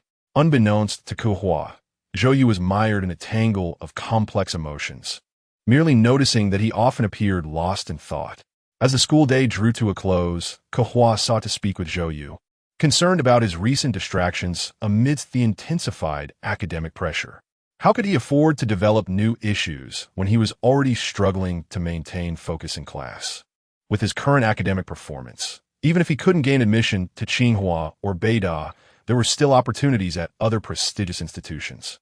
Zhou Yu remained behind while the others departed. Zhou Yu was momentarily taken aback, while the other students erupted into laughter. Some mischievous ones even whistling at him and chanting that Zhou Yu was about to be tormented again. Zhou Yu was always the target for teasing. However, Kehua merely chuckled, finding the antics of these children amusing, grateful that their spirits remained anchored and their commitment to learning undeterred. Zhou Yu was caught in a whirlwind of emotions, unsure whether to feel elated or despondent. He contemplated approaching her, only to find that she had come to him instead. Zhou Yu, what is the matter today? You seem distracted all day. Are you feeling unwell? Kehua inquired. No, he replied. Then what is it? It's... Zhou Yu met Kehua's gaze, summoning his courage. I feel unwell inside. Kehua furrowed her brow. Unwell inside? What do you mean? Zhou Yu glanced around classroom. All the students had departed, leaving just the two of them. Teacher, I would like to invite you to dinner. Invite me to dinner? Why? Is it your birthday? No. I have something to ask you. What is it? Can it be discussed here? This is a place for learning. Kehua looked at him helplessly, intrigued by his air of mystery. What is it that you want to discuss? Just tell me if you're going or not. If you agree, I'll tell you. With a resigned nod, Kehua acquiesced. Where shall we eat? There are numerous restaurants in Jiang Mall. I'll choose one, and you can come after you finish work. Kehua sensed something unusual about Zhou Yu today. His manner was unexpectedly casual, displaying a lack of reverence towards his teacher, which was rather uncharacteristic. Chapter 41. Confession after work. Kehua got into Gongzi's car and headed straight to the Jiang Mall, where Zhou Yu had chosen a restaurant on the first floor. Concerned for Kehua's safety, Gongzi accompanied her closely. Upon arriving at the restaurant, Kehua took a seat opposite Zhou Yu, while Gongzi positioned himself not far away. As Kehua gazed at Zhou Yu, she noted his playful yet cunning demeanor. Even casual conversation seemed to come with a set menu. Checking her watch, she inquired, Aren't your parents worried if you don't return home at this hour? Zhou Yu replied nonchalantly, I'm not a child. Why would they be anxious? He then presented the menu to Kehua, saying, Choose what you wish to eat. Observing his assertive attitude, Kehua chuckled as she accepted the menu, opting for 2 dishes before handing it back to Zhou Yu. He added a few more selections before signaling the waiter to place the order. Now, what would you like to discuss? Kehua looked at him expectantly. Zhou Yu replied, Let us eat first. There's no rush. Kehua noted that this young master had his own rhythm, and she would have to follow his lead today. Have you decided which university you plan to apply to? She asked. I intend to enroll in a local school in Linshur, he answered. Why is that? She probed. I don't want to leave Linshur, he said. Kehua nodded. The universities in Linshur, particularly the 985 and 211 institutions, were indeed excellent, but he needed to dedicate more time to his studies. Zhou Yu smiled, revealing that his reluctance to leave Linshur stemmed from the presence of someone he cherished here. Otherwise, his family would have already sent him abroad for studies. The waiter promptly brought the dishes to their table. Kehua took a few bites and awaited Zhou Yu's next words. So what's the matter? She pressed. Do you have a boyfriend? Zhou Yu asked, studying her expression intently. Kehua was taken aback by the unexpected question. Why do you ask that? She responded, puzzled. Zhou Yu's serious gaze remained fixed on her, compelling her to answer. Uncertain of the reason behind his inquiry, had he perhaps seen her with Zhi Zhan? Yet, their public appearances together were scarce, making it unlikely. Hesitantly, she replied, That's a personal matter. I saw him drop you off at work this morning, Zhou Yu stated. Realizing he was referring to this incident, Kehua clarified, That was merely your assumption, not a fact. So, you're still single then? Zhou Yu pressed. Reflecting on her situation, Kehua acknowledged her involvement with one man. Yet he did not belong to her. Thus she deemed herself single. I suppose so. Why? Zhou Yu straightened his posture and earnestly declared, I wish to reserve the position of your boyfriend. Kehua was momentarily stunned, staring at him in disbelief before finally comprehending his intentions. Clearing her throat, she took a sip of water. Nearby, Gongzi overheard Zhou Yu's confession clearly. He pulled out his phone, capturing the moment from an angle and sending the photo to Xiao Yi with the message. Ego, that fellow is pursuing teacher Jiang. Gongzi worked in the security department of the group and was one of Zhi Zhan's personal bodyguards, although Liu preferred not to have someone shadowing him every day. So Gongzi spent most of his time working within the company. Yesterday, he accompanied teacher Jiang to the hotel, and this morning, he fetched her once again. How could he possibly be unaware that she was the woman of General Liu? To his surprise, he encountered someone so swiftly attempting to undermine his boss. Xiao Yi opened the message and examined the image, enlarging it to discover that it was a young boy who appeared somewhat familiar. Where had he seen him before? Nevertheless, this situation was rather intriguing. He felt compelled to share it with Brother Zhan to gauge his reaction. As Xiao Yi made his way to the president's office, he captured a screenshot of Gongzi's message and sent it to Liu Zhi Zhan. Upon entering, he found Liu Zhi Zhan scrutinizing the screenshot he had forwarded. Liu Zhi Zhan glanced up at Xiao Yi with a stern expression. Is this amusing? Xiao Yi chuckled softly. Indeed it is. Liu Zhi Zhan shot him a glare. What is amusing about this? Teacher Jiang is quite popular. Not only do the Zhang brothers harbor feelings of jealousy, but even this young boy seems to admire her. Liu Zhi Zhan regarded him. So intriguing. Should we call Gongzi back? Would you take responsibility for her protection? Xiao Yi replied, Brother Zhan, I have numerous tasks at hand. And besides, Gongzi is quite capable. Teacher Jiang would be safer with him. The photo in the screenshot is unclear, Liu Zhi Zhan remarked. Xiao Yi instantly understood and promptly forwarded the original image sent by Gongzi to Liu Zhi Zhan. Brother Zhan, this lad. I can't shake the feeling that he looks familiar. Do you recognize him? Liu Zhi Zhan opened the image and, to his astonishment, not only recognized him but knew him very well. He frowned. Where are they now? Xiao Yi noted the hint of jealousy in Brother Zhan's demeanor towards the young boy. Could it be? He thought, I'll inquire with Gongzi. He quickly sent a message, and shortly after, received a reply detailing their location at the Zhanyu shopping mall. Brother Zhan, they are at the restaurant on the first floor of Zhanyu Mall.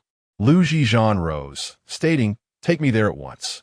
As he spoke, he grabbed his suit from the coat rack. Xiao Yi realized that the situation had escalated and that Brother Zhan was evidently displeased. Chapter 42. The appointment. Kehua gazed at Zhou Yu, who was looking at her with eager anticipation, awaiting her response. She recalled that during her university days, there were suitors who pursued her, but the method she employed to decline their advances had long faded from her memory. Yet, the individual before her was her student. Still in the throes of preparing for the college entrance examination, she could not simply ignore him. You wish to make an appointment to be my boyfriend? Kehua inquired, her brow furrowed in confusion. Indeed, I have feelings for Teacher Jiang, Zhou Yu declared with unwavering confidence. Kehua paused for a moment, contemplating. I have always held high standards for a boyfriend. Then tell me your requirements. I shall strive to meet them, Zhou Yu insisted earnestly. After a moment of reflection, Kehua articulated, I am a graduate student from Yenjing University. Thus, the educational background of my partner must not be inferior to mine. Well, I will do my utmost, but I do not wish to attend Yenjing. I will aim for university in our city, striving for a seamless transition from undergraduate to graduate studies. If that is unsatisfactory, I can always pursue a doctorate, he replied, displaying a surprising level of self-assurance. Kehua raised an eyebrow.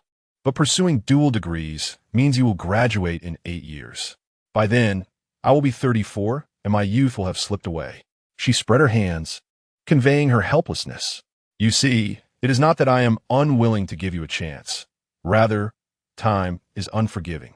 The law states that a man can marry at 22. When I turn 22, you will be 31, and I will marry you, Zhou Yu stated with startling directness, catching Kehua off guard with his thoughts of marriage at such an early stage. Kehua pressed her lips together. Zhou Yu, dating and marriage are two distinct matters. In a romantic relationship, mutual affection may suffice, but marriage intertwines various other complexities. Zhou Yu looked at her, patiently awaiting her elaboration. After her words, Kehua felt a twinge of regret. Why was she even discussing this with him? He was so young. How could he possibly comprehend the intricacies of marriage? She had allowed herself to be led astray. What I mean to convey is that you should not hastily promise marriage. This phase of your life is meant for learning. Once you enter university, if you desire a relationship, there will be ample opportunities. I understand, which is why I am merely reserving the position of your boyfriend for now. When I turn 18 after the college entrance examination, I would like to officially date Teacher Jiang. Kehua had never encountered such a challenging situation. Previously, when she had rejected suitors, it had never required such mental exertion. Zhou Yu regarded her steadily. If Teacher Jiang still does not comprehend, I shall clarify further. I wish to begin a relationship with you after the college entrance examination. You only need to wait a little over a year. When I turn 22, I will marry you, ensuring that I do not impede your youth or miss the opportunity for marriage. Kehua felt somewhat at a loss, needing to drink some water to regain her composure. Gangzi, who had been listening nearby, was taken aback. Modern male students were indeed bolder than in his time, when no one dared to harbor feelings for a teacher, let alone confess them. Zhi Zhan entered the restaurant and noticed Zhou Yu conversing animatedly with Jiang Kehua. He discreetly took a seat opposite Gangzi. Gangzi immediately sat up straight. Mr. Liu, what do they leave off? Zhi Zhan inquired. Gangzi hesitated slightly before responding. They have reached the point where he intends to marry the woman who is yours. That male classmate wishes for teacher Jiang to become his girlfriend after the college entrance examination concludes. Zhi Zhan narrowed his eyes. Is that all? Furthermore, he declared that upon reaching the legal age, he would wed her. As Gangzi spoke, he observed Zhi Zhan's expression, surprised to see him smile. Could it be that he was laughing out of anger? You should head back now. I will take her away shortly, Zhi Zhan stated. Understood, Mr. Liu. Chapter 43. Unwarranted thoughts. Zhi Zhan approached the table where Zhou Yu and Jiang Kehua were seated. He glanced at Zhou Yu and inquired, what brings you here? Kehua, slightly bewildered, pondered whether they were acquainted. Zhou Yu furrowed his brow, appearing somewhat uncomfortable as he rose to his feet. I have matters to attend to, he replied. What matters? Zhi Zhan pressed. Zhou Yu fell silent. Kehua also stood, gazing at Zhi Zhan. Do you know each other? Zhi Zhan cast a glance at Jiang Kehua, his demeanor icy, the very tone of his voice laced with frost. Ah, so does teacher Jiang. What are you discussing? Kehua felt the weight of Zhi Zhan's oppressive presence and was compelled to discuss her academic plans. Zhi Zhan regarded her, bemused. Discussing academics? You certainly have the audacity. Kehua bit her lip, affirming, indeed, we are discussing academics. Nothing incorrect about that. Although we have touched upon other matters as well. Zhou Yu, taken aback by the revelation that his uncle knew teacher Jiang, hastily redirected the conversation. Uncle, what brings you here? Kehua was momentarily stunned. Uncle? Could it be? This is the Zhan Yu Group's mall. Why shouldn't I be here? Why haven't you returned home after school? Don't you have homework to complete? Uncle, I still have matters to attend to. Could you leave first? Zhou Yu implored, his eyes pleading as he regarded Zhi Zhan. He had long held a deep-seated fear of his uncle, one that even his grandfather shared. Zhi Zhan turned to Jiang Kehua. Teacher Jiang, do you have other matters? If not, let us depart together. Otherwise, I shall return to fetch you later. Zhou Yu's eyes widened in disbelief. Was his uncle coming to pick her up? Did they share such a relationship? Kehua, too, was momentarily paralyzed by the implication. What does this mean? What about Gangzi? Who needs him to come and pick me up? Noticing her silence, Zhi Zhan seized her coat, grasped her arm, and led her out, while she glanced back at Zhou Yu, struggling against his grip to no avail, ultimately surrendering as he escorted her to the parking lot, where she was ushered into the passenger seat. Once inside the car, Zhi Zhan promptly dialed his elder sister. Sister, where are you?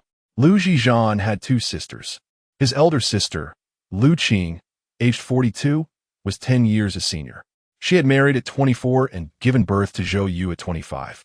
Zhan, it's rare for you to call. Is something amiss? I'm currently vacationing in France. Nothing urgent.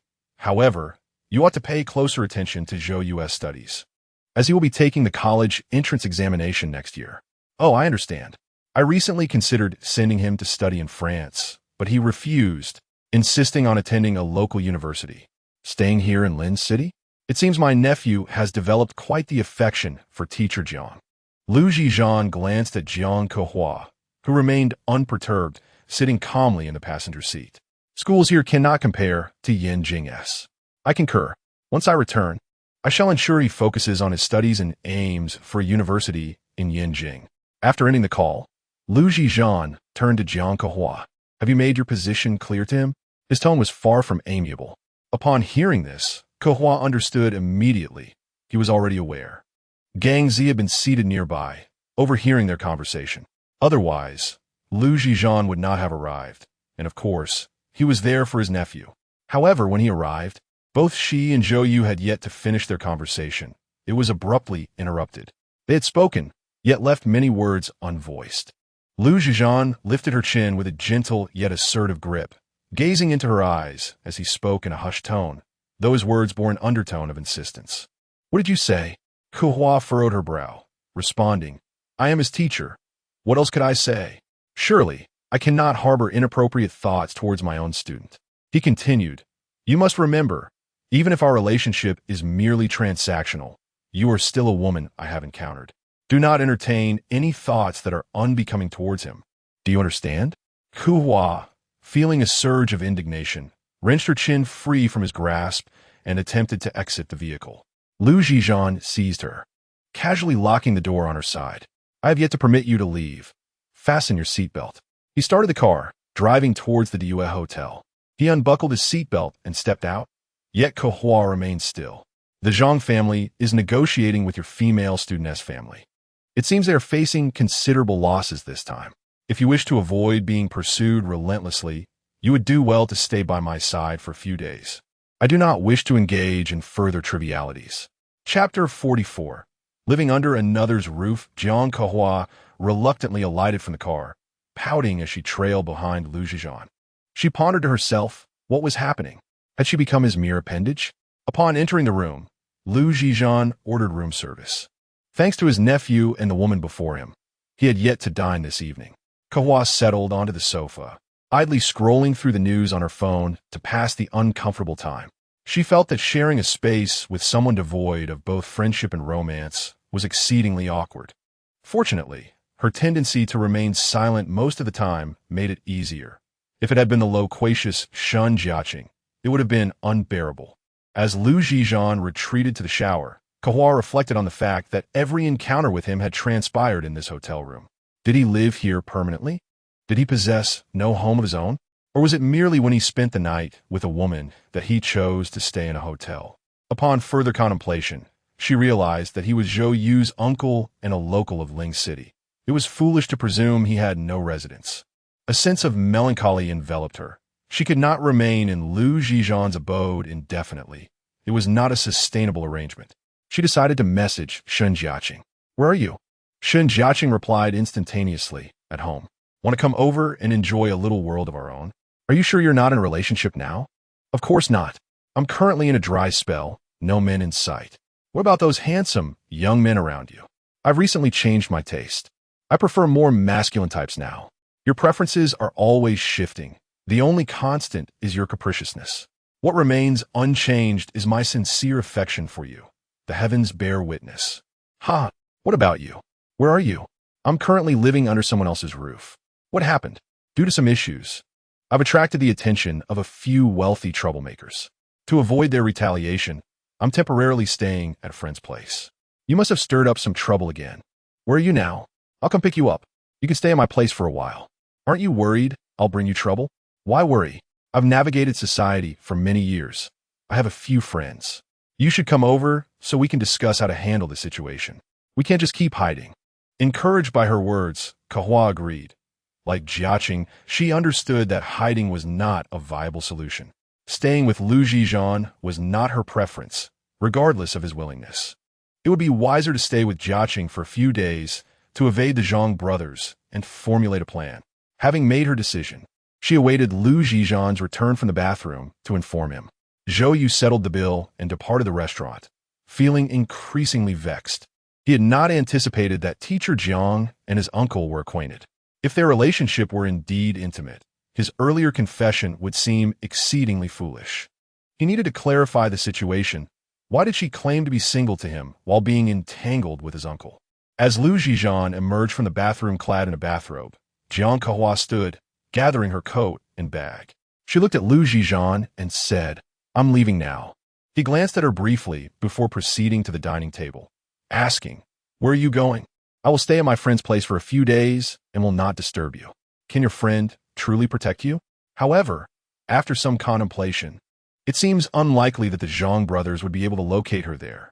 "Why did you insist on involving yourself in this matter? Were you not warned to refrain from meddling?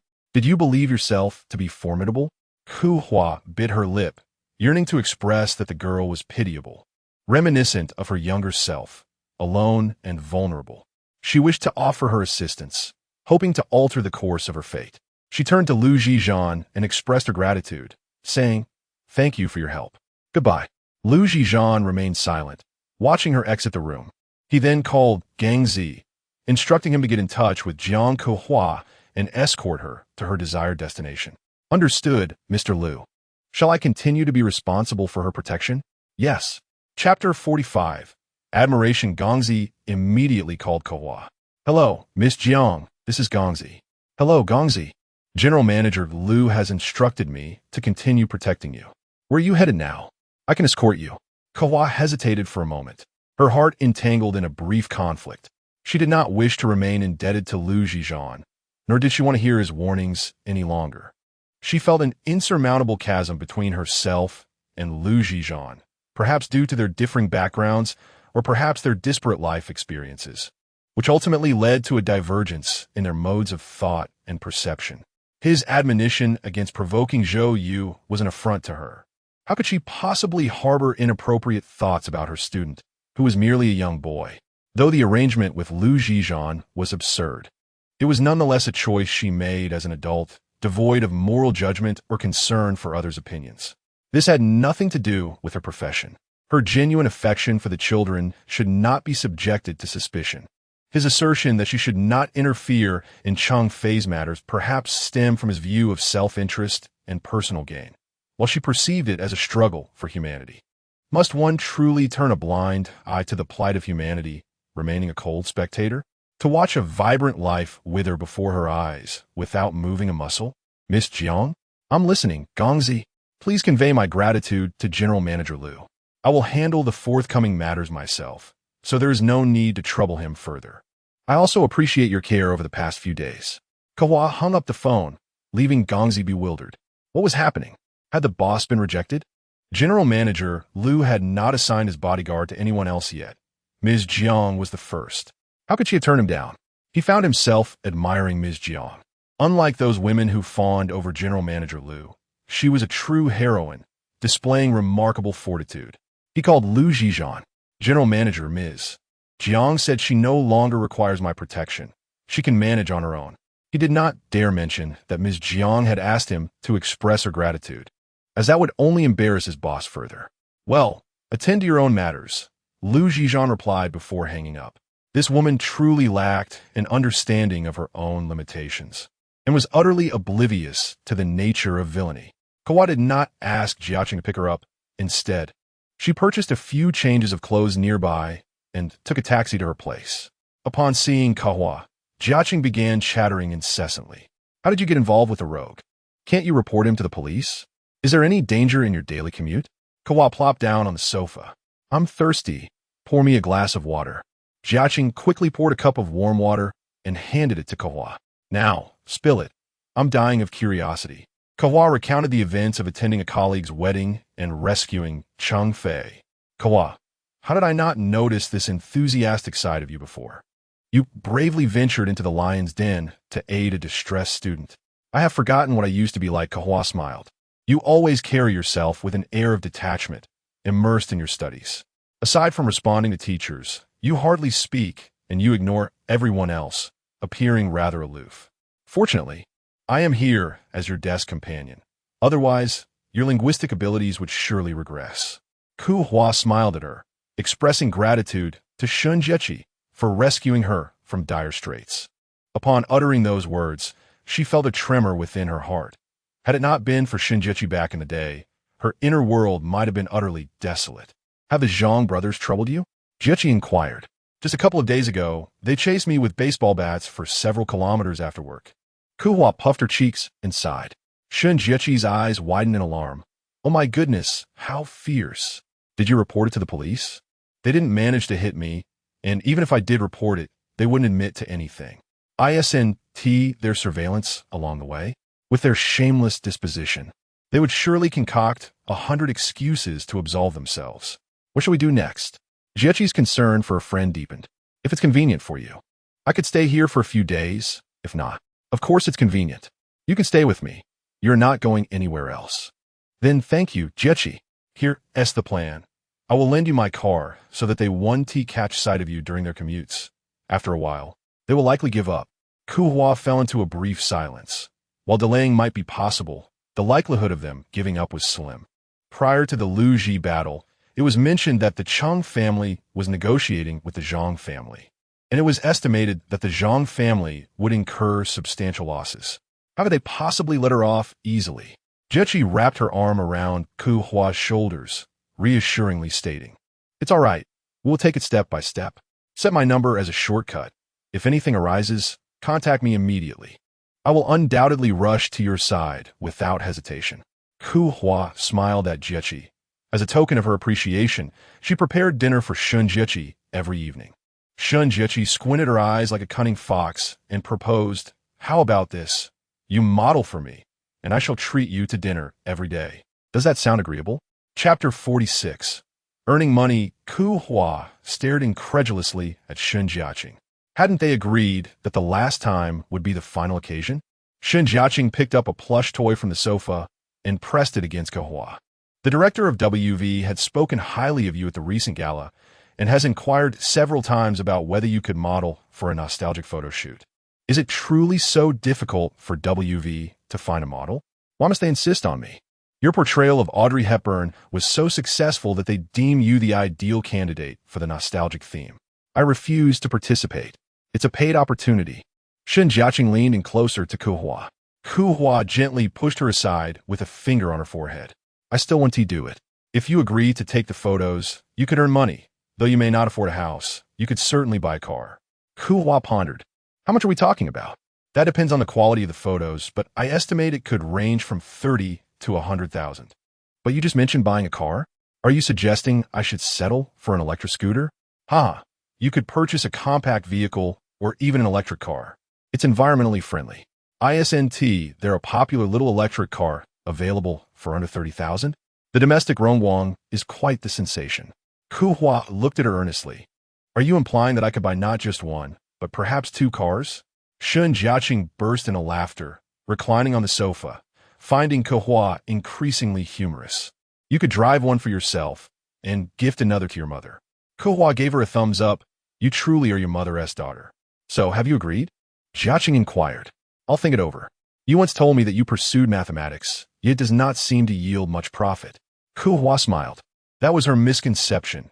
Mastering mathematics would allow one to earn in myriad ways, provided one doesn't limit oneself to teaching, but instead ventures into investment banking. In the financial realm, numerous investors originate from mathematics backgrounds, referred to as financial mathematicians, who apply mathematical reasoning and techniques to resolve financial dilemmas. Upon graduating, several investment banks sought her expertise, hoping she would pivot towards becoming an investor. However, such firms were located in major cities, and she was reluctant to be far from her mother, who disapproved of her entering the business world. Reflecting on these matters now seems unnecessary. Teaching is quite fulfilling, offering stability and a distance from the perils of wealth. Shun Jiaqing prepared a makeup room, arranging the bed for Kehua to choose her sleeping quarters. "I shall sleep here then. My bedroom is far more comfortable. I wouldn't dare, fearing the scent of other men lingering." "Nonsense. I never bring men back. At most I would stay at a hotel." "You are impressive." Kehua cast an admiring glance at her. "What about you? Have you ever slept with a man? Was it at his home or in a hotel?" Kehua fell silent, retrieving a change of clothes, preparing to shower. Shun Jiaqing leaning closer. "Kehua, please tell me, have you ever slept with someone? I beg you. Are you truly so curious? Of course, you treat everyone with such icy indifference. It makes one wonder if you do not favor men." Kehua reflected on her time spent with Zhi Zhan, realizing that her attraction to men was likely a physiological response. Shun Jiaqi, observing Kehua's reaction for a while, finally grasped her meaning. "Who are you thinking about just now? Have you already reacted?" Kehua ignored her and entered the bathroom. Outside, Shun Jiaqi called out, "Kehua, remember to practice safe measures." The following morning, Kehua initially intended to take the subway to work, but eventually succumbed to Shun Jiaqi's insistence and drove her BMW into the congested streets. Throughout her journey, Kehua pondered how long the Zhang brothers would continue their antics. She couldn't keep living at Jiaqi's place, Commuting was simply too inconvenient. She also wondered about Chang Fei's situation over the past few days, when she would be able to return to school, and the progress of her negotiations with the Zhang family. It was essential to find time to communicate with Chang Fei. Chapter 47. Danger. Zhou Yu attended class with remarkable diligence today, seemingly unaffected by the earlier confession, much to Kehua's relief. After the lesson, she lingered in the classroom for a few minutes to address some queries from her classmates before making her way to the research office. Just a few steps out, she spotted Zhou Yu standing in the corridor, facing her. Instantly on high alert, Kehua approached him and inquired, "The class is about to start. Why aren't you returning to the classroom?" "There is still 5 minutes. There's time," he replied. She nodded and attempted to pass by him. "Wait." Zhou Yu called out to her. Kehua turned back. "Is there something you need?" Zhou Yu looked at her intently and asked, "What is your relationship with my uncle?" Upon hearing this, Kehua felt that his tone was more akin to that of a superior rather than a student, growing increasingly presumptuous. Lowering her gaze slightly, she pondered her connection with Zhi Zhan, which was a transactional relationship devoid of love, or perhaps a distant acquaintance. However, she could not respond to Zhou Yu in such a manner. "I've encountered some troubles recently and sought your uncle's assistance. I suppose we could call each other friends, though he may not necessarily view it that way. Do you have feelings for him?" Zhou Yu probed. Looking at the tall young man before her, Kehua sincerely replied, "I do not harbor feelings for him, nor do I for you, as you are my student." Zhou Yu fell silent for a moment before asking, "What if I were not your student?" Kehua explained, "Engaging in a romantic relationship requires numerous objective factors, akin to the adage that speaks of timing, location, and harmony. Between us, all these elements have ultimately solidified our teacher-student dynamic. Do you understand?" Zhou Yu regarded her thoughtfully. "After the college entrance examination, this relationship will come to an end." Kehua smiled wryly, realizing the stubbornness of this boy. "In our culture, we hold a deep respect for teachers. It is said that a teacher for a day is a father for life. Why has it changed with you? Is it merely because I am not male?" Zhou Yu looked at her earnestly. "You know that is not the reason. Return to class now. Strive for your desired university. Everything you wish for awaits you there. The world is vast. Do not become fixated solely on the present." Kehua sidestepped Zhou Yu and returned to the office, finally able to breathe a sigh of relief. This boy sometimes bore a striking resemblance to his uncle, exuding an undeniable pressure. At the end of the day, Kehua noticed the absence of the Zhang brothers. She decided to visit her apartment to assess the situation and retrieve some necessities. Since she had driven today, she felt safer. If things turned dire, she could make a swift exit. After parking her car downstairs, she sat in it for 5 minutes, observing her surroundings. She saw no suspicious individuals or vehicles. Everything seemed quite normal. Upon taking the elevator to her home, she found everything as it should be. Before returning, she had worried that someone might have vandalized her door with paint or posted intimidating slogans at her entrance, but nothing of the sort had occurred. She even speculated whether the negotiations between the Cheng and Zhang families had concluded peacefully, leading both parties to seek tranquility, thus allowing her matters to settle as well. She longed to stay at home today, for her own room was the most comfortable sanctuary. However, Jiechi's car remained with her, and it must be returned. She packed a few changes of clothes and exited the apartment. As she approached the vehicle, she noticed 4 unfamiliar men striding toward her from outside the complex. Disregarding the security guard's inquiries, confidently making their way in the direction of her apartment. Each of these men bore a brutish demeanor, exuding the unmistakable aura of thugs. Her instinct screamed that these individuals posed a significant threat, and they were likely coming for her. Avoiding the driver's seat, she swiftly slipped into the passenger side, seizing the opportunity presented by their blind spot. Locking the doors immediately, she raised the collar of her coat to conceal her face. Sitting silently in the car, she feigned waiting for someone as the men passed by without appearing to notice her. One of them was on a phone call, his voice laced with urgency. "Are you sure that woman has just come down? We are already at her building, and we haven't seen her yet. The elevator cannot be this slow." He directed his companions, instructing one to guard the elevator and another to scout the vicinity, detailing her attire, a beige coat. A chill ran down her spine, and she held her breath, hastily shedding her coat and tossing it onto the back seat. Gradually shifting her position, she kept a vigilant watch on the men, finally managing to settle into the driver's seat. What had previously been a lingering uncertainty was now unequivocal. They had indeed come to confront her. Her mind raced, the only plausible explanation being that they had installed surveillance at her doorstep. Otherwise, how could they possibly know she had just descended, dressed in a beige coat? Such treachery! Fuming with rage, she clenched her teeth, realizing that they must have spotted her the moment she arrived home, prompting their swift approach. Thankfully, she had left a moment earlier, but it was merely a matter of time. Without hesitation, she ignited the engine and drove toward the exit of the complex. The men, suddenly aware of her departure, pursued her relentlessly. Yet, she was familiar with her surroundings. A few deft turns allowed her to completely shake them off. Despite the winter chill, a cold sweat broke out on her back. Biting her lip, she felt the urge to cry, but reminded herself to hold it together. Chapter 48. Caring Jechi found herself free from work today, spending the entire day at home, and felt a surge of joy upon seeing Kehua return. "Kehua, you're back!" she exclaimed. "Yes, I'm back," Kehua replied, plopping down onto the sofa. "What happened? Did you get stuck in traffic? You look exhausted." Kehua closed her eyes, leaning against the sofa. It was far more perilous than traffic. Jechi settled beside Kehua, inquiring what transpired. "I returned to the apartment and nearly got caught by that group," Kehua revealed. Jechi's eyes widened in disbelief. "How could they be so brazen? Shouldn't we report this? They didn't harm me. Reporting them would be futile. If the Zhang brothers and Cheng Fei situation were exposed, it would adversely affect her. She's too young to bear the weight of public scrutiny, which could greatly impact her future. You always think of others. What about yourself?" Jechi pressed. "I'll be cautious. I'll call Cheng Fei shortly to check on her. You might as well quit teaching. Others take up teaching for stability, yet you attract such danger, and the pay is meager, wasting your qualifications. If not teaching, then what?" Kehua mused. "You could become a model. We could start a live stream together, teaching makeup.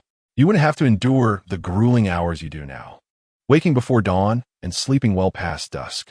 Kehua smiled softly. "But what about my students? They have only a year until the college entrance exams. If you're not there, other teachers will manage. There's no need to worry."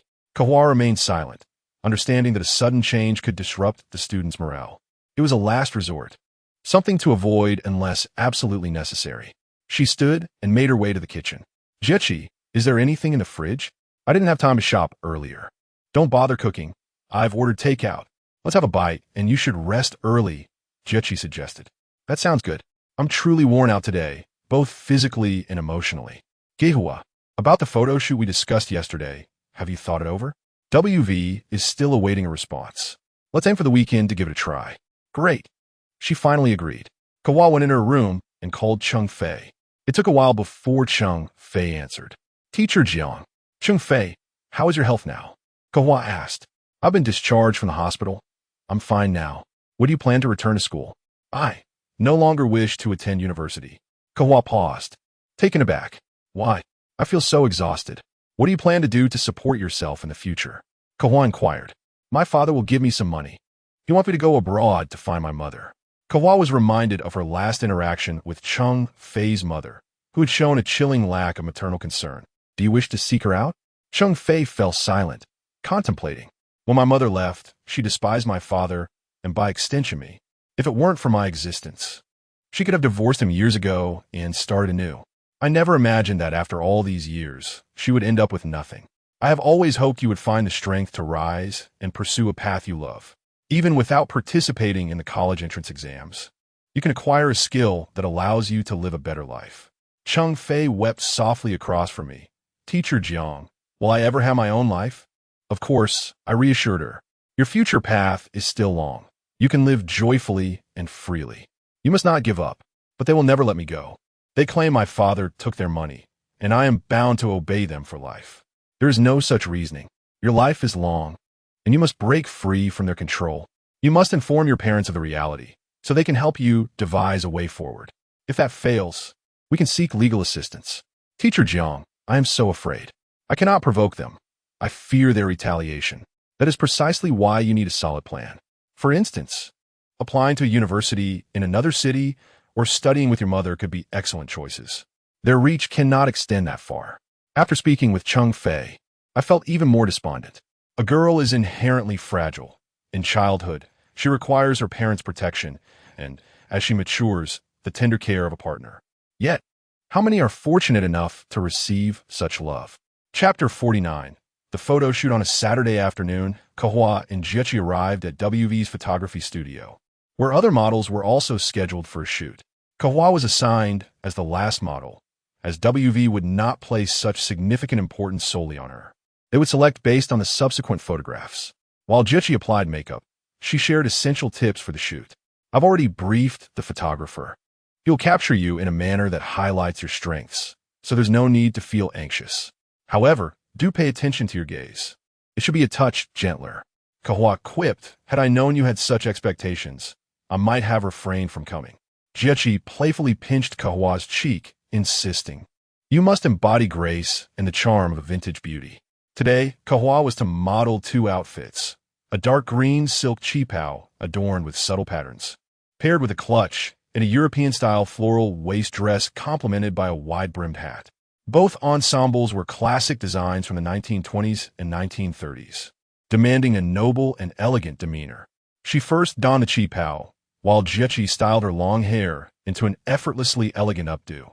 As Kehua emerged from the makeup room and made her way to the photography area, the photographer began to find the perfect angles, occasionally requesting her to shift poses. The studio gradually fell silent as more eyes turned toward her. The qipao seemed tailor-made for her, radiating an unparalleled elegance. William, the director of WV, had also invited Lin Zixuan today, as the new magazine style was ultimately determined by this behind-the-scenes boss. Whether he was satisfied with the outcome would depend on his own assessment.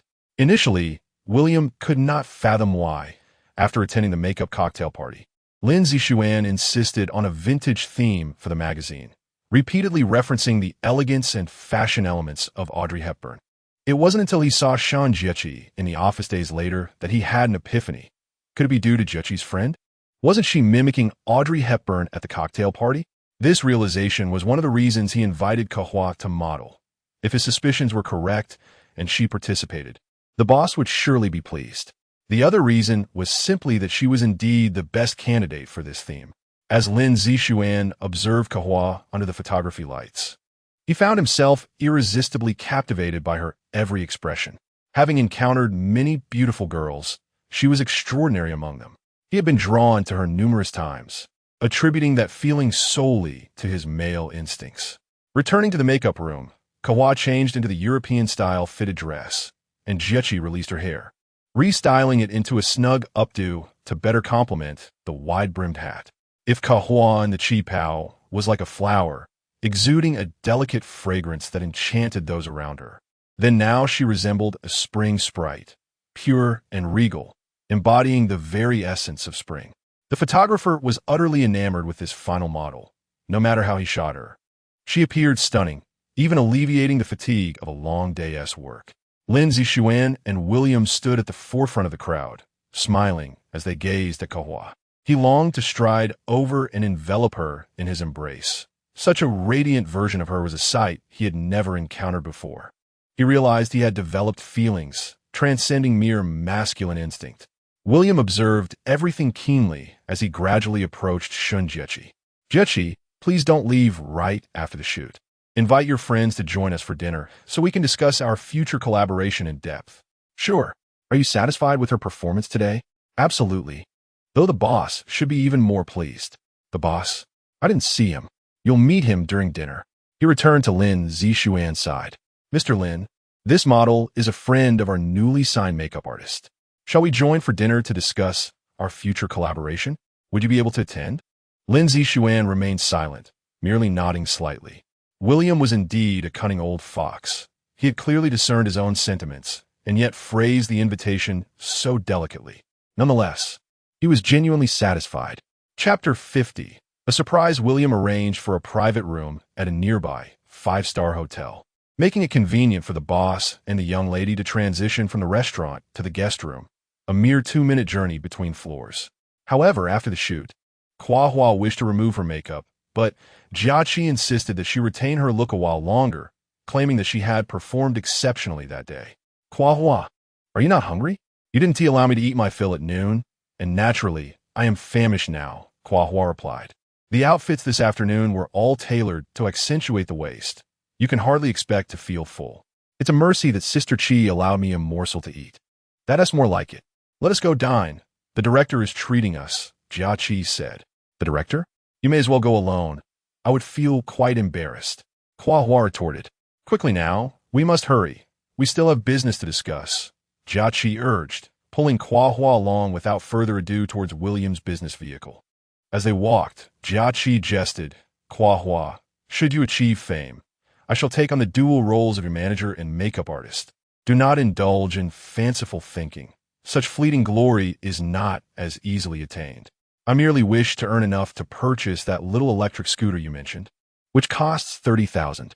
Before Kehua could finish her thought, the automatic door of the business vehicle opened, revealing Lin Zixuan seated within, smiling at her. Kehua froze momentarily, and Jia Chi hesitated as well. William lowered the window of the passenger seat, instructing Jia Chi, please bring your friend into the car. Have her sit beside Mr. Lin in the back. Jia Chi glanced once more at Lin Zixuan, realizing he was the elusive boss. Such a young and handsome proprietor was indeed a rarity. This is splendid, she thought, gently nudging Kehua. You should sit next to Mr. Lin. Kehua nodded at Lin Zixuan, greeting, hello. We meet again. Indeed, he replied. Jia Chi settled into the back row, leaving the seat beside Lin Zixuan for Kehua. As the vehicle glided away, Kehua turned her gaze to the window, for small talk was not her forte. Her phone buzzed. It was a message from Jia Chi. Do you know him? Yes. We met at the makeup gala. You were there too, Kehua answered. Jia Chi pondered. At that moment, I was solely focused on work and did not pay much attention. Had I known he was the boss, and so strikingly handsome, I would have certainly raised a glass with him. You may fully express yourself today, Kehua encouraged. That depends on whether he offers me the opportunity, Jia Chi replied. Lin Zixuan remained silent beside them, while the two girls exchanged messages, engrossed in their conversation. Upon arriving at the hotel, the group proceeded directly to the dining area. William promptly invited Lin Zixuan to take the esteemed seat, placing Kehua beside him. Having navigated the social sphere for many years, Jia Chi discerned William's deliberate arrangement. Understanding the underlying motives, she remained silent, observing the situation unfold, yet she vowed not to let Kehua suffer any disadvantage unless she willingly chose to do so. The servers swiftly brought forth the dishes and presented the wine list to William. He selected a fine red wine and inquired Lin Zixuan's opinion. Mr. Lin, have you and Miss Jiang met before? Lin Zixuan glanced at Kehua, who was also looking up at him. It's a pleasure to meet you, William said with a smile. How wonderful it is that we invited Miss Jiang to take part in this shoot. It seems to be fate. He turned to Kehua and inquired, what is Miss Jiang's current profession? I'm a teacher, Kehua replied. Ah, being a teacher is commendable, educating and nurturing the youth. Jia Chi set down her chopsticks, noting that Kehua was a graduate student from Yenjing University, pursuing teaching to fulfill her mother's aspirations. William raised his glass, remarking, Miss Jiang truly embodies both virtue and talent. I am honored. Kehua took a sip and modestly replied, you flatter me. Upon hearing the name Yenjing University, Lin Zixuan was slightly taken aback, or perhaps pleasantly surprised. He hadn't anticipated such a distinguished educational background. He thought that calling her virtuous and talented was not quite fitting. Perhaps capable in both arts and martial pursuits would be more appropriate. What major did you study at Yenjing University? Lin Zixuan asked. Mathematics, she answered. He nodded, increasingly impressed. The mathematics department at Yenjing University is renowned as the best in the country and holds a prestigious reputation worldwide. He couldn't help but admire her further. This young lady who possessed both beauty and intellect. Jia Chi chimed in. Kehua was exceptional during her studies, frequently participating in international mathematics competitions. Many foreign universities offered her admission without exams, but she insisted on earning her place at Yenjing. Kehua playfully kicked Jia Chi under the table, retorting, we are not that familiar. Why mention these things? Jia Chi chuckled and continued to eat. It's certainly useful to share. It informs them that this fairy cannot be tempted with a meager budget. William raised his glass once more, stating, "Today's shooting has been quite successful. I hope WV can establish a long-term collaboration with Miss Jiang." Kehua lifted her glass and thanked him. As they dined and conversed, Zhi Zhan and Kehua remained somewhat reserved, grateful for William and Jiechi's efforts to maintain the atmosphere. Jiechi speculated that Kehua might not only afford a small electric vehicle this time, but perhaps even 3. Though Kehua spoke little, she drank quite a bit. And with only 4 of them at the table, it was awkward to decline. Feeling slightly uncomfortable, she excused herself to the restroom. Jiechi was engaged in a discussion with William about future plans for the new magazine. Zhi Zhan watched Kehua's retreating figure, unknowingly imprinting her image in his heart. Chapter 51 continued. Kehua did not utilize the restroom in the private room. Instead, she opted to step outside. She still felt uncomfortable dining with strangers, always sensing a disquiet, so it was just right to get some fresh air. "Miss Jiang?" Kehua turned around to find Xiao Yi. "What a coincidence," he remarked, observing her attire for the evening. "Are you dining here?" "Yes, with a friend," she replied with a smile. Xiao Yi caught a whiff of the faint scent of alcohol emanating from her. "Is Jiang Kehua here as well? Would you like to go greet him?" Kehua immediately shook her head. "No, I wouldn't want to disturb him." "Do what you must. I'll just pop into the restroom," she added. Xiao Yi watched as Jiang Kehua hurriedly attempted to evade the situation, a smile tugging at his lips.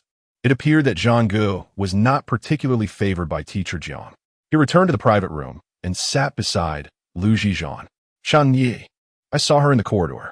Zhi Zhan glanced at him, instantly realizing he was referring to Jiang Kehua. "Is she alone?" She mentioned she was dining with a friend, but it seems she has consumed quite a bit of alcohol. Her eyes are rather unfocused. "She just went to the restroom." Zhi Zhan rose and made his way towards the exit, casting a glance at the sky. "Jiang Kehua, there is a restroom in the private room." Xiao Yi called after him. Zhi Zhan ignored him, striding briskly out of the private room. "Where is Jiang Kehua off to in such haste?" Xiao Yi inquired. "I'm not sure. Perhaps he urgently needs to relieve himself," came the reply. "Come on, if he's truly in urgent need. Would he not use the restroom within the room?" The laughter erupted from those in the private room. Xiao Yi joined in, for the restroom outside was indeed a different experience, but only Jiang Kehua knew the true nature of that urgency. Kehua emerged from the restroom, washing her hands at the sink. Upon turning, she inadvertently bumped into someone, instinctively attempting to evade, only to have her wrist grasped by the individual. Looking up, she met Zhi Zhan's indifferent gaze. "Who are you dining with?" She met his gaze defiantly. "A friend." "What kind of friend?" She frowned. "That is of no concern to you." Zhi Zhan narrowed his eyes, having heard at the dining table that Zhi Zhan had brought a beauty along for dinner, and he surmised that the enchanting figure before him was indeed the one they spoke of. She was undeniably stunning tonight, captivating and breathtaking, yet she could only belong to him. Their game was far from over, and he determined the rules. Averse to further conversation, he took her directly into the men's restroom. "Let go of me. What are you doing?" "Release me." Kehua protested vehemently, but her resistance was futile. The disparity in their strength was insurmountable. Zhi Zhan glanced around to find the restroom empty before locking the door. With a stern expression, he demanded, "Did you come here with Zhi Zhan today?" Upon hearing this, Kehua realized they were acquainted. Indeed, the world was small. Yet, what did it matter to him? She was merely here for a work dinner. "Speak." Kehua's temper flared. "Our arrangement has concluded. We have no further ties." "Why should I?" Before she could finish her sentence, Zhi Zhan's lips descended upon hers, trapping her in an embrace as he kissed her fervently, silencing any word she might have uttered. The painted lips throbbed with pain as she forcefully pushed him away, yet she could not break free. Desperation took hold of her, and she resorted to biting his tongue and lips, but soon found herself ensnared by his grip on her chin, rendered immobile, and at his mercy. He finally ceased his advances, gazing down at her, breathless in his embrace. "Without my consent, you cannot engage with any other man." She shot him an indignant look. "On what grounds?" "No need for grounds. It is simply my decree."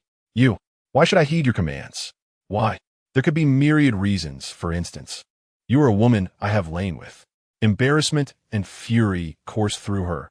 "That was merely a transaction." "Then let us continue this transaction. I have not declared it over." She glared at him, I possess my own freedom. Zhi Zhan met her gaze. You once did, but having provoked my interest, that freedom has vanished. Chapter 52. In Jiang Kehua, where are you? Jia, noticing her absence from the private room, sought her out, only to find that she was not in the ladies' restroom. Kehua remained silent, her gaze fixed angrily on Zhi Zhan, who at that moment had her ensnared in his embrace. Zhi Zhan chuckled softly, leaning down to place a gentle kiss on her cheek. Remember my words. Do not presume est. Despite his smile, the undertone of warning was unmistakable. He released Kehua and strode out of the restroom, coincidentally crossing paths with Jia, who stood waiting outside. Jia was taken aback. What a fortunate day it was, encountering men more handsome than the last. Lin Zixuan, with his graceful demeanor and striking stature, paled in comparison to the man before her, whose features were as exquisite as a painting, ruggedly handsome. Recognizing her as Kehua's friend, Zhi Zhan cast her an appreciative glance, feeling a slight alleviation of the tension within him, reassured that Jiang Kehua was not dining alone with Lin Zixuan. As Kehua emerged from the men's restroom, she spotted Jia, her expression one of infatuation as she gazed at Zhi Zhan's retreating figure. What flirt? Kehua thought. Jia, momentarily stunned, exclaimed, Kehua, how did you come out of the men's restroom? Kehua, without a word, shot her a glance and headed towards the private room, where her backpack remained. Jia hurried after her. I'm asking you. That man just came out of the men's restroom too. You must have seen him inside, right? Yes, I did. Jia pointed towards Zhi Zhan, then back at Kehua. You, what were you doing in there? What else could one do in a restroom? Kiskiviko hua deep breathe. Jia gasped in disbelief.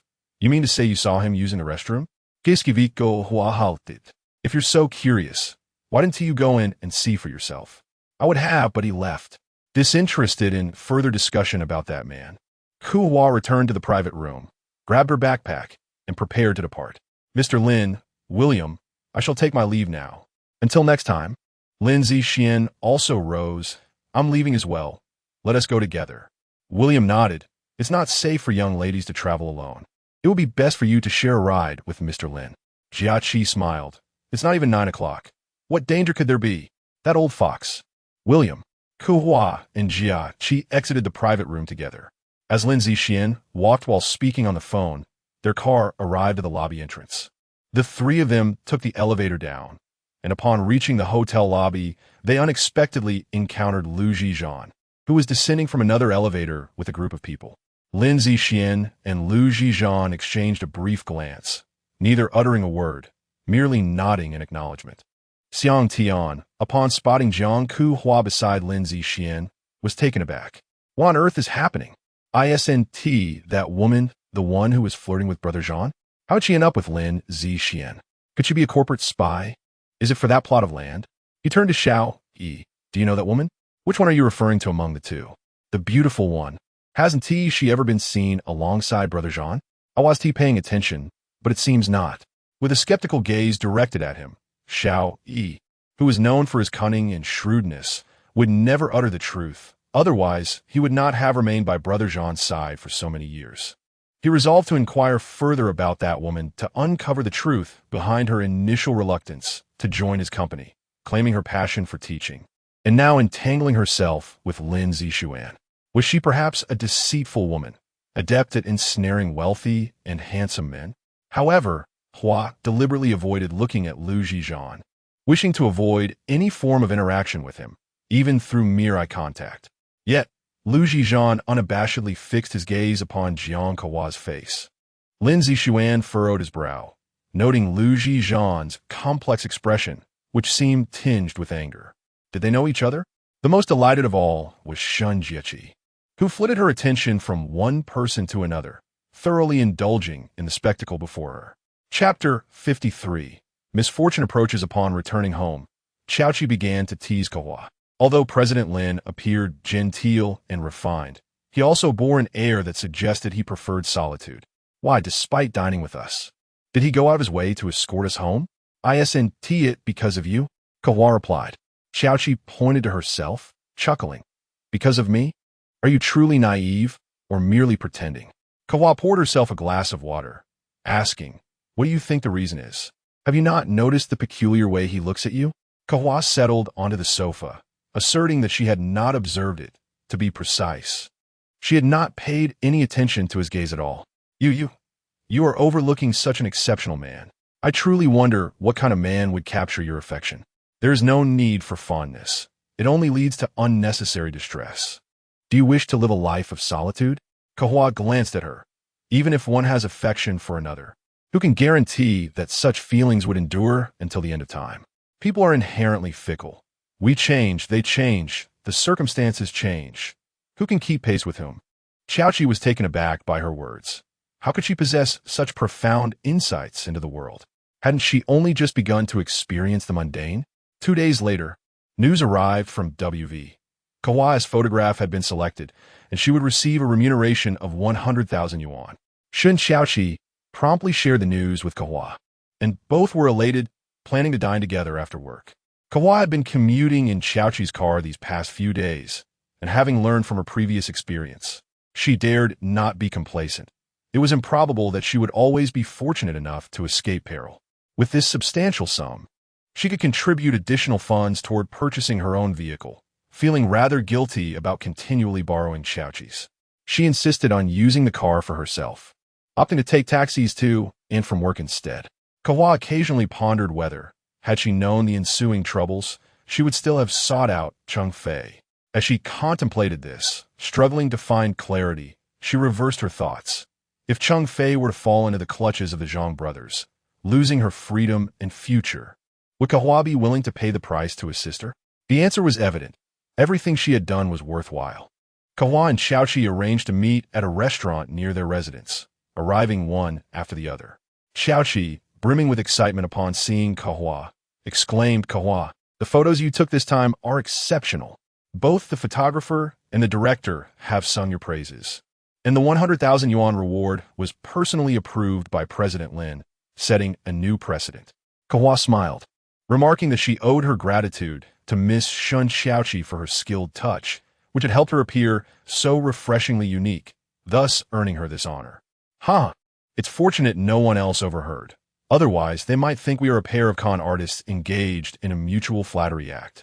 After finishing their meal, the two laughed and chatted as they walked towards the parking lot, oblivious to the several sinister pairs of eyes lurking in the shadows, watching them intently, waiting for the opportune moment. "Xiaoqi, will you drive, or should I?" Kehua inquired. "You drive? I need to check the company emails." Kehua pressed the car key, the doors unlocking automatically, as Xiaoqi slid into the passenger seat. Kehua felt an unsettling sense of foreboding as she hesitated by the car door, glancing around, only to suddenly spot 4 men charging towards them from a distance. It was them. There was no time to get into the car now, and she feared for Jia Qi's safety. She tossed the car keys to Jia Qi and shouted, "Lock the doors."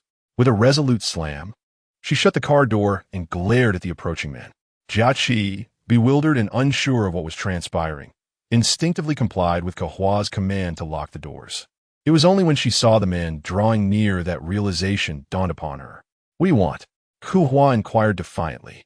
One of the men replied, "You have offended someone you should not have. It is they who will decide your fate. If you are wise, come with us quietly to avoid a beating." Kehua assessed the 4 men before her, each robust and imposing. A direct confrontation would be futile.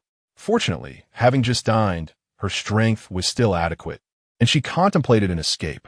"Very well, I will go with you. Where's your vehicle?"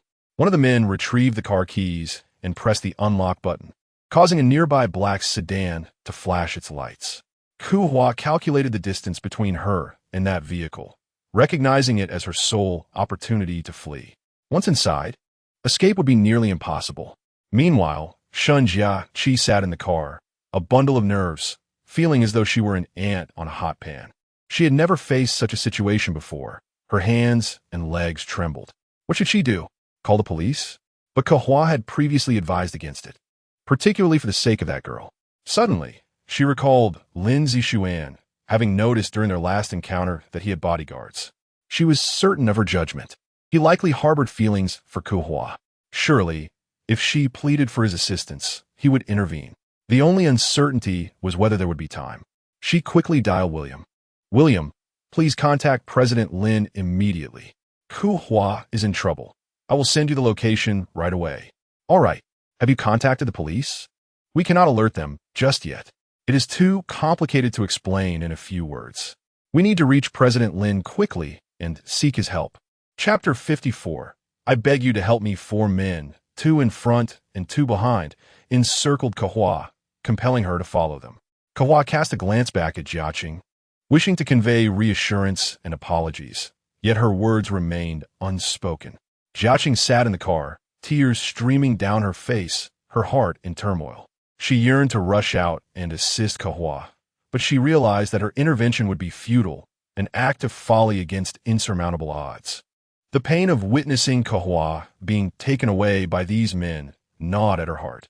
It was evident that these men were no good, and if Kehua were to be taken by them, dire consequences awaited her. She would either meet a grim fate or suffer greatly. Jiang was uncertain if William had relayed the message and had no idea whether Lin Zixuan would dare to wade into such peril. At this moment, she knew she had to devise a plan. Kehua was only a few meters away from the vehicle, and she believed that the men had let down their guard slightly.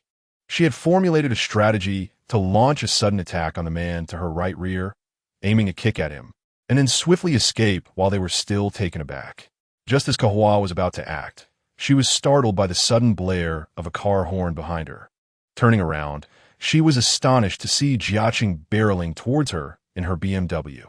The 2 men instinctively sidestepped as the car came to a screeching halt before Kehua. Jiang shouted urgently at her, "Get in!" Panic surged through Kehua. This was a disaster. Not only could she not get in, but Jiang was also in jeopardy. The 4 men quickly surrounded them, and one lunged for the driver's side door. In desperation, Kehua kicked out, sending the man staggering back to the ground. The others converged on Kehua, and she found herself cornered, dodging their attacks with little room to maneuver.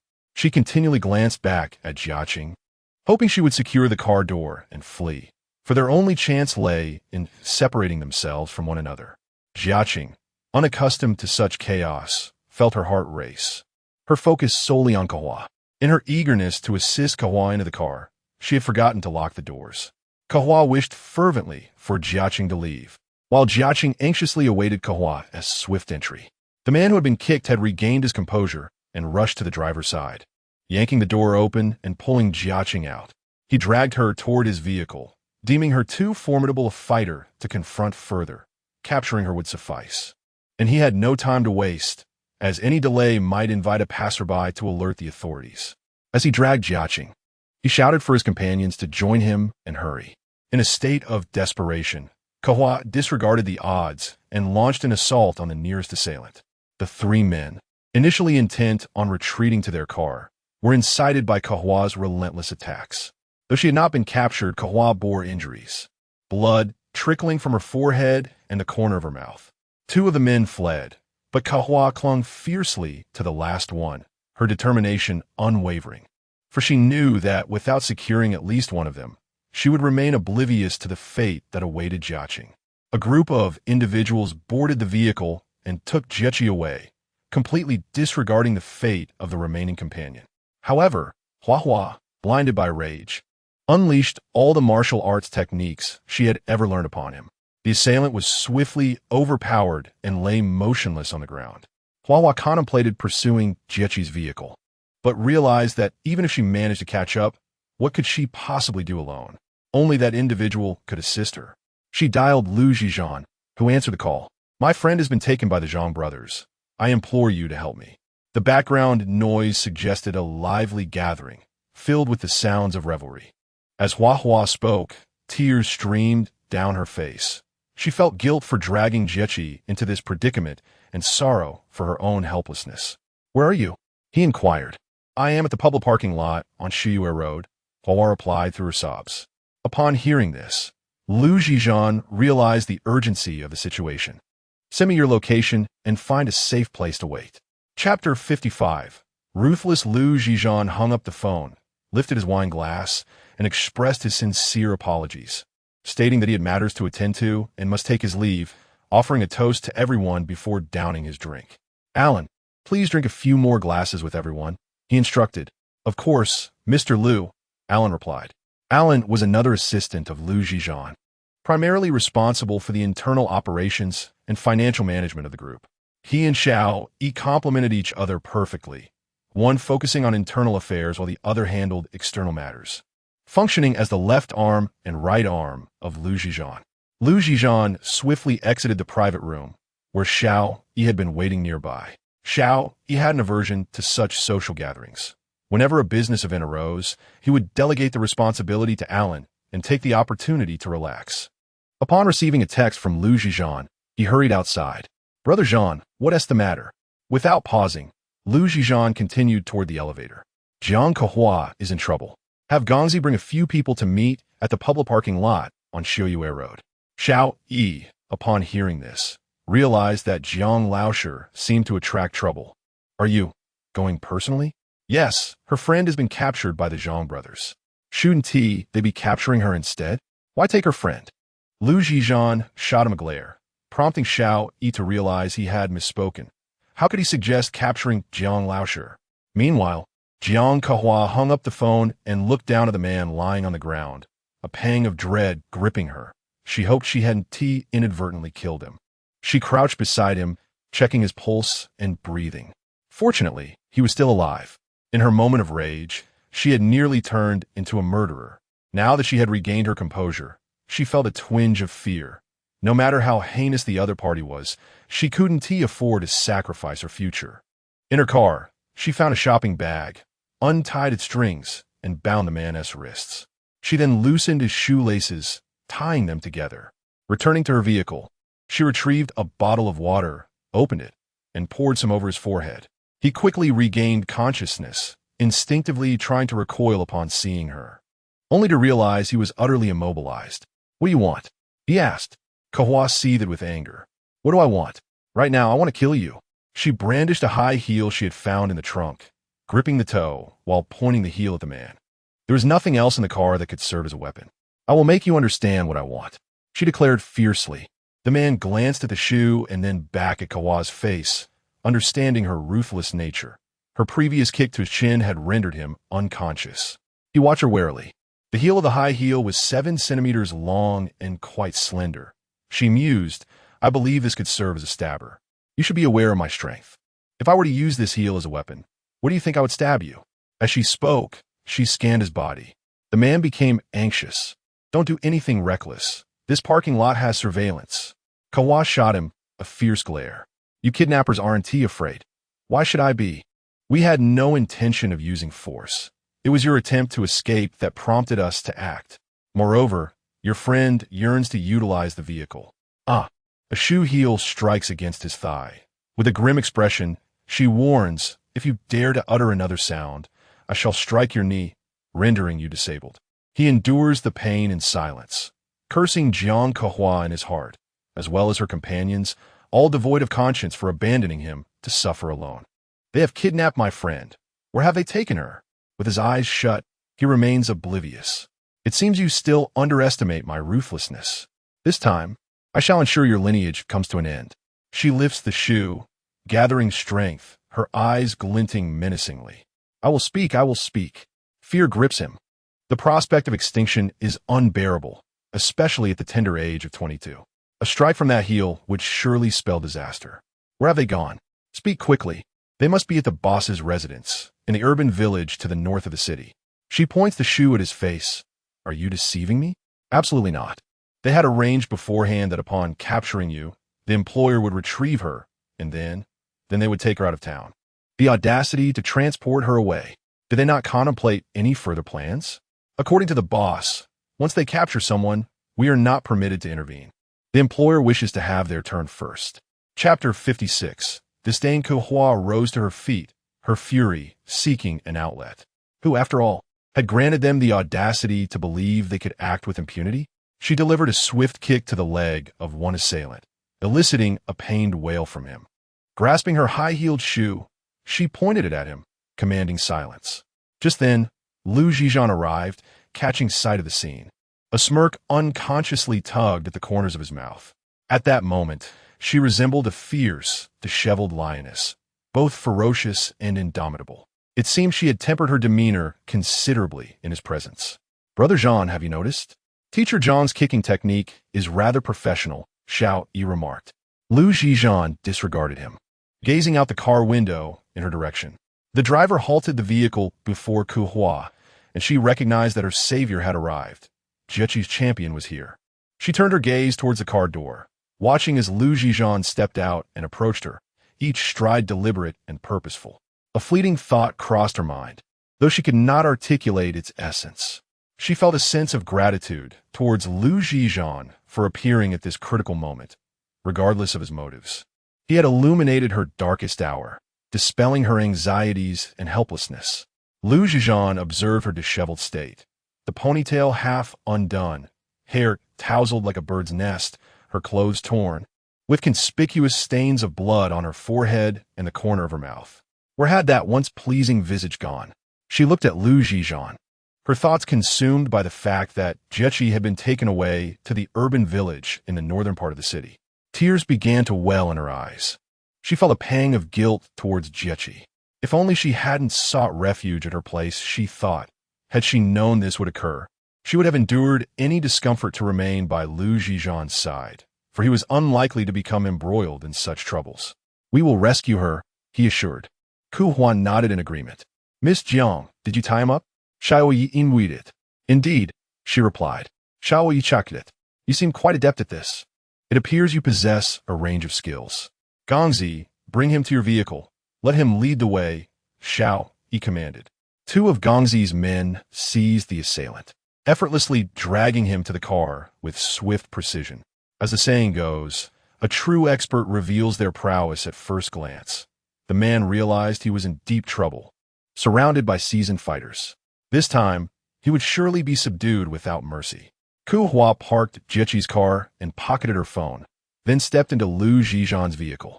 She intended to sit in the passenger seat, but Xiao Yi beat her to it, compelling her to take a seat beside Zhi Zhan.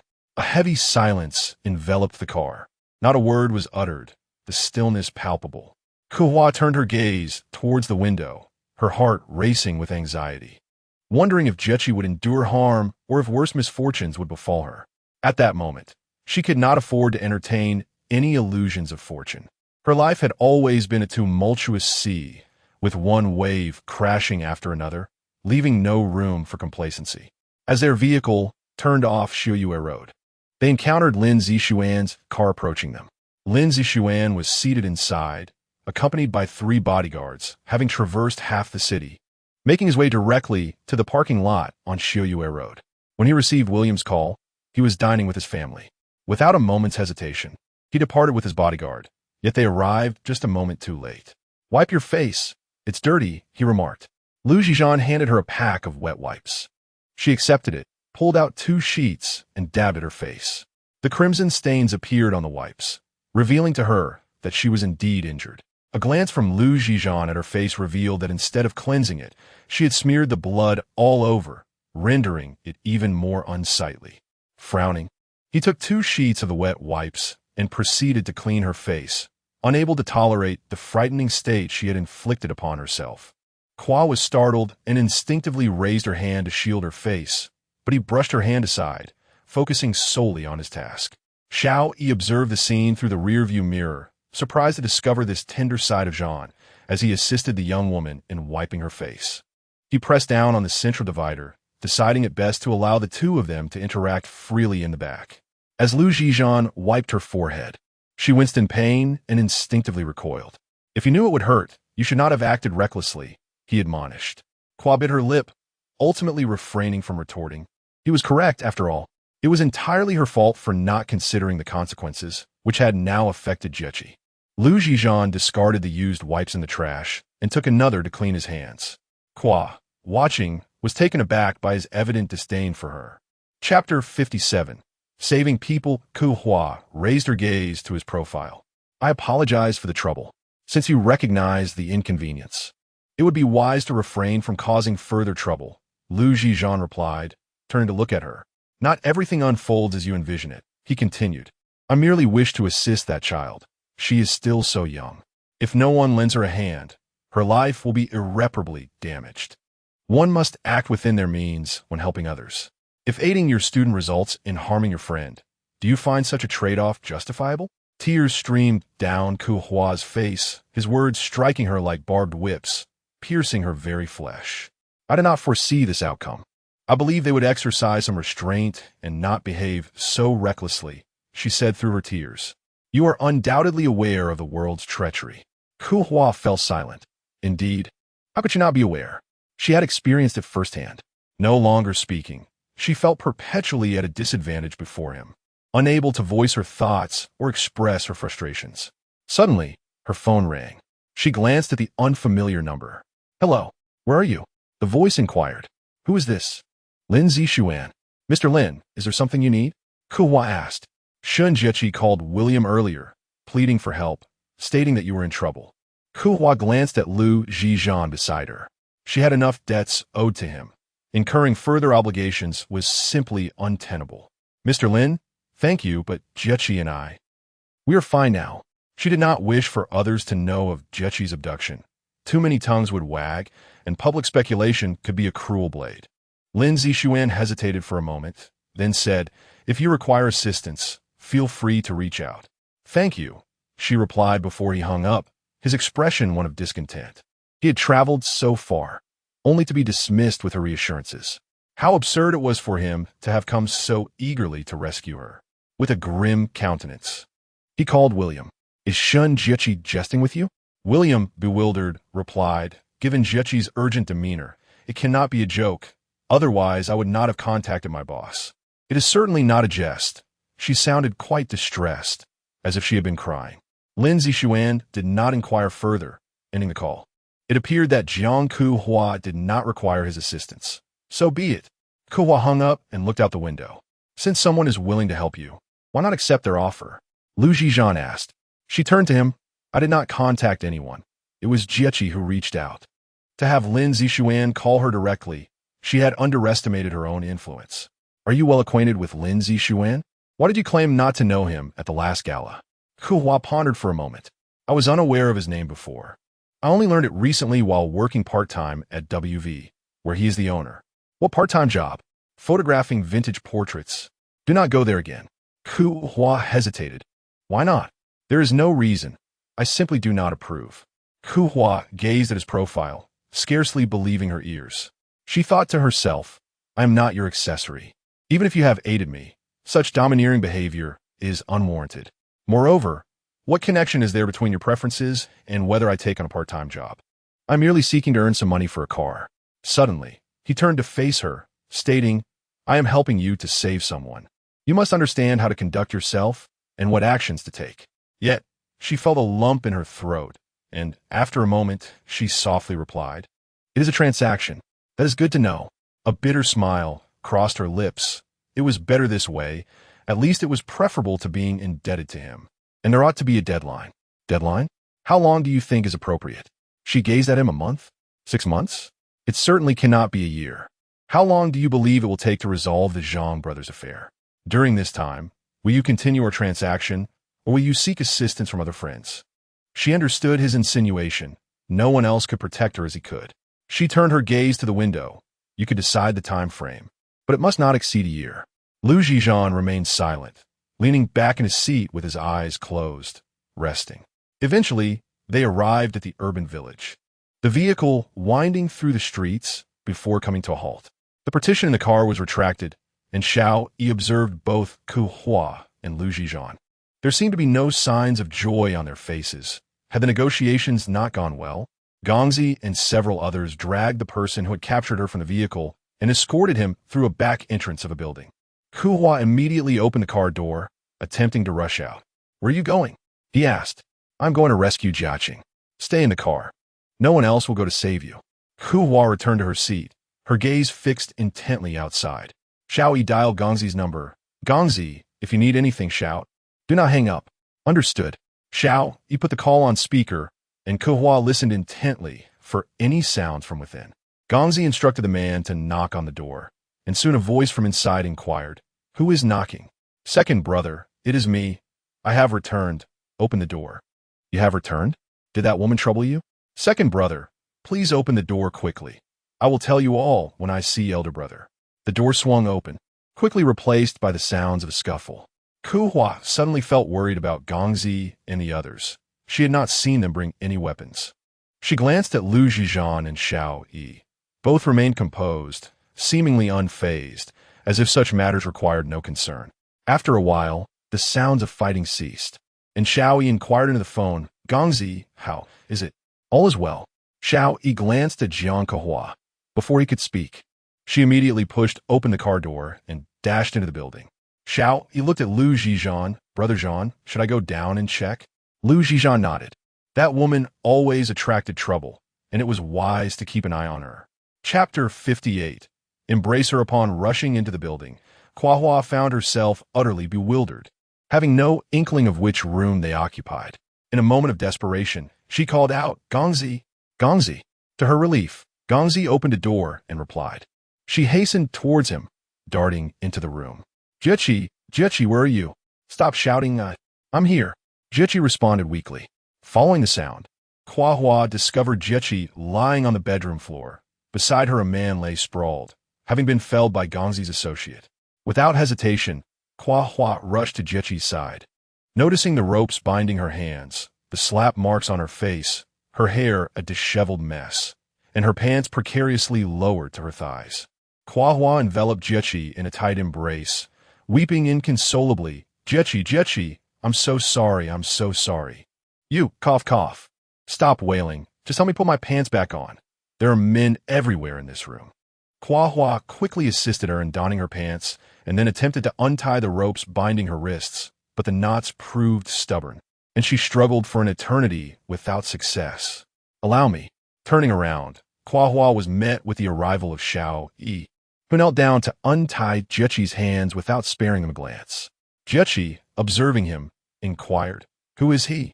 Kehua glanced at Xiao Yi, realizing she could not disclose that he was a subordinate of Zhi Zhan, lest Jiechi press further, questioning who Zhi Zhan was. "His name is Xiao Yi. He is my friend. I was unaware you had male friends, or perhaps a boyfriend." Kehua was rendered speechless in light of Jiechi's condition. How could she still find the energy to jest? Xiao Yi maintained a stern demeanor, seemingly indifferent to their conversation. At last, the ropes were undone, and Kehua helped Jiechi rise from the floor. However, after taking a mere step, Jiechi sank back down. "Kehua, I feel so dizzy, I can't walk. My legs hurt. What happened? That scoundrel tore my clothes. When I kicked him where it hurts, he retaliated by striking my head and kicking my legs. I might have a concussion, but I cannot ascertain if my legs are fractured." Kehua glared at the man sprawled on the ground, wishing fervently to deliver a few more kicks to ensure his demise. "Stay still. I'll carry you," Kehua declared, squatting before Jiechi and grasping her hands, urging her to climb on her back. Xiao Yi observed the scene, contemplating the absurdity of allowing teacher Jiang to be carried out in such a manner. A disgrace for the men present. "Let me handle this." As he spoke, he lifted Jiechi into a gentleman's embrace, striding confidently towards the exit. Kehua followed closely behind. Watching as Jiechi nestled comfortably against Xiao Yi's chest, her suspicions aroused. Was Jiechi truly so dizzy that she could not walk? Xiao Yi hesitated, pondering the impracticality of placing Jiechi in Zhi Zhan's vehicle, knowing his aversion to mingling with strangers. He proceeded with Jiechi towards Gongzi in their vehicle. Kehua trailed after them, assisting Xiao Yi in settling Jiechi into the back seat. "Xiao Yi, could we trouble Gongzi and the others to take us to the hospital?" "Certainly." Afterwards, Gongzi and the others emerged from the building. As they approached the vehicle, they discovered that the back seat had already been claimed by 2 ladies, with 3 individuals remaining. It posed a dilemma on how to accommodate everyone. It was unthinkable to squeeze into the boss's car. Gongzi glanced at Xiao Yi and remarked, "Brother, it seems we have reached an impasse." Xiao Yi surveyed the situation and suggested, "Miss Jiang, perhaps you should join me in that vehicle. Brother Zhan is still waiting for you." However, Kehua was about to concoct an excuse when she heard Jiaqing inquire, "Who is Brother Zhan?" Understanding her persistent nature, Kehua realized that evading the question would only lead to further inquiries. After a moment's contemplation, she responded, "He is Xiao Yi's boss, the one we sought assistance from. Then you should head over there, Jiang replied. It is indeed too cramped here. Let Xiao Yi accompany me instead. Xiao Yi was momentarily taken aback, having never encountered a woman so audaciously commanding. Jiang looked at Xiao Yi with eager anticipation. Xiao Yi, is that all right? I will need your assistance once we disembark. With the matter laid bare, Xiao Yi found it difficult to decline. He turned to Gongzi, saying, Gongzi, please accompany teacher Jiang to Brother Zhan's car and ensure their safety. I shall remain here. Gongzi chuckled, recognizing the formidable nature of teacher Jiang's friend. Hua handed Jiang her phone and, together with Gongzi, proceeded to the vehicle where Zhi Zhan was seated. Jiang, having achieved her desire, arranged for Xiao Yi to sit beside her. Despite enduring numerous hardships, she finally reaped the rewards. This handsome man was precisely the rugged type she had longed for. He had even come to her rescue. Such an act of salvation warranted a debt of gratitude that must be repaid. Chapter 59, The Closer. The better Kehua climbed into the car and returned to sit beside Zhi Zhan. How is your friend? He inquired. After a moment's contemplation, Kehua responded that aside from enduring a beating, she had not suffered any further indignities and was fortunate to have arrived in time. The injuries were somewhat serious, prompting Xiao Yi to assist her into the vehicle. Zhi Zhan remained silent. This was the first instance of such a scene unfolding, sending someone off in a car. I will need to get out a little early to accompany her to the hospital for an examination. I apologize for taking up so much of your time today, she said. Zhi Zhan turned to her. You cannot return to your previous residence for the time being. Kehua nodded. Then we shall first find a hotel. Do you believe a hotel will ensure your safety? It is not always that we can rely on luck, as we did today. Kehua fell silent, suddenly feeling an overwhelming sense of displacement, as if she were homeless. Once matters of the hospital are settled, let Xiao Yi take you to my place. As for your friend, let Xiao Yi make the arrangements. Kehua's heart trembled at the prospect of going to his place. Did this mean she would be obligated to fulfill her end of the agreement from this day forth? Zhi Zhan seemed to sense her apprehension. In the future, Gangzi will pick you up and drop you off from work daily. Of course, you may choose not to work. That is entirely up to you. Kehua's heart quaked. Was she destined to become a gilded cage bird? They had only spoken of a transaction, not of being kept. Earning money through work is my own responsibility. Once the current situation stabilizes, I will move out, but I will uphold our agreement. It's just what? I need to investigate the matter concerning my father. Zhi Zhan chuckled softly, knowing she would not be easily pacified. Very well, 1 year will suffice. Kehua steeled herself. They would remain even. Upon reaching the hospital, Kehua alighted to find Jiaqi, while Gangzi escorted Zhi Zhan back. Kehua intended to assist Jiaqi out of the car, but Jiaqi had already set her sights on Xiao Yi, determined that no one but him should offer aid. With no other choice, Kehua stood by the car door, leaning in to whisper in her ear. What are you planning to do? Jiaqi winked at her. Guess. Was there any need for guessing? Her gaze was nearly embedded in Xiao Yi's flesh. Don't be reckless. They are not to be trifled with. I am quite serious, all right? Well, have you ever seen me? So proactive. They are far more ruthless than the rogues from before. You should rein it in.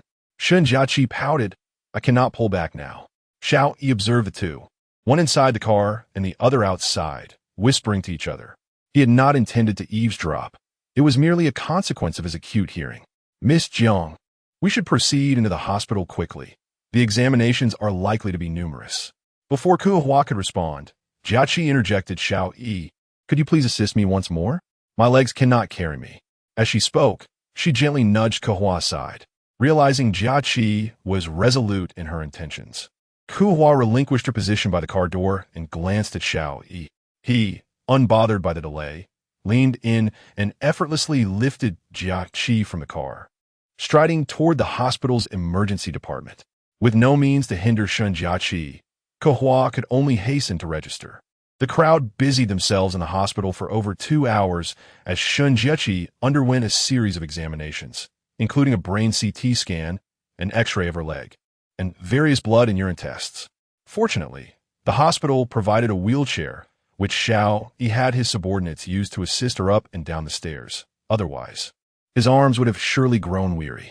To their surprise, Jiechi had indeed suffered a mild concussion, and the doctor recommended a few days of hospitalization for rest, alongside medication. If her dizziness showed significant improvement, she could be discharged.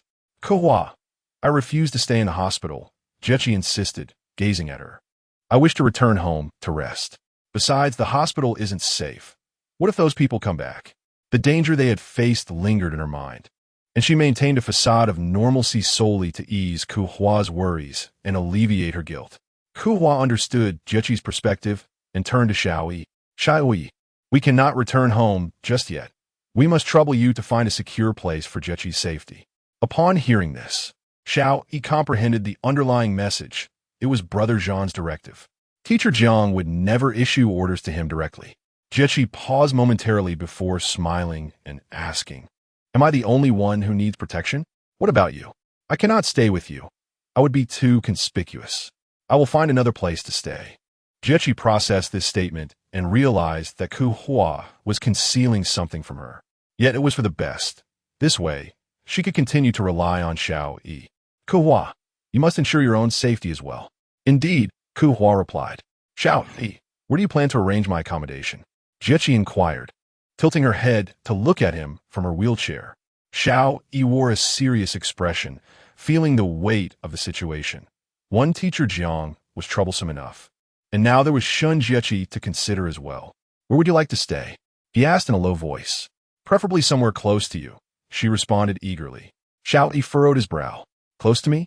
Jiechi quickly added, It's just that being near you would ensure my safety. Chapter 60. The dormitory Xiaoyi escorted Kehua to an upscale residential community, presenting her with a key card inscribed with her apartment number. Kehua lingered at the entrance, hesitating for an extended period. Xiaoyi returned to his vehicle and started the engine. Xiaoyi, where are you taking me? Jiechi inquired, her eyes brimming with anticipation. He glanced at her briefly and replied, You'll find out shortly. You would sell me off, would you? She teased with a smile. Absolutely not. Then, will you stay and protect me? Jiechi asked slowly. Once we arrive, there will be many people to safeguard you. The implications of his words began to unsettle Jiechi. Where exactly is there? The staff dormitory of the security department. It is the safest place. Jiechi was taken aback. The staff dormitory? Surely, that means my dreams of sharing a room with you are completely dashed. After a moment of contemplation, she suggested, Xiaoyi, could we negotiate this? Negotiate what? I have never enjoyed communal living. If the staff dormitory is the only option, perhaps you could take me to a hotel instead, or even back home if that fails. Do you no longer require protection? If I must choose between safety and comfort, I would prefer comfort for now. What about a hotel under the company S name? That sounds good. Unable to restrain her curiosity, Jiechi asked, Xiaoyi, where do you live? Is it close to the hotel? I reside in the company dormitory. Are you referring to the security department's dormitory? She blurted out. They are adjacent. Jiechi nearly choked in disbelief. Why hadn't he mentioned this sooner? Had he deliberately tried to frighten her into opting for a hotel? She slumped back in her seat, dejected and silent. Xiaoyi stole a sidelong glance at her, a faint smile playing on his lips. The hotel has been fully booked lately. I wonder if there are any available rooms today. If you insist on staying at a hotel, I'll go stay there with you. Jiechi interjected suddenly. Xiaoyi was momentarily taken aback by her directness, unsure of how to respond. He cleared his throat softly. What did you say? Jiechi, in a bid for compromise, replied, I said I would stay in the dormitory, but is there a single room available? I can't possibly share a space with a group of men. We can share a room. That doesn't seem appropriate. I'm a woman. Rest assured, no one would dare to misbehave. That's not the point. It would be quite inconvenient. If sharing is a must, may I share a room with you? I don't know the others. It would be too awkward. We have only just met. At least we've known each other longer than the others. Xiaoyi fell silent as the vehicle drove into a residential complex. Your company S staff dormitory is located in such a nice community? She remarked. Indeed. Upon reaching the underground parking garage, Xiaoyi opened car door. I'll carry you inside. The elevator is just ahead. Jiechi nodded, her heart swelling with delight. Xiaoyi led her upstairs, and it indeed was the staff dormitory for the company. Uniquely, only those who had fought alongside Zhi Zhan could reside there. The building consisted of 6 floors with 12 units, two of which were currently vacant. As for the security department's dormitory, it was merely next door. Xiaoyi observed her immobile state, feeling quite troubled. It was late at night, and it was not convenient to summon anyone to care for her. He unlocked a room with his fingerprint, gently carried Jiaqi inside, and placed her on the sofa. This room had remained unoccupied, yet was regularly cleaned, allowing her to stay here without concern. I will arrange for someone to attend to you tomorrow. Jiaqi was delighted. It turned out the dormitory could be so luxurious, akin to a five-star hotel. What shall I do tonight? What do you mean? I need to take a shower and then rest in the bedroom. I can't possibly crawl over there. He felt that his aura must have been off lately, as the responsibility of caring for women seemed to invariably fall upon him, and he had no choice but to comply. I will carry you to the bathroom. Once you're finished, just call for me. Jiaqi beamed with joy. All right, thank you. Chapter 61. Cohabitation. Kehua held the access card, gliding through the lavish residence with ease. The privacy of this upscale apartment complex was commendable. The elevator was exclusive, allowing her to reach the entrance of Zhi Zhan's home directly with a simple swipe. To her astonishment, at 2 in the morning, he had yet to retire for the night, lounging in the living room in his loungewear, a laptop resting on the coffee table. Zhi Zhan glanced at her, questioning her prolonged absence. There were numerous items to inspect. I thought perhaps you hesitated to come up, he remarked, upon arriving at the community entrance. He had sent her a message, indeed causing her to waver for a moment. She did not conceal this fact. Zhi Zhan closed his laptop and smiled at her. Regretful? It's merely unfamiliarity, she replied. Zhi Zhan rose and approached her, meeting her gaze. Despite the bruise on her face, her eyes sparkled enchantingly under the warm light. Habit takes time to cultivate, he said. Kehua averted her eyes. I'm tired today. I'd like to take a shower first. After the altercation and saving someone, she felt quite disheveled. There are 4 bedrooms and a study here. You may roam freely, except for the study, he informed her. After a slight hesitation, she inquired, which room do you occupy? I usually reside in that one, he indicated with a nod, but I can accommodate your preferences. Her cheeks flushed. I desire a space of my own. Zhi Zhan chuckled. That is permissible, but not at night. Nonetheless, Kehua headed to another room, which included a bathroom. Yet, a dilemma arose. There were no clothes to change into after a shower. What would she do? Wrap herself in a towel everywhere, using it as a makeshift cover. She felt discomfort in every sense, particularly at the thought of cohabiting with a man under such circumstances, an arrangement devoid of affection, merely utilitarian. While showering, the water touched the wounds on her forehead and mouth, which had not been disinfected in time, now showing signs of inflammation. Standing before the mirror, she noticed the injuries had begun to redden. She wrapped the towel around herself, feeling somewhat constrained. Opening the door, she intended to ask Zhi Zhan if there was a first aid kit, only to discover he was no longer in the living room. Returning to her room, she resolved to dry her hair and plan a trip to purchase iodine tomorrow. Zhi Zhan entered without knocking, startling her. Are you looking for me? He inquired. Is there a first aid kit here? I need to disinfect my wounds. He tossed a shirt onto the bed. Today was too rushed. If you need anything, have Gongzi accompany you tomorrow. I have to work tomorrow. Work? Are you certain your injuries won't frighten your students? After contemplation, Kehua realized that attending work was indeed inappropriate. Not only the students, but also her colleagues would have their thoughts. Is there iodine? Yes, he replied, turning towards the door before glancing back at her. Come to my room. Kehua donned the oversized shirt, which served as a makeshift dress, albeit a tad short. After a moment of consideration, she wrapped the towel around her waist, effectively creating a skirt beneath the shirt. Once she finished styling her hair, she knocked on Zhi Zhan's door. Come in. As Kehua opened the door, she beheld Zhi Zhan seated at the edge of the bed, with a bottle of iodine resting on the bedside table. She approached him, expressed her gratitude, and took the iodine bottle, turning to leave. Where to? He inquired. To apply the medicine, she replied. Come here, he beckoned. Kehua walked to the bedside, and Zhi Zhan urged her to sit. Gently, he brushed aside her hair and dipped a cotton swab into the iodine, applying it delicately to the wound on her forehead. A twinge of pain made her furrow her brow. From this day forth, This face becomes part of our agreement. I have no affinity for unappealing women. Kehua bit her lip, reflecting on how stringent Zhi Zhan's standards were. Yet, upon further contemplation, she recognized the validity of his perspective. What right did she have to engage in transaction if she were deemed unattractive? He tossed the towel draped over her onto the adjacent sofa and drew her into his embrace. Gazing at her, adorned in a shirt and radiating charm, an unfamiliar emotion stirred within him. He reached out to caress the corner of her lips, noting the injury. "You cannot be kissed here," he murmured, "and you must not sustain any more injuries, especially not in this place." Chapter 62. Concerned Kehua gazed at him, realizing that the man's tenderness could be so delightful. Yet, she wondered how much of that gentleness was genuine and how much was feigned. "Are you concerned about me?" she inquired. He gently caressed her cheek, then, with a delicate motion, unfastened a button on her shirt, revealing her exquisite collarbone. "Concern? Must our relationship be so complicated?" Kehua smiled. "Of course it need not be." He looked into her eyes. "I have always disliked any imperfection in my possessions, and that is all there is to it." She leaned slightly away, the shirt slipping from his fingers. Given his candid words, she understood his desires. She could undress herself.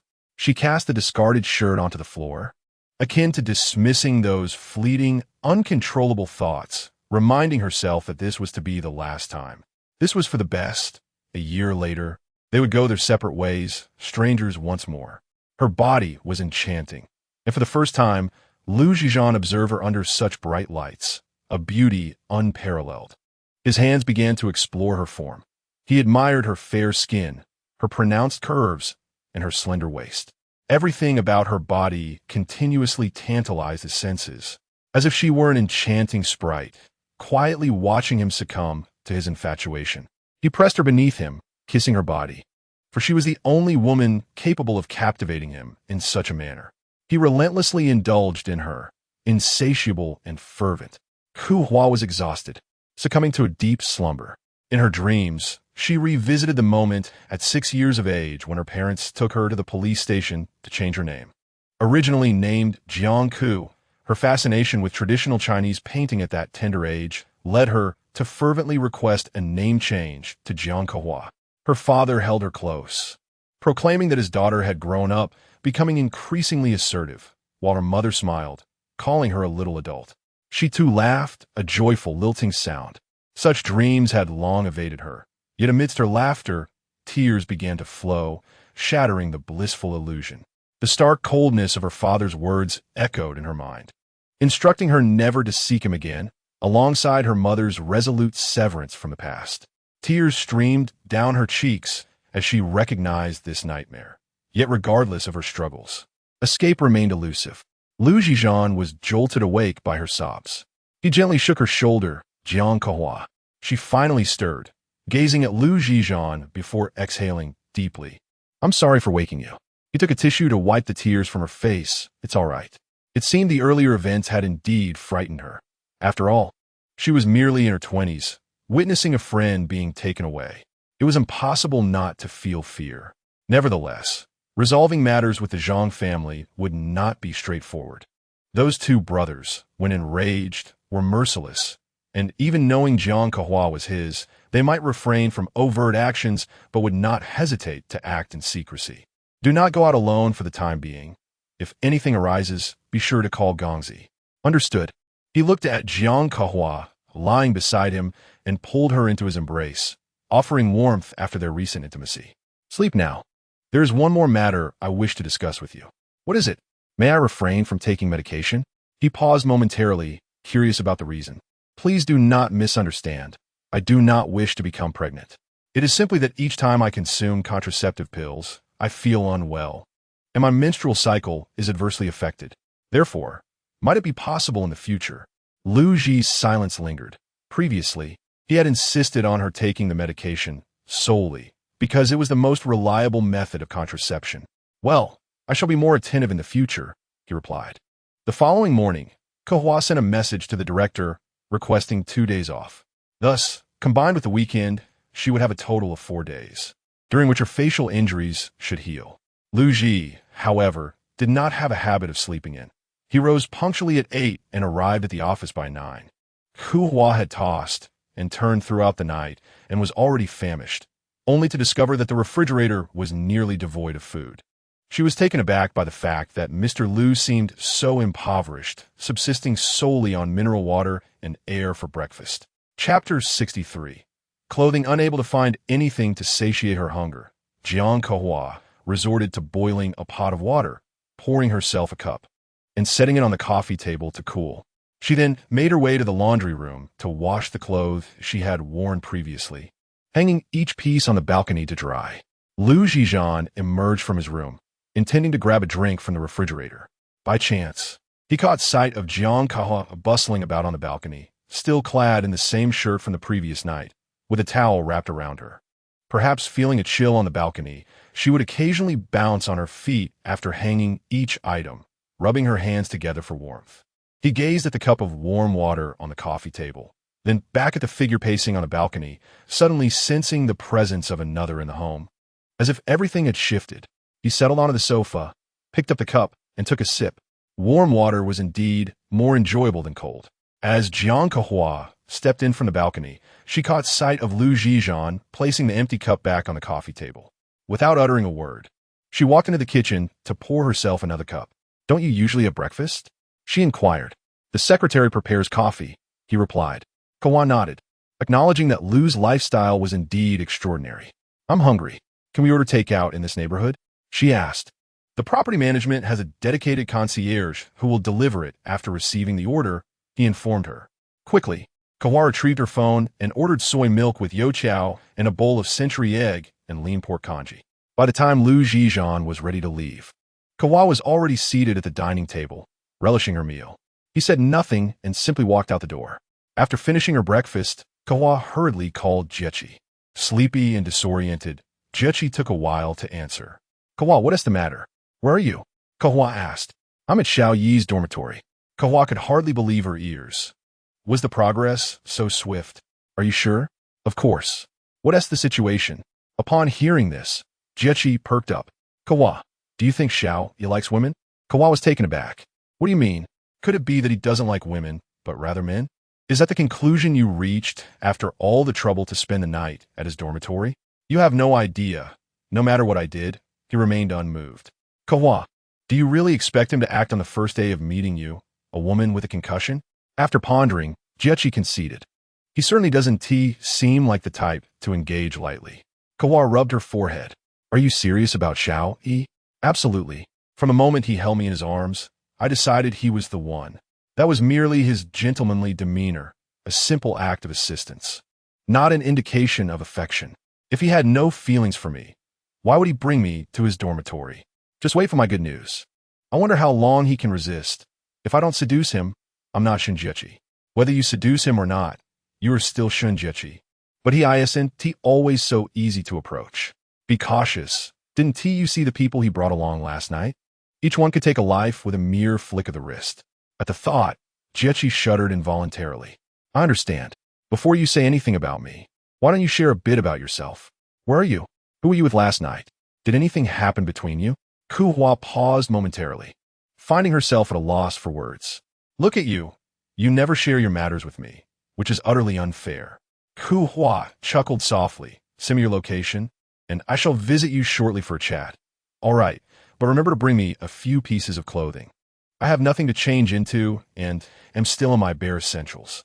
I asked Xiao Yi to send me something, but he completely ignored me." Understood. Kehua felt equally exasperated. She too was clad in merely a shirt and felt the biting cold. She made her way to Zhi Zhan's room, which boasted a spacious wardrobe filled predominantly with shirts and suits. Opening the adjacent closet, she discovered a black turtleneck sweater that appeared particularly inviting. She pulled it out, held it against herself, and then slipped it on. It fit remarkably well. With the sleeves rolled up, it transformed into a cozy sweater dress. A belt would elevate the look even further. She then ordered disposable underwear and a pair of black fleece-lined leggings via her phone, which arrived within half an hour. Gazing at her reflection in the mirror, she finally felt ready to step outside. Chapter 64. Self-defense. Kehua descended the stairs and entered Gongzi's car. "Gongzi, Could you kindly take me to the shopping mall? Although Gongzi was not particularly knowledgeable about shopping, he frequently visited several branches of the Jiangyu group in Lin City. Upon entering the mall, Kehua located her preferred clothing brand and purchased several outfits, followed by a visit to the lingerie store for a few sets. As for Jiechi, her fashion sense differed greatly from Kehua's. Thus, she decided to buy her 2 sets of loungewear as gifts. While waiting for the elevator, a beautiful girl approached and fixated on the sweater Kehua was wearing. After a moment, she smiled and inquired, "That sweater is truly lovely. May I ask where you bought it?" Kehua glanced at her and replied, "It's a friend's. I'm not quite sure." With that, she turned away, signaling the conversation's end. The sweater appeared to be masculine. Was it her boyfriend's? Kehua furrowed her brow, finding the girl's curiosity rather peculiar.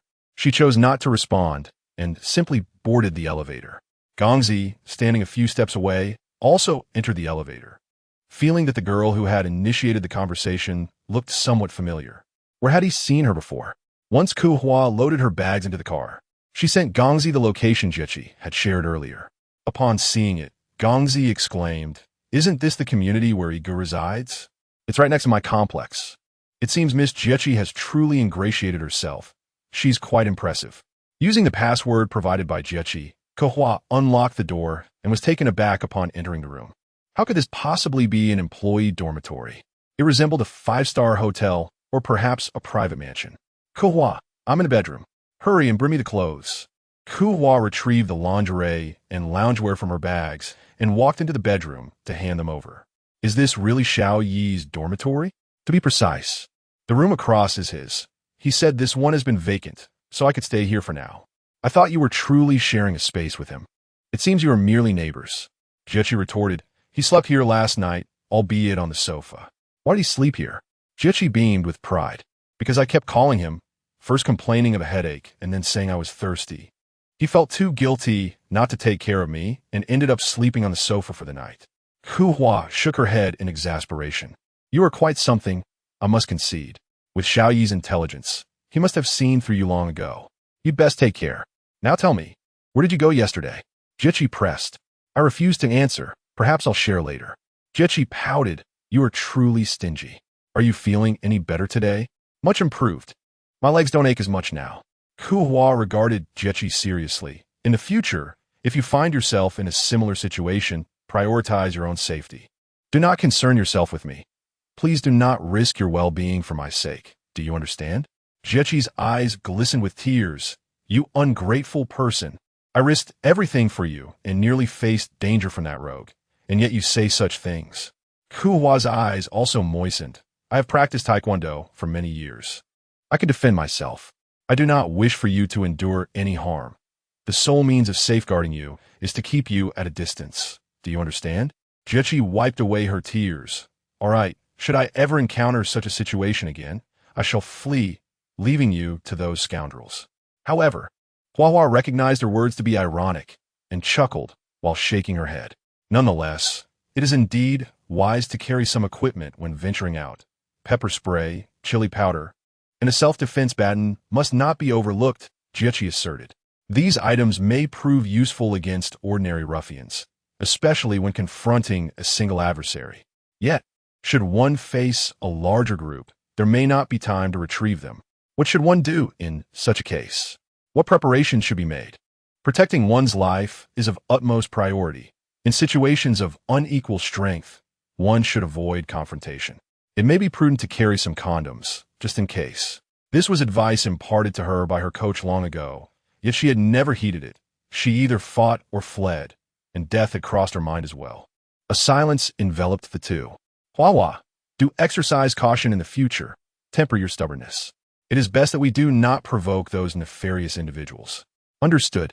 Chapter 65. Solitude. The girl encountered in the shopping mall was none other than Yi Huan, the affluent returee whom Shun Jiechi had previously made up. She dialed Zhi Zhan's number, only to be met with a prolonged silence before he finally answered. "Zhi Zhan, are you at work?" "Yes, is there something you need?" Yi Huan, with a hint of grievance, replied, "Did you give away that sweater I gifted you? It was a globally limited edition by GUC, and I had a hard time acquiring it." Zhi Zhan, perplexed, pondered what sweater. The black sweater I gave you at the last gathering. It's at home. You're lying. I saw a girl wearing that sweater in the mall today. I recognized it immediately as the one I gave you. Realization dawned upon Zhi Zhan. The girl she referred to must be Jiang Kehua. I have matters to attend to. We shall discuss this later. Yi Huan, frustrated, gazed at her phone. He always hung up after just a few words. On her way home, Kehua had purchased numerous daily necessities, including rice and oil, unlike Zhi Zhan, who had a secretary to prepare coffee for breakfast. She was merely an ordinary individual among the masses. Without sustenance, one would starve, and coffee would induce insomnia. She requested her driver, Gongzi, to stop by the market, where she bought a fish and some vegetables. Gongzi remarked, "Miss Jiang, are you beginning a domestic life with the boss?" A woman who can win over Zhi Zhan certainly deserves admiration.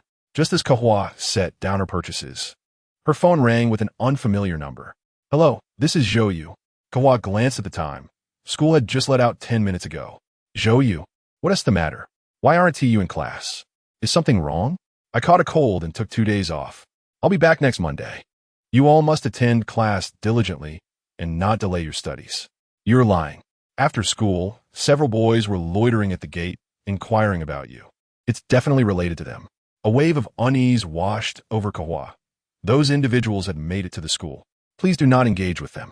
If you feel threatened, report it immediately," she advised. "You should focus on yourself. Those individuals are targeting you and clearly do not mean well." "How did you get involved with them?" His tone was reminiscent of an older brother admonishing a younger sibling rather than a student speaking to a teacher. Kehua sighed. The situation was somewhat convoluted and could not be easily explained. "I will be cautious. Thank you for your concern, Zhou Yu." After hanging up, Kehua felt a twinge of worry. The presence of thugs loitering at the school gate could result in dire repercussions if it reached the ears of school authorities or parents. On one hand, it would tarnish the school's reputation. On the other, it would disrupt the student's education. After much contemplation, she realized that if matters escalated, she would have no choice but to involve the police. However, what about Qingfei? It was impossible to avoid entanglements. It seemed that on Monday, she would need to inform the school about the situation with the thugs. The issue was growing increasingly serious, and she could not shoulder it alone. Moreover, Principal Wu was aware of Qingfei's situation, and she trusted that the school would not wrongly accuse her. For dinner, Kehua prepared a braised fish and stir-fried broccoli, 2 dishes that were visually appealing and flavorful. Zhi Zhan had not returned, yet Kehua, who chose to live entirely according to her own lifestyle, treating it as though she had merely changed residences and landlords. After completing her morning routine, she proceeded to the room she had selected, finding solitude in her own company most comforting. It was only in the dead of night that Zhi Zhan made his entrance. Following a series of fierce negotiations, the Zhanyu group emerged victorious in the bidding for the land in the southern part of the city, concluding the auction at a price of 3.6 billion, which was 2 billion less than his anticipated budget, a gratifying outcome indeed. That evening, the company hosted a celebratory banquet, which lasted well into the night. Zhi Zhan had indulged in considerable libations, yet his tolerance for alcohol kept him alert and composed. Upon arriving home, he noticed Jiang Kehua's shoes and was suddenly reminded that she had taken residence here. Turning towards the balcony, he observed that the clothes she had hung out to dry in the morning had vanished, replaced by a new assortment. A smile tugged at the corners of his mouth. Having a woman in the house added an element of intrigue, akin to ripples disturbing a tranquil lake. Entering his own room and finding Jiang Kehua absent, he recognized her strong-willed nature. After a refreshing shower, he donned his sleepwear and made his way to her room. He refrained from switching on the lights, instead allowing the moonlight to illuminate the sight of the girl peacefully slumbering on the bed. She radiated beauty, her ethereal presence a reason he had been drawn to her initially. Distinct from others, she possessed an inherent resilience, exuding a remarkable decisiveness. She also had a tendency to cry, having shed tears in front of him on several occasions. He mused that perhaps he had indulged too much in drink, leading to such contemplative thoughts. Regardless, she remained merely a woman to him. He was neither inclined nor willing to invest emotions in anyone. Love was an inevitably destructive force. Reminiscent of his mother, who had devoted herself to love and marriage, yet found herself ensnared in a lifetime of confinement. Now, having gained clarity with age, she sought solace at the feet of the Buddha. Life unfolds in this manner. One arrives in solitude and departs in solitude, irrespective of one's desires. Ultimately, we traverse this existence alone, so why trouble oneself unnecessarily? He lifted the covers and lay beside Kehua, drawing her into his embrace. As she stirred awake and beheld Zhi Zhan before her, she was astonished that he had indeed altered his living arrangements for her preference. "Are you awake?" he inquired.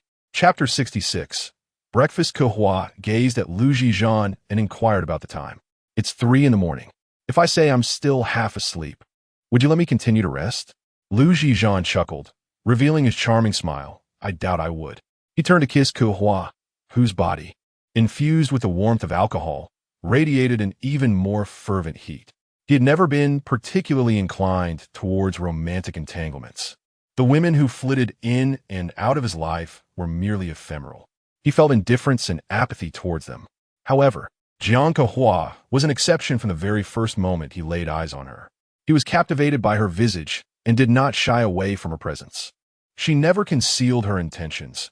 She sought neither his affection nor his wealth, only his assistance, which he was more than willing to provide. As dawn broke and everything came to a close, Kehua lay exhausted on the bed, pondering whether each subsequent day would be met with such fervor from him. Had she known of his insatiable desires, she would have proposed a compromise from the outset, perhaps 2 or 3 times a week at most. She chastised herself for her lack of experience with men. With her eyes closed, she let her thoughts wander. Zhi Zhan, having taken a shower, returned to the bed. "Were you contemplating?" he asked. "I wonder if it's too late to propose a new agreement to Mr. Liu." Zhi Zhan hesitated. "What sort of agreement?"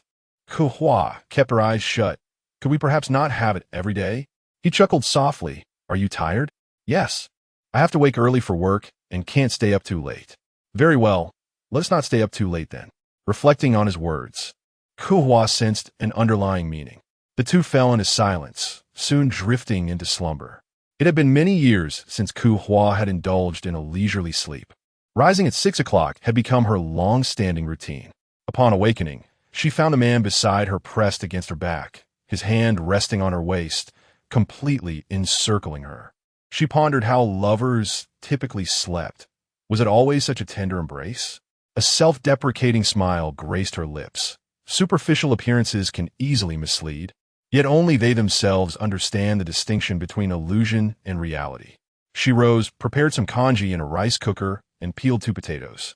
Noticing the time was still early and that the congee would take an hour, she settled on the sofa with a book she had purchased the previous day, titled To Live.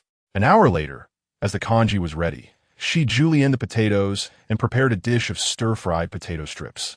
Zhi Zhan emerged from the room just as she was seated at the dining table. The aroma of the potato dish wafted through the air, and the congee appeared appetizing, yet it seemed there was none for him. He walked to the kitchen to pour himself a glass of warm water. Surprised to find a significant transformation had occurred in his absence. The kitchen was now adorned with numerous jars and containers. Could this be the fabled essence of domesticity? He took a seat across from Kehua. Kehua looked at him, puzzled by his intentions. "Isn't tea breakfast usually just coffee at the office?" She ventured. "Would you care for a taste?" she asked tentatively. "Yes." Kehua rose and made her way to the kitchen, relieved that she was somewhat unfamiliar with the rice cooker here. Had she added too much water, otherwise Mr. Liu would have missed out on the extra bowl of rice soup. Zhi Zhan took a sip, finding it quite to his liking.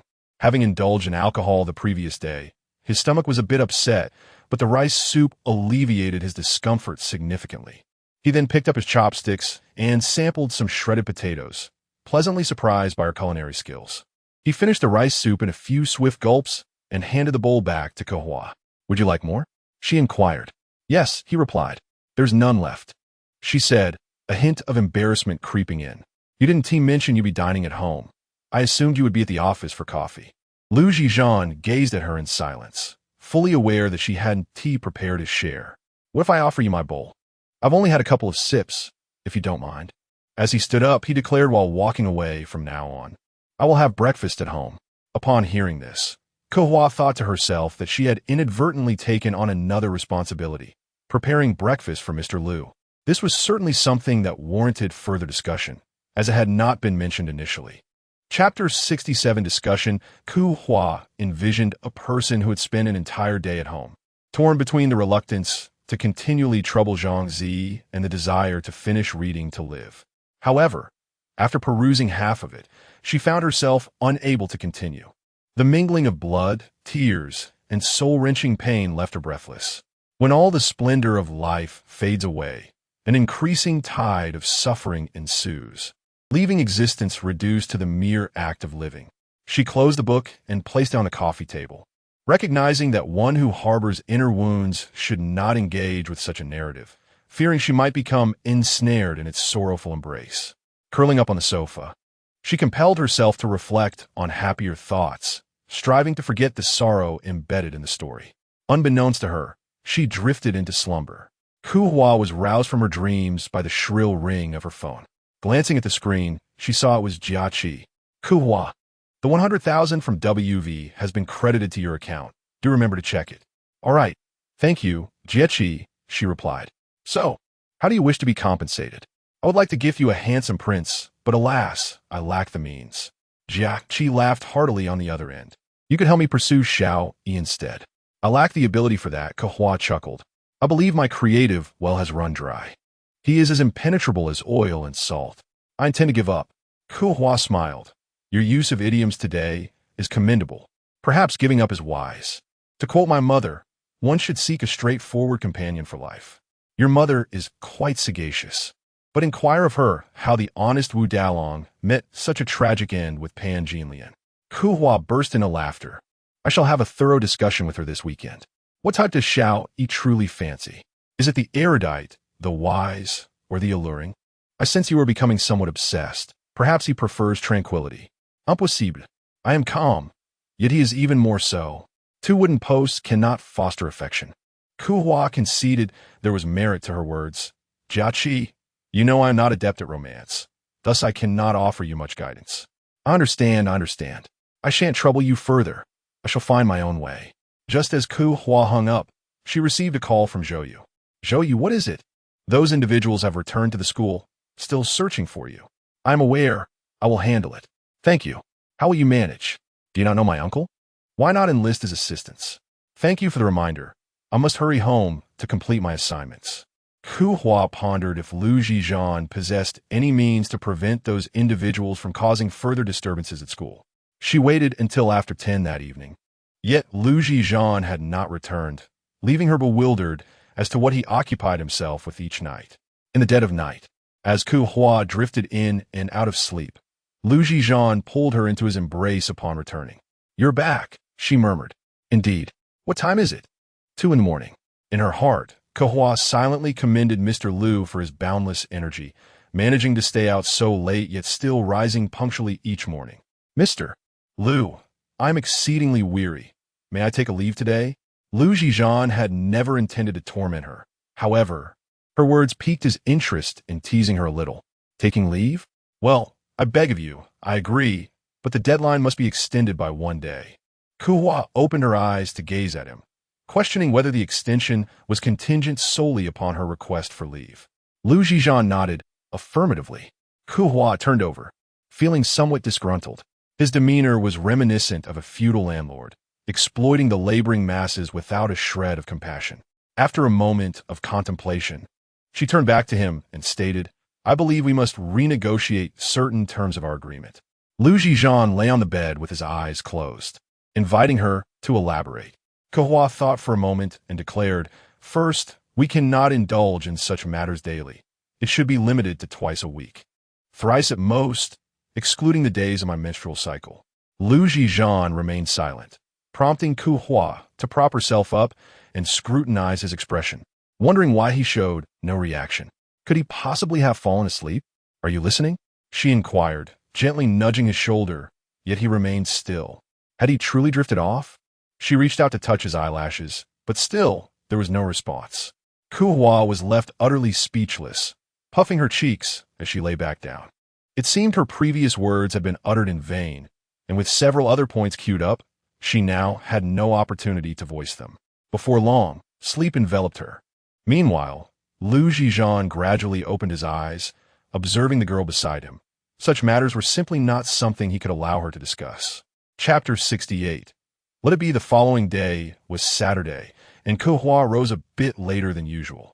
She ventured into the kitchen only to find a scarcity of ingredients for breakfast.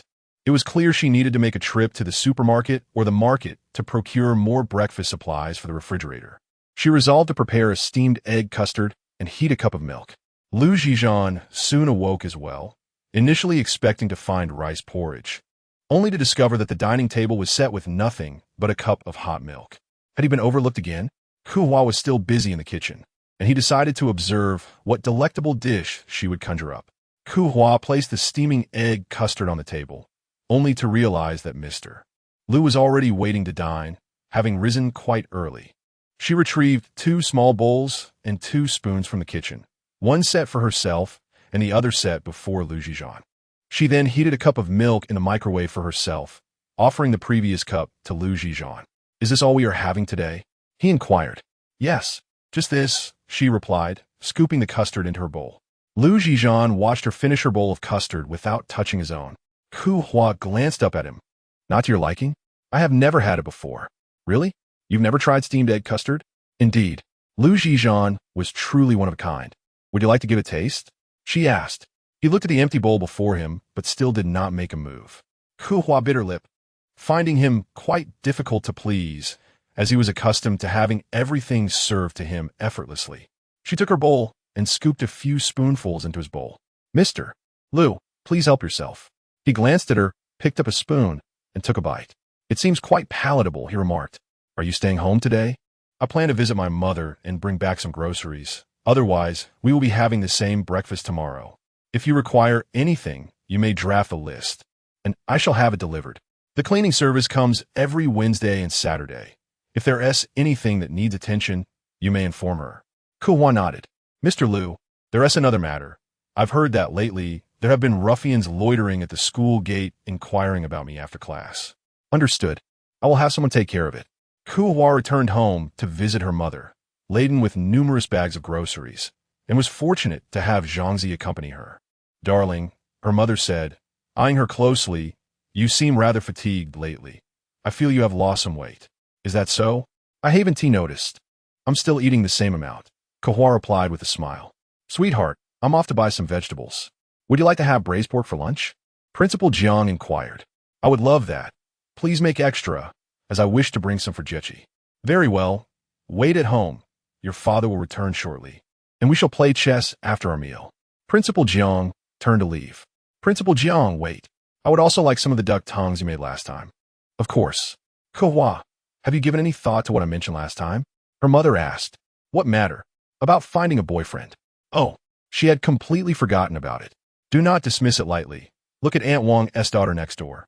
She is over 30 and still single. Those older do not wish to pursue her, and the younger ones are not interested. You are not young anymore. In just a few years, you will be 30. Mother, I am merely 26. By the time the new year arrives, you will be 27, with less than 2 months remaining. Mother is a mathematics teacher. Could you not be more precise and refrain from speaking in approximations? I have spoken with Principal Jiang, urging him to be attentive to any suitable young men around. My brother is still without a girlfriend, and it is essential that the hierarchy of age is respected. We must prioritize him. As for your brother's matters, it is not appropriate for me, as a stepmother, to voice too many opinions. Principal Jiang cannot influence him either. Perhaps if you speak to him, he might listen. I must assert that in modern society, marriage is a matter of personal choice, and arranged marriages have long fallen out of fashion. Mother wishes to guide you away from detours. It is best to find someone with whom you can lead a stable life. By the way, Mother, Jechi has asked me to inquire why, despite Wu Dalong's steadfastness, Pan Jilian's marriage was so unfortunate. Mother chuckled, saying, "You children, these are merely fictional characters. Moreover, Pan Jilian was not a virtuous person herself. Drama is born from life. If Pan Jilian had married not Wu Dalong but the dashing Wu Song, do you think she would have experienced the subsequent dissatisfaction and turmoil? Marriage cannot be speculated upon. Therefore, sometimes it is simply fate, What is meant to come will arrive, and what is not yours will elude you. It is best to let things unfold naturally. Chapter 69. Departure after finishing lunch. Kehua accompanied Principal Jiang for a brief game of chess before heading to Jiai's place. Jiai had nearly fully recovered and was delighted to see Kehua. Kehua, what delectable treats have you brought me? Braised pork, sauced duck tongues, and a serving of stir-fried vegetables. Just heat them up in the microwave for dinner. Wonderful. I'll invite Xiao Yi to join us. Kehua pouted. You truly are relentless. Jiai chuckled. I plan to return to work on Monday, so I want him to drive me to and from the office. Kehua was taken aback. You want him to be your chauffeur? He seems rather busy, and besides, his boss wouldn't he approve? After all, his boss is a capitalist. Don't you know his boss? Could you put in a good word for me? Kehua felt a deep inner conflict. She was reluctant to plead with Zhi Zhan again, fearing he might insist on postponing their arrangement. Jiai, it would be perfectly acceptable for Xiao Yi to have one of his subordinates drive you. Not an option. I want to spend time with him. Otherwise, how can our relationship deepen? She tugged at Kehua's arm, shaking it slightly. Kehua, I beseech you, speak to his boss for me. That way, it will be difficult for Xiao Yi to refuse. With no other choice, as she felt indebted to her, Kehua relented. Fine, but he may not agree. Jiai embraced Kehua. Kehua, I adore you. Kehua shuddered and stepped back. I wish you success soon. Please don't keep pushing me into the fray. For your love, I shouldn't have to sacrifice my own allure. Upon returning to Zhi Zhan's home, she found him seated on the sofa, engrossed in a book. Stealing a glance, she noticed it was the very book she had purchased to live. She proceeded to the kitchen, placing the braised pork and sauced duck tongues in the refrigerator, planning to stir-fry some vegetables for dinner. She wondered if Zhi Zhan would be home for dinner. She had little of substance to offer him. Emerging from the kitchen, she made her way to her room. Jiang Kehua, he called softly. She turned to face him. Is there something you need?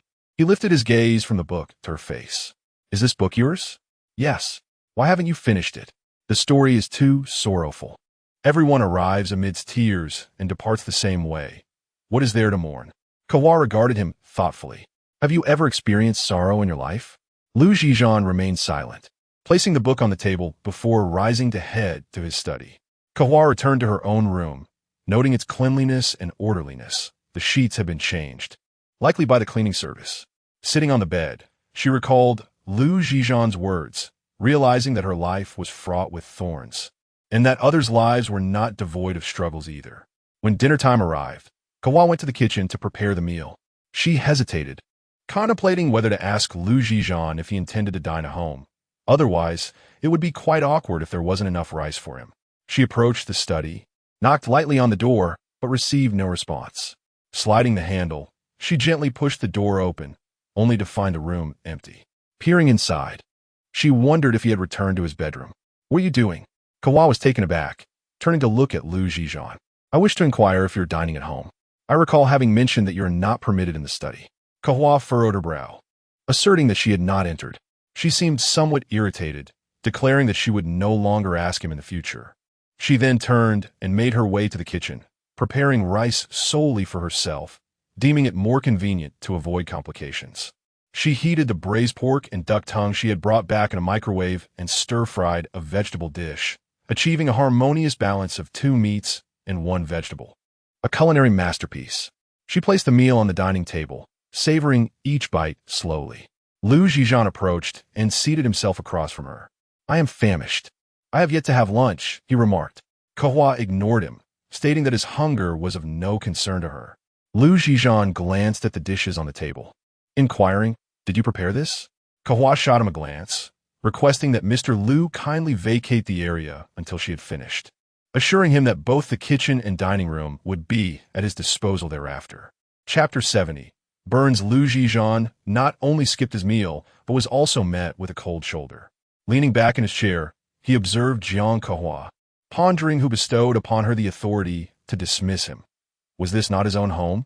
Kehua swiftly finished the remnants of her meal, tidied the dining table, and then proceeded to the kitchen to organize it, all without sparing a glance at Zhi Zhan before retreating to her room. She felt unworthy of entering his study, let alone sharing a meal with him, and fortuitously, she had no desire to serve him. The initial agreement had never included the role of a housekeeper. She headed straight for a shower, then found a television drama on her phone, watching 2 episodes before burrowing under her covers by 9 o'clock. Zhi Zhan noted his temper was improving, allowing her to disregard him so nonchalantly. He sent a message to the hotel, and shortly thereafter, his dinner arrived. Before Kehua's presence, his life had been lived in such a solitary manner. Altering his habits was merely a whim to sample her culinary skills and discover dishes he had yet to taste. After finishing dinner, he retreated to his study to work, not concluding until 10. Upon returning to his room for a shower, he unhesitatingly made his way to Jiang Kehua's room. She was already asleep, and he lay down beside her, pulling her into his embrace. Having indulged in verbal sparring and venting his frustrations, he felt his body ought to bear some consequence. Kehua woke, still irked from earlier, and instinctively pushed him away. This gesture ignited Zhi Zhan's ire. He seized her wrists, pinning her beneath him. Kehua, no match for his strength, could only glare at him in frustration. "Have you forgotten our relationship?" he said coldly. Suddenly, Kehua felt drained of energy. She turned her head aside, biting her lip and closing her eyes. Indeed, why should she be angry? Their relationship was not one that permitted such emotions. Zhi Zhan relaxed his grip, leaning down to kiss her cheek. "During this year, I shall endeavor to treat you better, yet you must also be more understanding. My patience is limited." Kehua remained silent, allowing him to slip her nightgown off, his fingers grazing her skin. Zhi Zhan desired a woman, not a mere object. He was acutely aware of her sensitivity. In the past, every time he kissed her, she would shyly evade. Thus, he targeted her ear with kisses, leaving her with no escape until she willingly reciprocated his affection. He pressed his lips to hers, his hands roaming over her body, filled with an escalating desire. This yearning compelled him to disregard their prior agreements. Kehua found herself dizzy from his kisses, her arms unconsciously wrapping around his shoulders. Zhi Zhan was pleased with her reaction, smiling as he caressed her. At that moment, they remained oblivious to the profound impact their physical connection would have on their souls. Kehua fell into a deep slumber while Zhi Zhan took another shower. Returning to bed, he gazed at her tranquil face, leaning down to place a gentle kiss on her lips, then chuckling to himself in self-mockery, realizing he had surely lost his mind. The next morning, Kehua awoke, feeling a slight ache in her back. She glanced at the still sleeping Zhi Zhan, finding him more endearing in his slumber. She prepared a bowl of congee and steamed several purple sweet potato rolls. When Zhi Zhan emerged from his room, Kehua had just set her breakfast on the dining table. He took a seat across from her, evidently without a portion of his own. "Jiang Kehua," he addressed her. She glanced at him and inquired, "What is it?" "I wish to have some rice soup. There is some in the pot. Please, feel free, Mr. Liu." Zhi Zhan rose and headed to the kitchen, and soon a crash resonated from within. Kehua hurried in, only to find a shattered bowl and rice soup strewn across the floor. He was gazing at the back of his hand, which was marked with a red patch. She swiftly grasped his arm and held it under the faucet, allowing cold water to cascade over it. Mr. Liu was truly inept in physical tasks. Even serving himself rice soup led to injury. Zhi Zhan remained silent, permitting her to wash his arm before taking a seat at the table. "Is there any burn ointment in the house?" "I am uncertain. I have never used it before." Kehua rummaged through the medicine cabinet, only to find it devoid of such a remedy. She then retrieved some ice cubes from the kitchen, placing them in a plastic bag, layered with a paper towel, and set upon the back of his hand. "I shall go buy burn ointment," she declared, stepping towards the door. "Let Gongzi go. He is downstairs," he suggested. Kehua promptly sent a message to Gongzi and returned to her seat at the dining table. She surveyed the food before her, then looked up to ask, "Are you still hungry?" "Of course." She returned to the kitchen and served him another bowl of congee, placing it before him. He glanced at his 2 hands, one burned and the other holding the ice pack. Observing his expression, Kehua realized she could not simply feed him herself. She reached out to assist him with the ice pack, signaling for him to use his other hand to eat. "The congee is a bit hot. Start with the purple sweet potato rolls." Mr. Liu's basic life skills were indeed lacking. Chapter 71. Late return before long. Gongzi returned with the burn ointment, but Kehua found Zhi Zhan leisurely sipping his congee, occasionally taking a bite of sweet potato roll, seemingly indifferent to Gongzi's delivery. Aware of his many rules, she decided to take the initiative and went downstairs to retrieve it herself, applying the ointment to his burn. Watching Jiang Kehua deftly treat his injury, Zhi Zhan felt his spirits lifted considerably. To his surprise, the ointment alleviated the pain almost instantaneously, proving to be a miraculous remedy. He inquired, "Have you suffered burns before?" "Yes, frequently during my childhood," she replied. "Why?" he asked, gazing into her eyes. "What other reason could there be?" "During my mother's bout of depression, I had to take on the responsibility of cooking. She had never learned such survival skills and had to navigate the process through trial and error. The meager kitchenware in their rented apartment made it quite a challenge to prepare a meal. Just like you, Mr. Liu," she concluded. Zhi Zhan observed her, awaiting her to elaborate. Being untrained in the ways of labor and agriculture leads to life's harsh lessons. My issue is easily resolved. As long as you are willing to prepare breakfast for me in the future, Zhi Zhan proposed. That condition was never part of our agreement. Then let it be a new stipulation from this moment on. I do not consent. Zhi Zhan fell silent. You may also propose a request of your own. As Kehua contemplated the few demands she had in mind, she suddenly recalled Jai and the debt she owed her. Clenching her teeth, she decided that starting tomorrow, she wanted Xiao Yi to protect Jai. Xiao Yi? Yes. Xiao Yi is quite busy. You can find someone else. That is not an option. Zhi Zhan's expression darkened. Why? Jai has feelings for him. How straightforward of her. Does Xiao Yi reciprocate? I cannot say for certain, Kehua replied candidly. Xiao Yi's responsibilities are irreplaceable. He glanced at Jiang Kehua again, contemplating future breakfasts, at most offering her a ride to and from work. Kehua thought that her willingness to facilitate this arrangement sufficed. Very well, I will accept the commute. Kehua ceased her conversation and proceeded to tidy the kitchen, as Zhi Zhan's battlefield remained uncleaned. Zhi Zhan watched her figure, deciding to leave it be and let the cleaners handle it. Kehua offered no response and quickly finished her task. He left before lunch and did not return until dinner. Without his presence, Kehua felt much more at ease. Otherwise, mealtimes might have become yet another obligation, and she had no desire to serve Mr. Liu 3 times a day. By 10 in the evening, he still had not returned, prompting Kehua to wonder if Zhi Zhan had another residence, one that housed women akin to herself. As her thoughts spiraled, a sense of revulsion arose within her. Though she did not love him, such a scenario felt sordid. The idea of sharing a partner with others was a moral hurdle she could not overcome. Her psychological cleanliness was quite severe. She cursed herself for having focused solely on resolving issues without considering the ramifications. After much internal turmoil, Kehua finally managed to exhaust herself into slumber. Zhi Zhan returned home after midnight. After taking a shower, he lay down beside Jiang Kehua. He realized that since Jiang Kehua had entered his life, the possibility of remedying his restless sleep had emerged. Gradually, he became accustomed to the comforting routine of enveloping her in his arms each night, relishing the warmth and softness of her body, as well as the sensation of her nestled against his chest.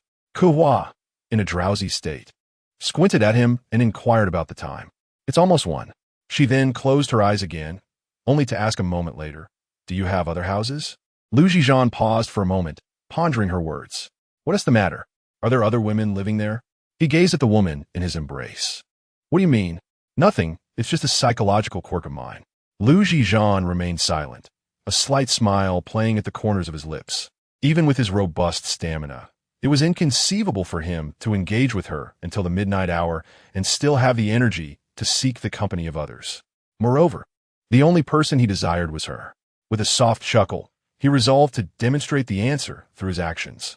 Kehua, unaware of the repercussions of her candidness, soon found herself at the mercy of Zhi Zhan's playful retaliation. He intended to make her beg for mercy today. Beads of sweat dotted her forehead as she intermittently pleaded, Zhi Zhan, I'm so tired. Well, this way you won't overthink, he replied. But I have to work tomorrow. That's all right. A good sleep will restore your energy. At last, unable to contain herself, she implored, I beg you, please.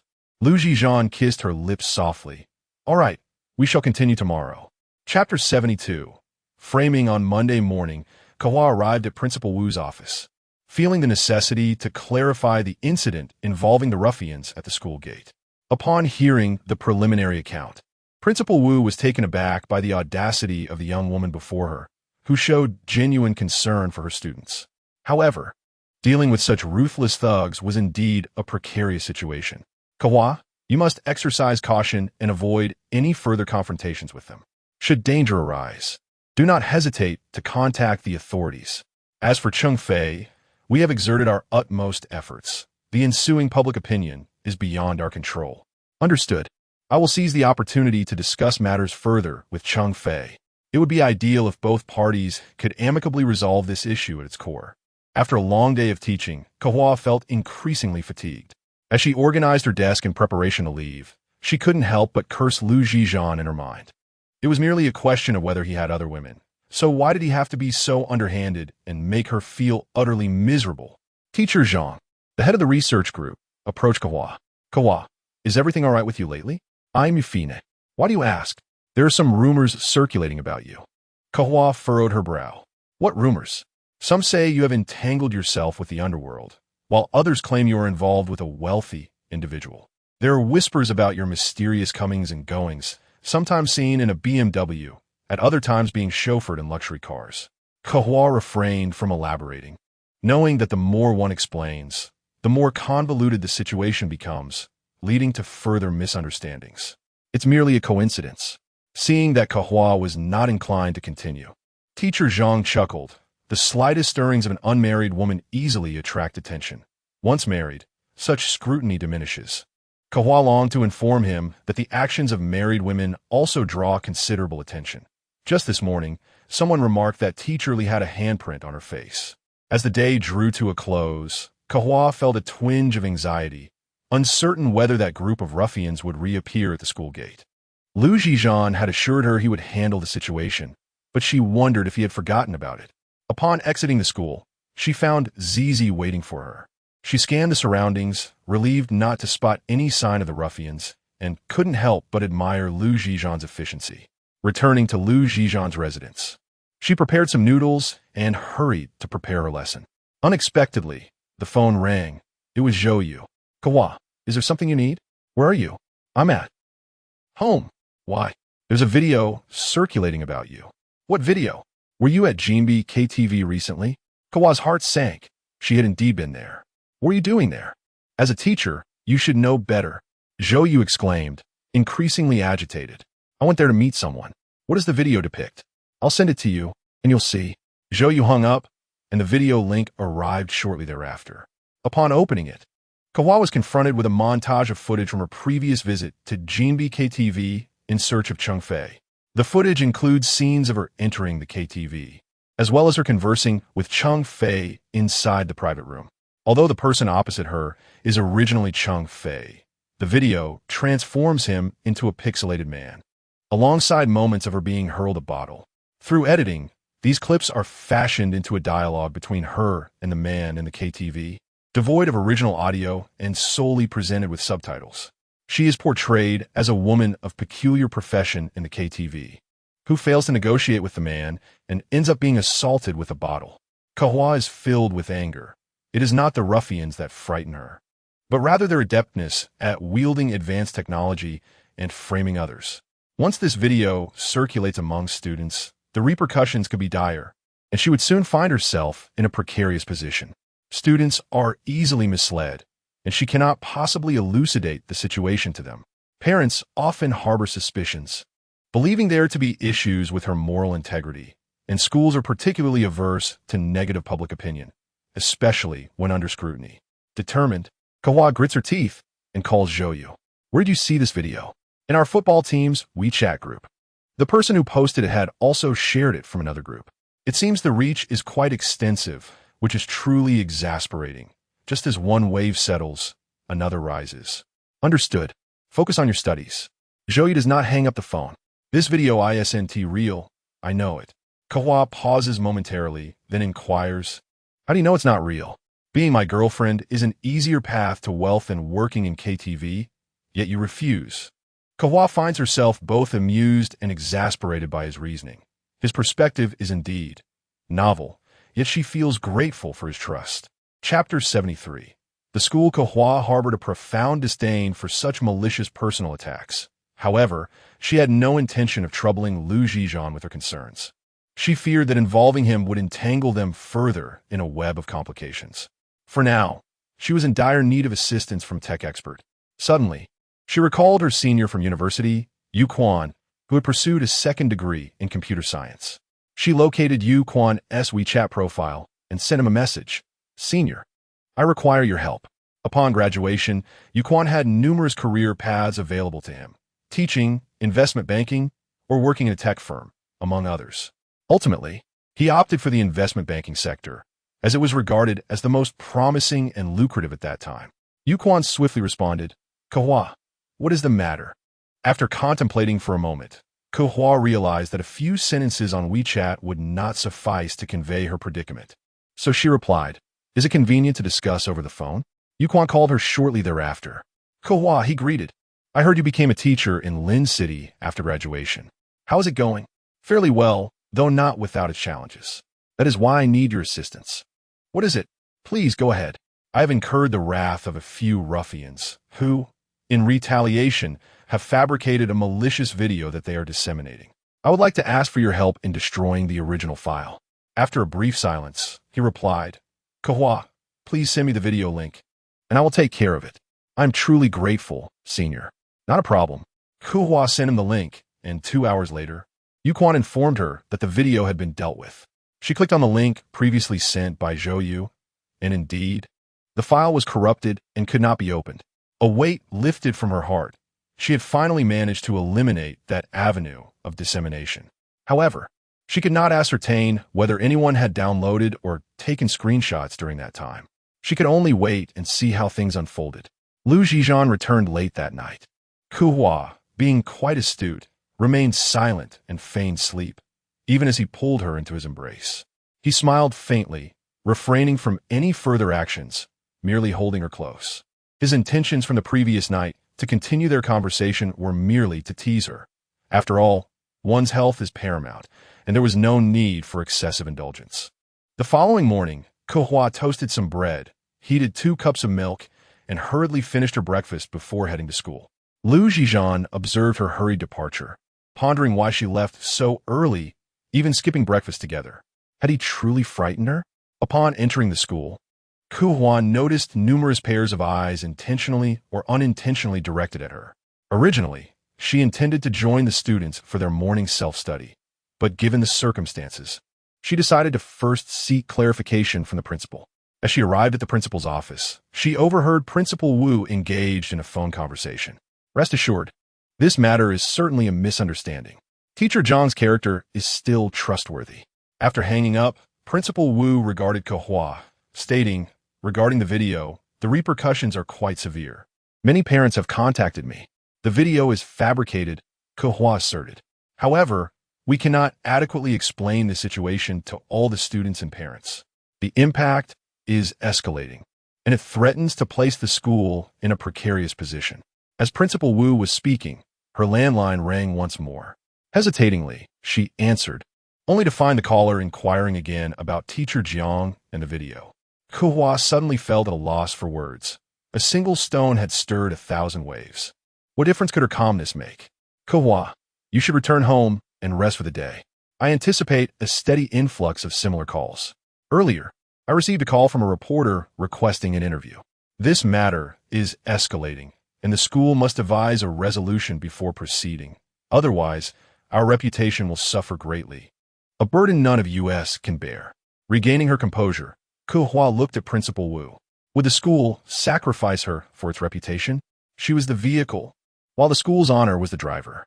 Adjusting her glasses, Principal Wu continued, from a personal standpoint, I wholeheartedly support your endeavors for the students. However, from the school's perspective, we are a special institution responsible for education. A crisis of trust could expose us to numerous risks, even the threat of closure. Principal, regardless of the circumstances, I believe we should not bow to malevolent forces. Otherwise, who will protect the students? Who will dare to be upright and selfless? What was the original intention behind founding this school if not to guide children in becoming exemplary individuals, instilling in them a proper worldview and values. Principal Wu approached her, gently patting her shoulder. Kehua, I acknowledge your sentiments, but please heed my advice. Return home and rest for a few days. The parents and the public are excessively focused on this issue. We must strive to prevent the situation from escalating. The school will promptly formulate a solution to manage this matter effectively. Kehua nodded, exiting the principal's office. Facing the bright morning sun, she exhaled deeply. Life is fraught with challenges. Where might one find an opportunity for change? Chapter 74. A hasty decision. Kehua made a phone call to Gang Zi, and a few minutes later, he arrived at the school gate, somewhat surprised that teacher Jiang was leaving so soon after arriving. Throughout the journey, she remained silent, gazing quietly out the window as if savoring the scenic views along the way. Yet, internally, she was engaged in a profound self-examination, contemplating the essence of right and wrong, principles and justice. Reflecting on her life experiences, despite the hardships, she found that life was not devoid of splendor. She had always navigated through life with grace and vibrancy. Aside from her diminished wealth, everything else flowed with ease. The recent incident had stirred public opinion and jeopardized the school's interests, and she knew that resolution would not come easily. Her mother had always envisioned her pursuing a stable career in teaching. Yet who could have foreseen that such a seemingly secure profession would turn out to be anything but? Now, her career was on the brink of collapse, and she wondered if her mother would be disheartened by this turn of events. After she disembarked, she instructed Gang Zi to attend to his own matters, as she would not be going out today. The more Gang Zi pondered, the more he felt something was amiss. Her demeanor did not suggest illness or an unwarranted absence from work, which seemed out of character for her. However, as the boss's partner, he felt it inappropriate to inquire further. Kehua sat on the sofa, suddenly at a loss for what to do. She decided to call Jiachi. Kehua. How come you have the time to call? Aren't you supposed to be in class? Jiachi asked. Today is a holiday. I don't have any classes. Kehua deeply. A holiday? Is something wrong? Are you unwell? No, I'm just a bit tired lately, so I'm taking a couple of days off. By the way, the magazine you shot has been published and is selling exceptionally well. I hear the investors are quite pleased, and the advertising impact has been remarkable. That's wonderful. I'll buy a copy to see it. No need to purchase one. I have a copy here. We can meet. I'll give it to you. Sound good. Also, I must thank you. I heard from Xiao Yi that it was his boss who arranged for him to pick me up and drop me off daily. Which must be your doing. Kehua mused to herself. It is my doing, and I have certainly paid a significant price for it. Do you and Xiao Yi have any developments? Jiachi inquired. He remains the same, taciturn as ever. I can't quite grasp his thoughts. I plan to find another opportunity to gauge his feelings. If he truly does not like me, I want to pursue him further. Kehua chuckled. Have you grown fickle? How could that be? It's just that if he is resolute in his indifference, it would be quite awkward to insist on keeping him close. Kehua contemplated that. Given Xiao Yi's nature, it was unlikely he would respond well to coercion. It was indeed time to ascertain his true feelings. Kehua, I must get to work. Xiao Yi is waiting for me downstairs. Go on, don't delay him too much. His boss might make him work overtime to compensate for the time spent on your commutes. Is his boss really that harsh? Then I should hurry. After Jiachi hung up, Kehua smiled. If that were indeed the case, it seemed Xiao Yi's sentiments no longer required further exploration. Kehua idly wandered through the house, both inside and out, examining every corner of the residence from the Liu family's battle. There are 3 balconies here. Aside from one designated for drying her clothes daily, the others remain unoccupied. Kehua decided to purchase some greenery online, intending to adorn one of the balconies and place a small table to enjoy reading. A delightful prospect.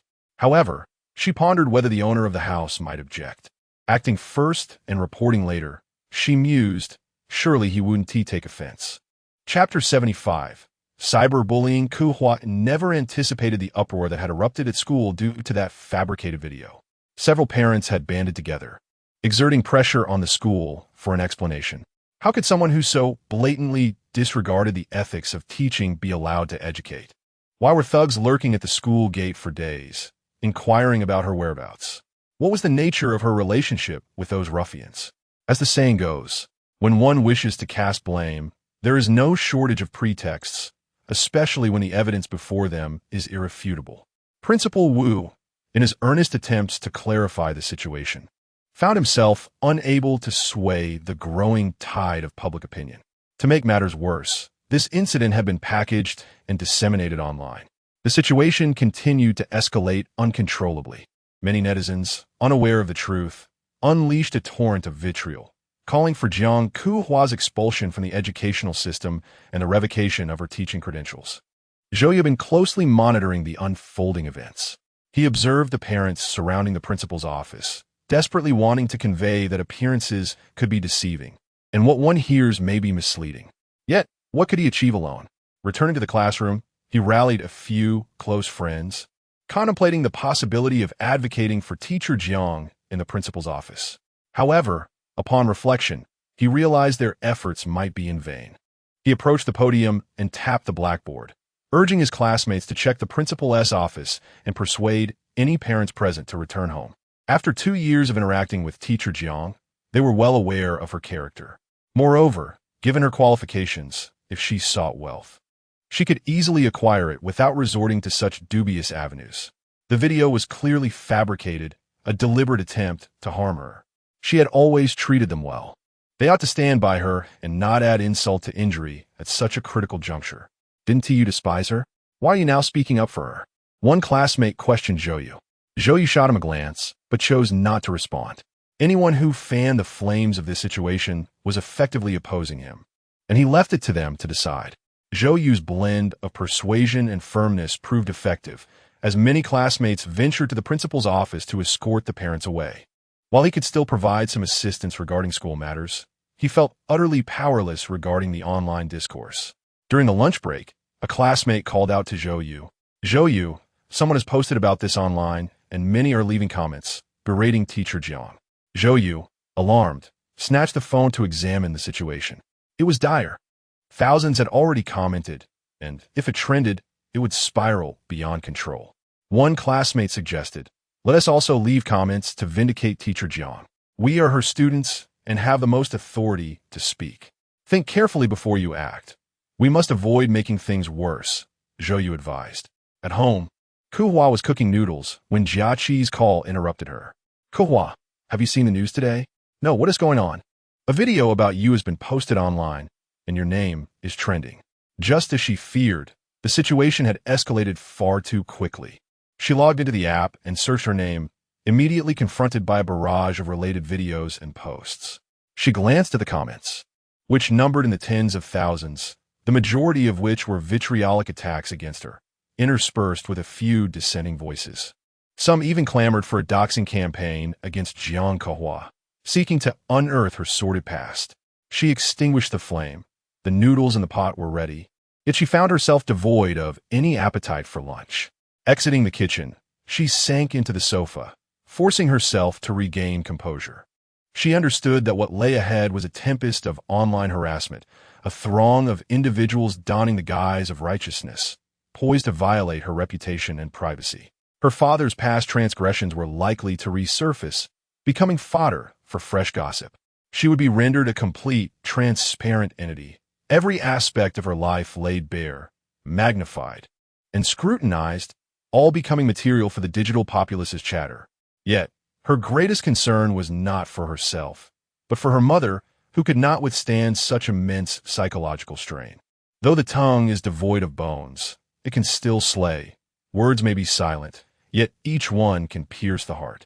Chapter 76 Assistance. Zhou had been closely monitoring the situation online, and upon discovering that someone was inciting a human flesh search for Jiang Kehua, he felt an overwhelming sense of urgency. He stepped out of the classroom, found a secluded corner, and called Jiang Kehua. "Why did you go to Jinbi KTV? You mentioned looking for someone last time. Who exactly were you searching for? Have her come forward to testify." Kehua pondered for a moment. She was already in a precarious position, and pushing Cheng Fei into the spotlight would only complicate matters further. How could she bear such immense pressure? "Zhou, let's wait for the school's response. Regardless of who gets involved, the burden is unbearable for anyone. Don't you consider your own work in life?" Don't you feel any pressure? Have you not seen what people are saying online? Kehua fell silent for a moment. Zhou, thank you, but please do not let this matter affect your studies. Zhou abruptly ended the call, realizing that continuing the conversation would only exasperate him further. No sooner had Zhou hung up than he received a call from Jia. Kehua, are you alright? I'm fine. Do not let those online trolls affect you. In a few days, they'll find something new to criticize, and their focus will shift, Jia consoled her. I am concerned for my parents. They are older and care about their reputation. Kehua, could you persuade Ching Fei to come forward and clarify everything? Then all the matters could be resolved. Kehua remained silent for a long time. It was ultimately Ching Fei's decision. If she feared retribution from the Zhang brothers, or was apprehensive about becoming a target for online trolls, she would naturally hesitate to step forward. But you cannot bear such grave consequences for her. I have my grievances with the Zhang brothers. It cannot all be laid at Ching Fei's door. Wasn't that video taken when you want to rescue her? Without her, you would never have come into such deep conflict with the Zhang brothers. Does she not wish to take any responsibility? Jia, she is, after all, a victim.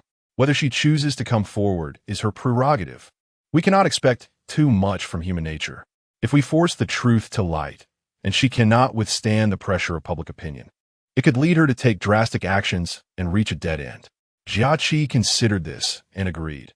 Her parents had never truly cared for her, and further online harassment could indeed lead to desperate thoughts. The news of middle school students committing suicide was unfortunately not uncommon. No one wished to witness such outcomes. Then let us devise a fundamental solution to this issue. I refuse to believe that no one can handle the Zhang brothers, Jia asserted. There are certainly those who can, but it comes at a price, and one must weigh whether it is worth it. For now, we must first address the online discourse. How do we resolve it? Either through technology or strength. There are no other alternatives. Kehua, if there is any way I can assist you, please let me know, whether it be manpower or finances. Understood. Focus on your work. If I need anything, I will reach out to you.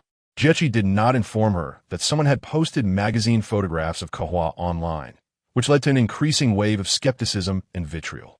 How could a teacher possibly have a second profession? The realms of modeling and education seem worlds apart. How had she managed to traverse both? What sort of family background and social connections did she possess? What was her true desire for wealth? The new magazine from WV was likely to suffer repercussions due to this controversy surrounding Kehua. If subjected to public scorn, not only would the magazine sales be adversely affected, but its brand image would also be tarnished. Kehua had initially entered into a partnership agreement with WV, which included clauses for compensation in the event that a model's negative image resulted in financial loss for the investors.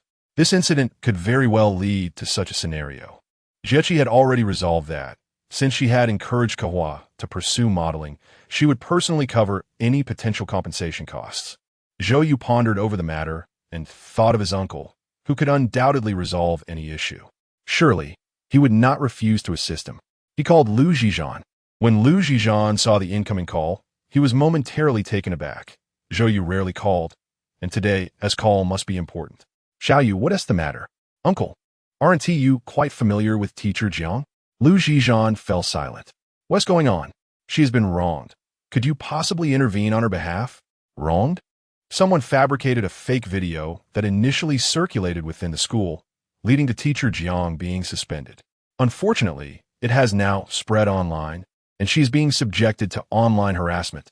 I understand. Focus on your studies, Zhi Zhan replied before hanging up.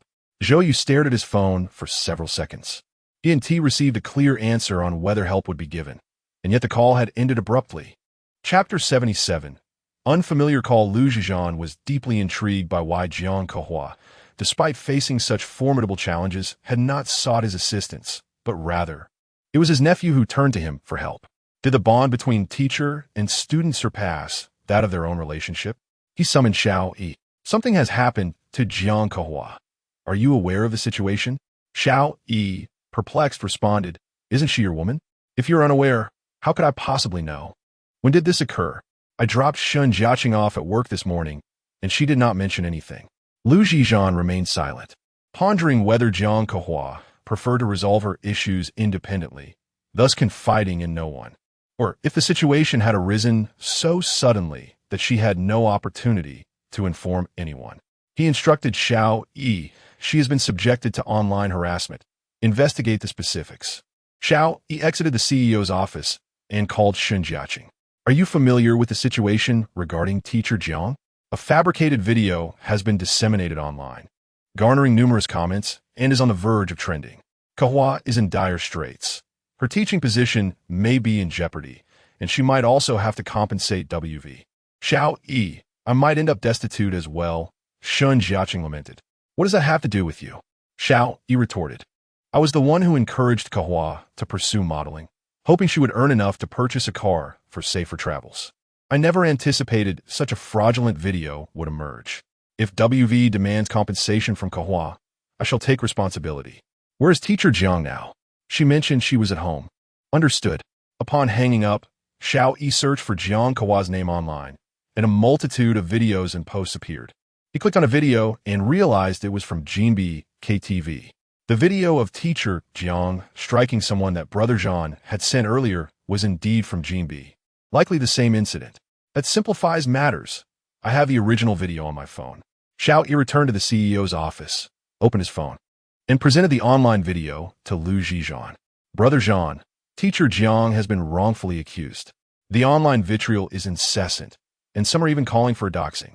Zhi Zhan, upon viewing the despicable tactics employed, surmised that the Zhang brothers were undoubtedly behind it.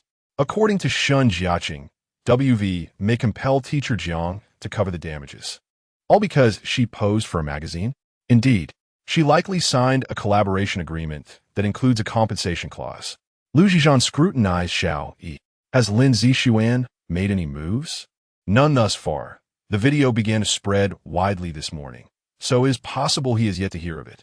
Where's Jiang Kehua? She was just dropped off at your home by Gongzi. Zhi Zhan nodded. Arrange for a lawyer to draft a letter on behalf of Jiang Kehua to the individuals and the online platforms that publish the video, demanding the immediate removal of the video and inappropriate comments, along with a public apology, or we shall pursue legal action. Additionally, gather a few authentic photographs from that day to corroborate that she was merely seeking someone and did not linger excessively, and ensure the platform disseminates this information. Understood. What shall we do about the Zhang brothers? They have been fixated on teacher Jiang. It is only a matter of time before something significant occurs. First, we shall address the issues online. We will deal with them subsequently. Kehua remained unaware that Zhi Zhan had already intervened to address the situation. She hesitated between calling her senior, Yu Quan, to seek his assistance in employing technology to counteract the issue, or reaching out to Zhi Zhan, relying on his strength to overpower the violence. Suddenly, an unfamiliar call came through, and Kehua hesitated before answering. A sardonic voice echoed from her phone, Jiang Kehua. As a teacher, working at a KTV, do you not feel any shame? Are you truly so debased as to sell your body for money? Who are you? You need not concern yourself with my identity.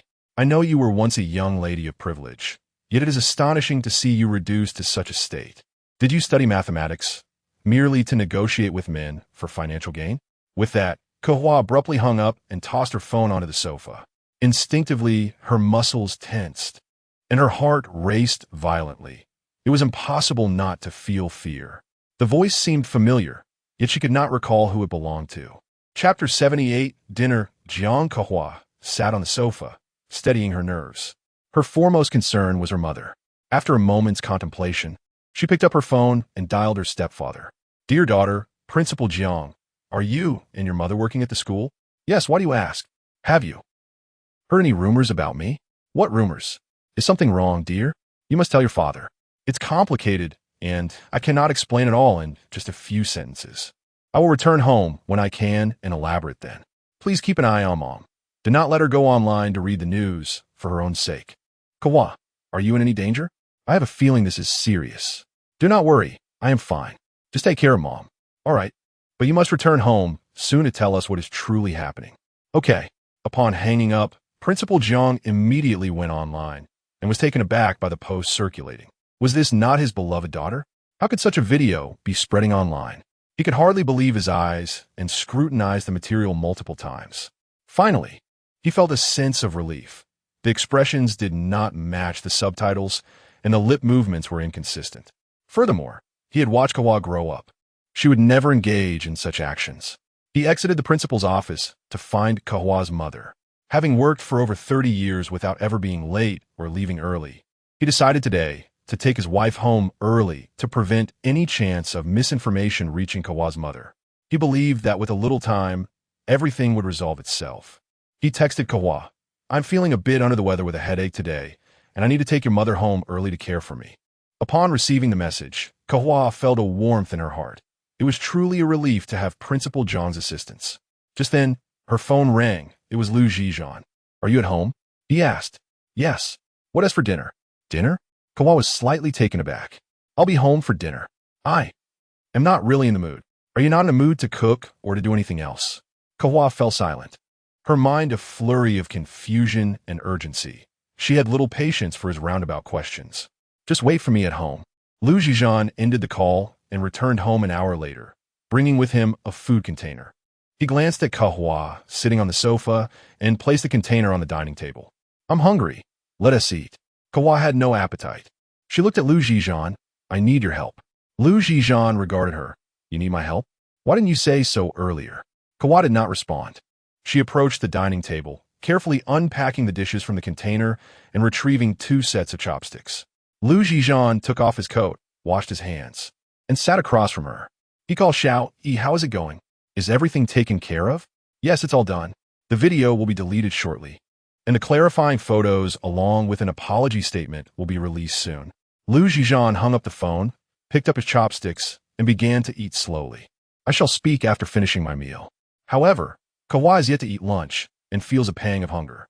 Yet, she lacks the inclination to savor her food. Hastily picking up her chopsticks and taking a few erratic bites before leaning back in her chair, waiting for Zhi Zhan to finish. "What is it?" "Speak," he prompts, setting down his chopsticks and gazing at her. There is a video circulating online. It is fabricated. Yet it has garnered numerous comments and will likely ascend to trending status shortly. "I can assist you in resolving this. What can you do for me in return?" Kehua meets his gaze, the two locked in silent communication. "What do you wish for me to do?" she inquires softly. Zhi Zhan smiles, his expression charming. "I have yet to decide. You may owe me for the time being." "Owe you? When will this debt be settled? How will it be repaid?" "If you agree, I will have someone attend to it immediately." Kehua bites her lip, ultimately conceding. Zhi Zhan unlocks his phone, searching for news on Jiang Kehua. The video and comments have vanished, replaced by an apology from the platform, accompanied by photographs of her entering and exiting the establishment, with Chang Fei's face obscured. The timestamp on the photographs is clear. She had been there for less than 10 minutes. The platform's apology is unequivocal. Upon investigation, Miss Jiang Kehua has never worked at this location. The online video is entirely fabricated.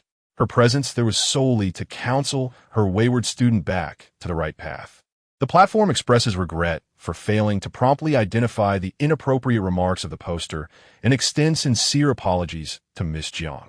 Zhi Zhan hands his phone to Jiang Kehua, who takes it and scrutinizes the information carefully. She looks back at him, astonished, unsure when he had arranged for this to be handled.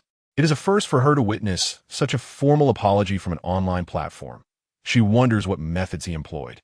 Zhi Zhan observes her expression in silence before rising and retreating to his study. Chapter 79, Reconciliation After Work. Xiao-yi picked up Shun Jiechi, and they returned to the community together. "From tomorrow onwards, you need not pick me up or drop me off anymore," Jiechi said.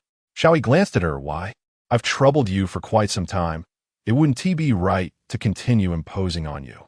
I heard from Kehua that you're quite busy at work, and your boss isn't easy to deal with, often making you work overtime. I thought about it and realized that I'm not one of their primary targets. So they will likely forget about my existence soon, and thus, the safety concerns will diminish." Xiao-yi remained silent, and Jiechi continued, "I previously harbored other intentions towards you, hoping for more opportunities to interact. It was my own selfishness that caused you much distress."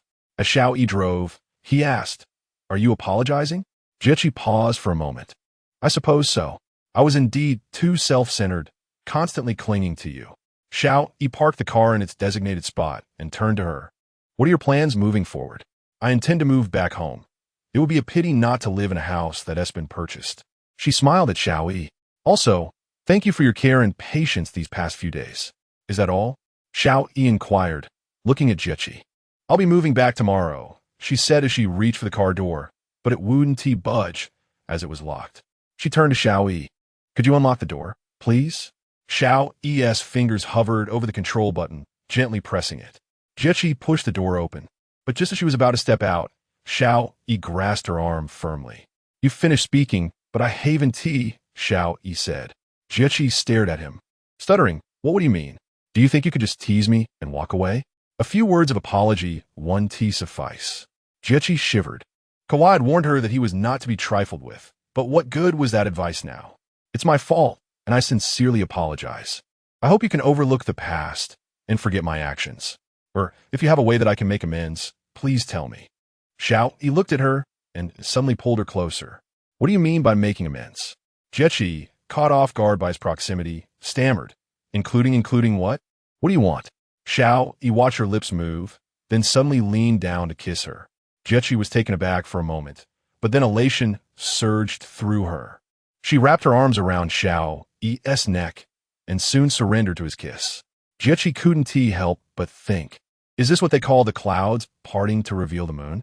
This joy was a first in her life. Xiao Yi released her, gazing at her flushed cheeks.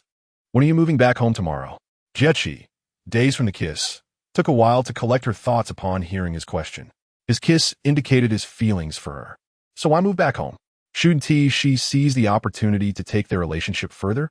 Suddenly, she threw her arms around Xiao Yi's neck, exclaiming, I want to leave. I want to leave. I want to live with you, and you must continue to protect me. Xiao Yi looked at her nestled in his embrace. Are you certain? Jiechi lifted her head, and from their very first encounter, she felt certain. Xiao Yi curved the corners of his lips and leaned closer to her ear, proclaiming that he would not hold back. Jiechi gazed into his eyes, her cheeks involuntarily flushing. She mused that this must be her very first experience of shyness in her life.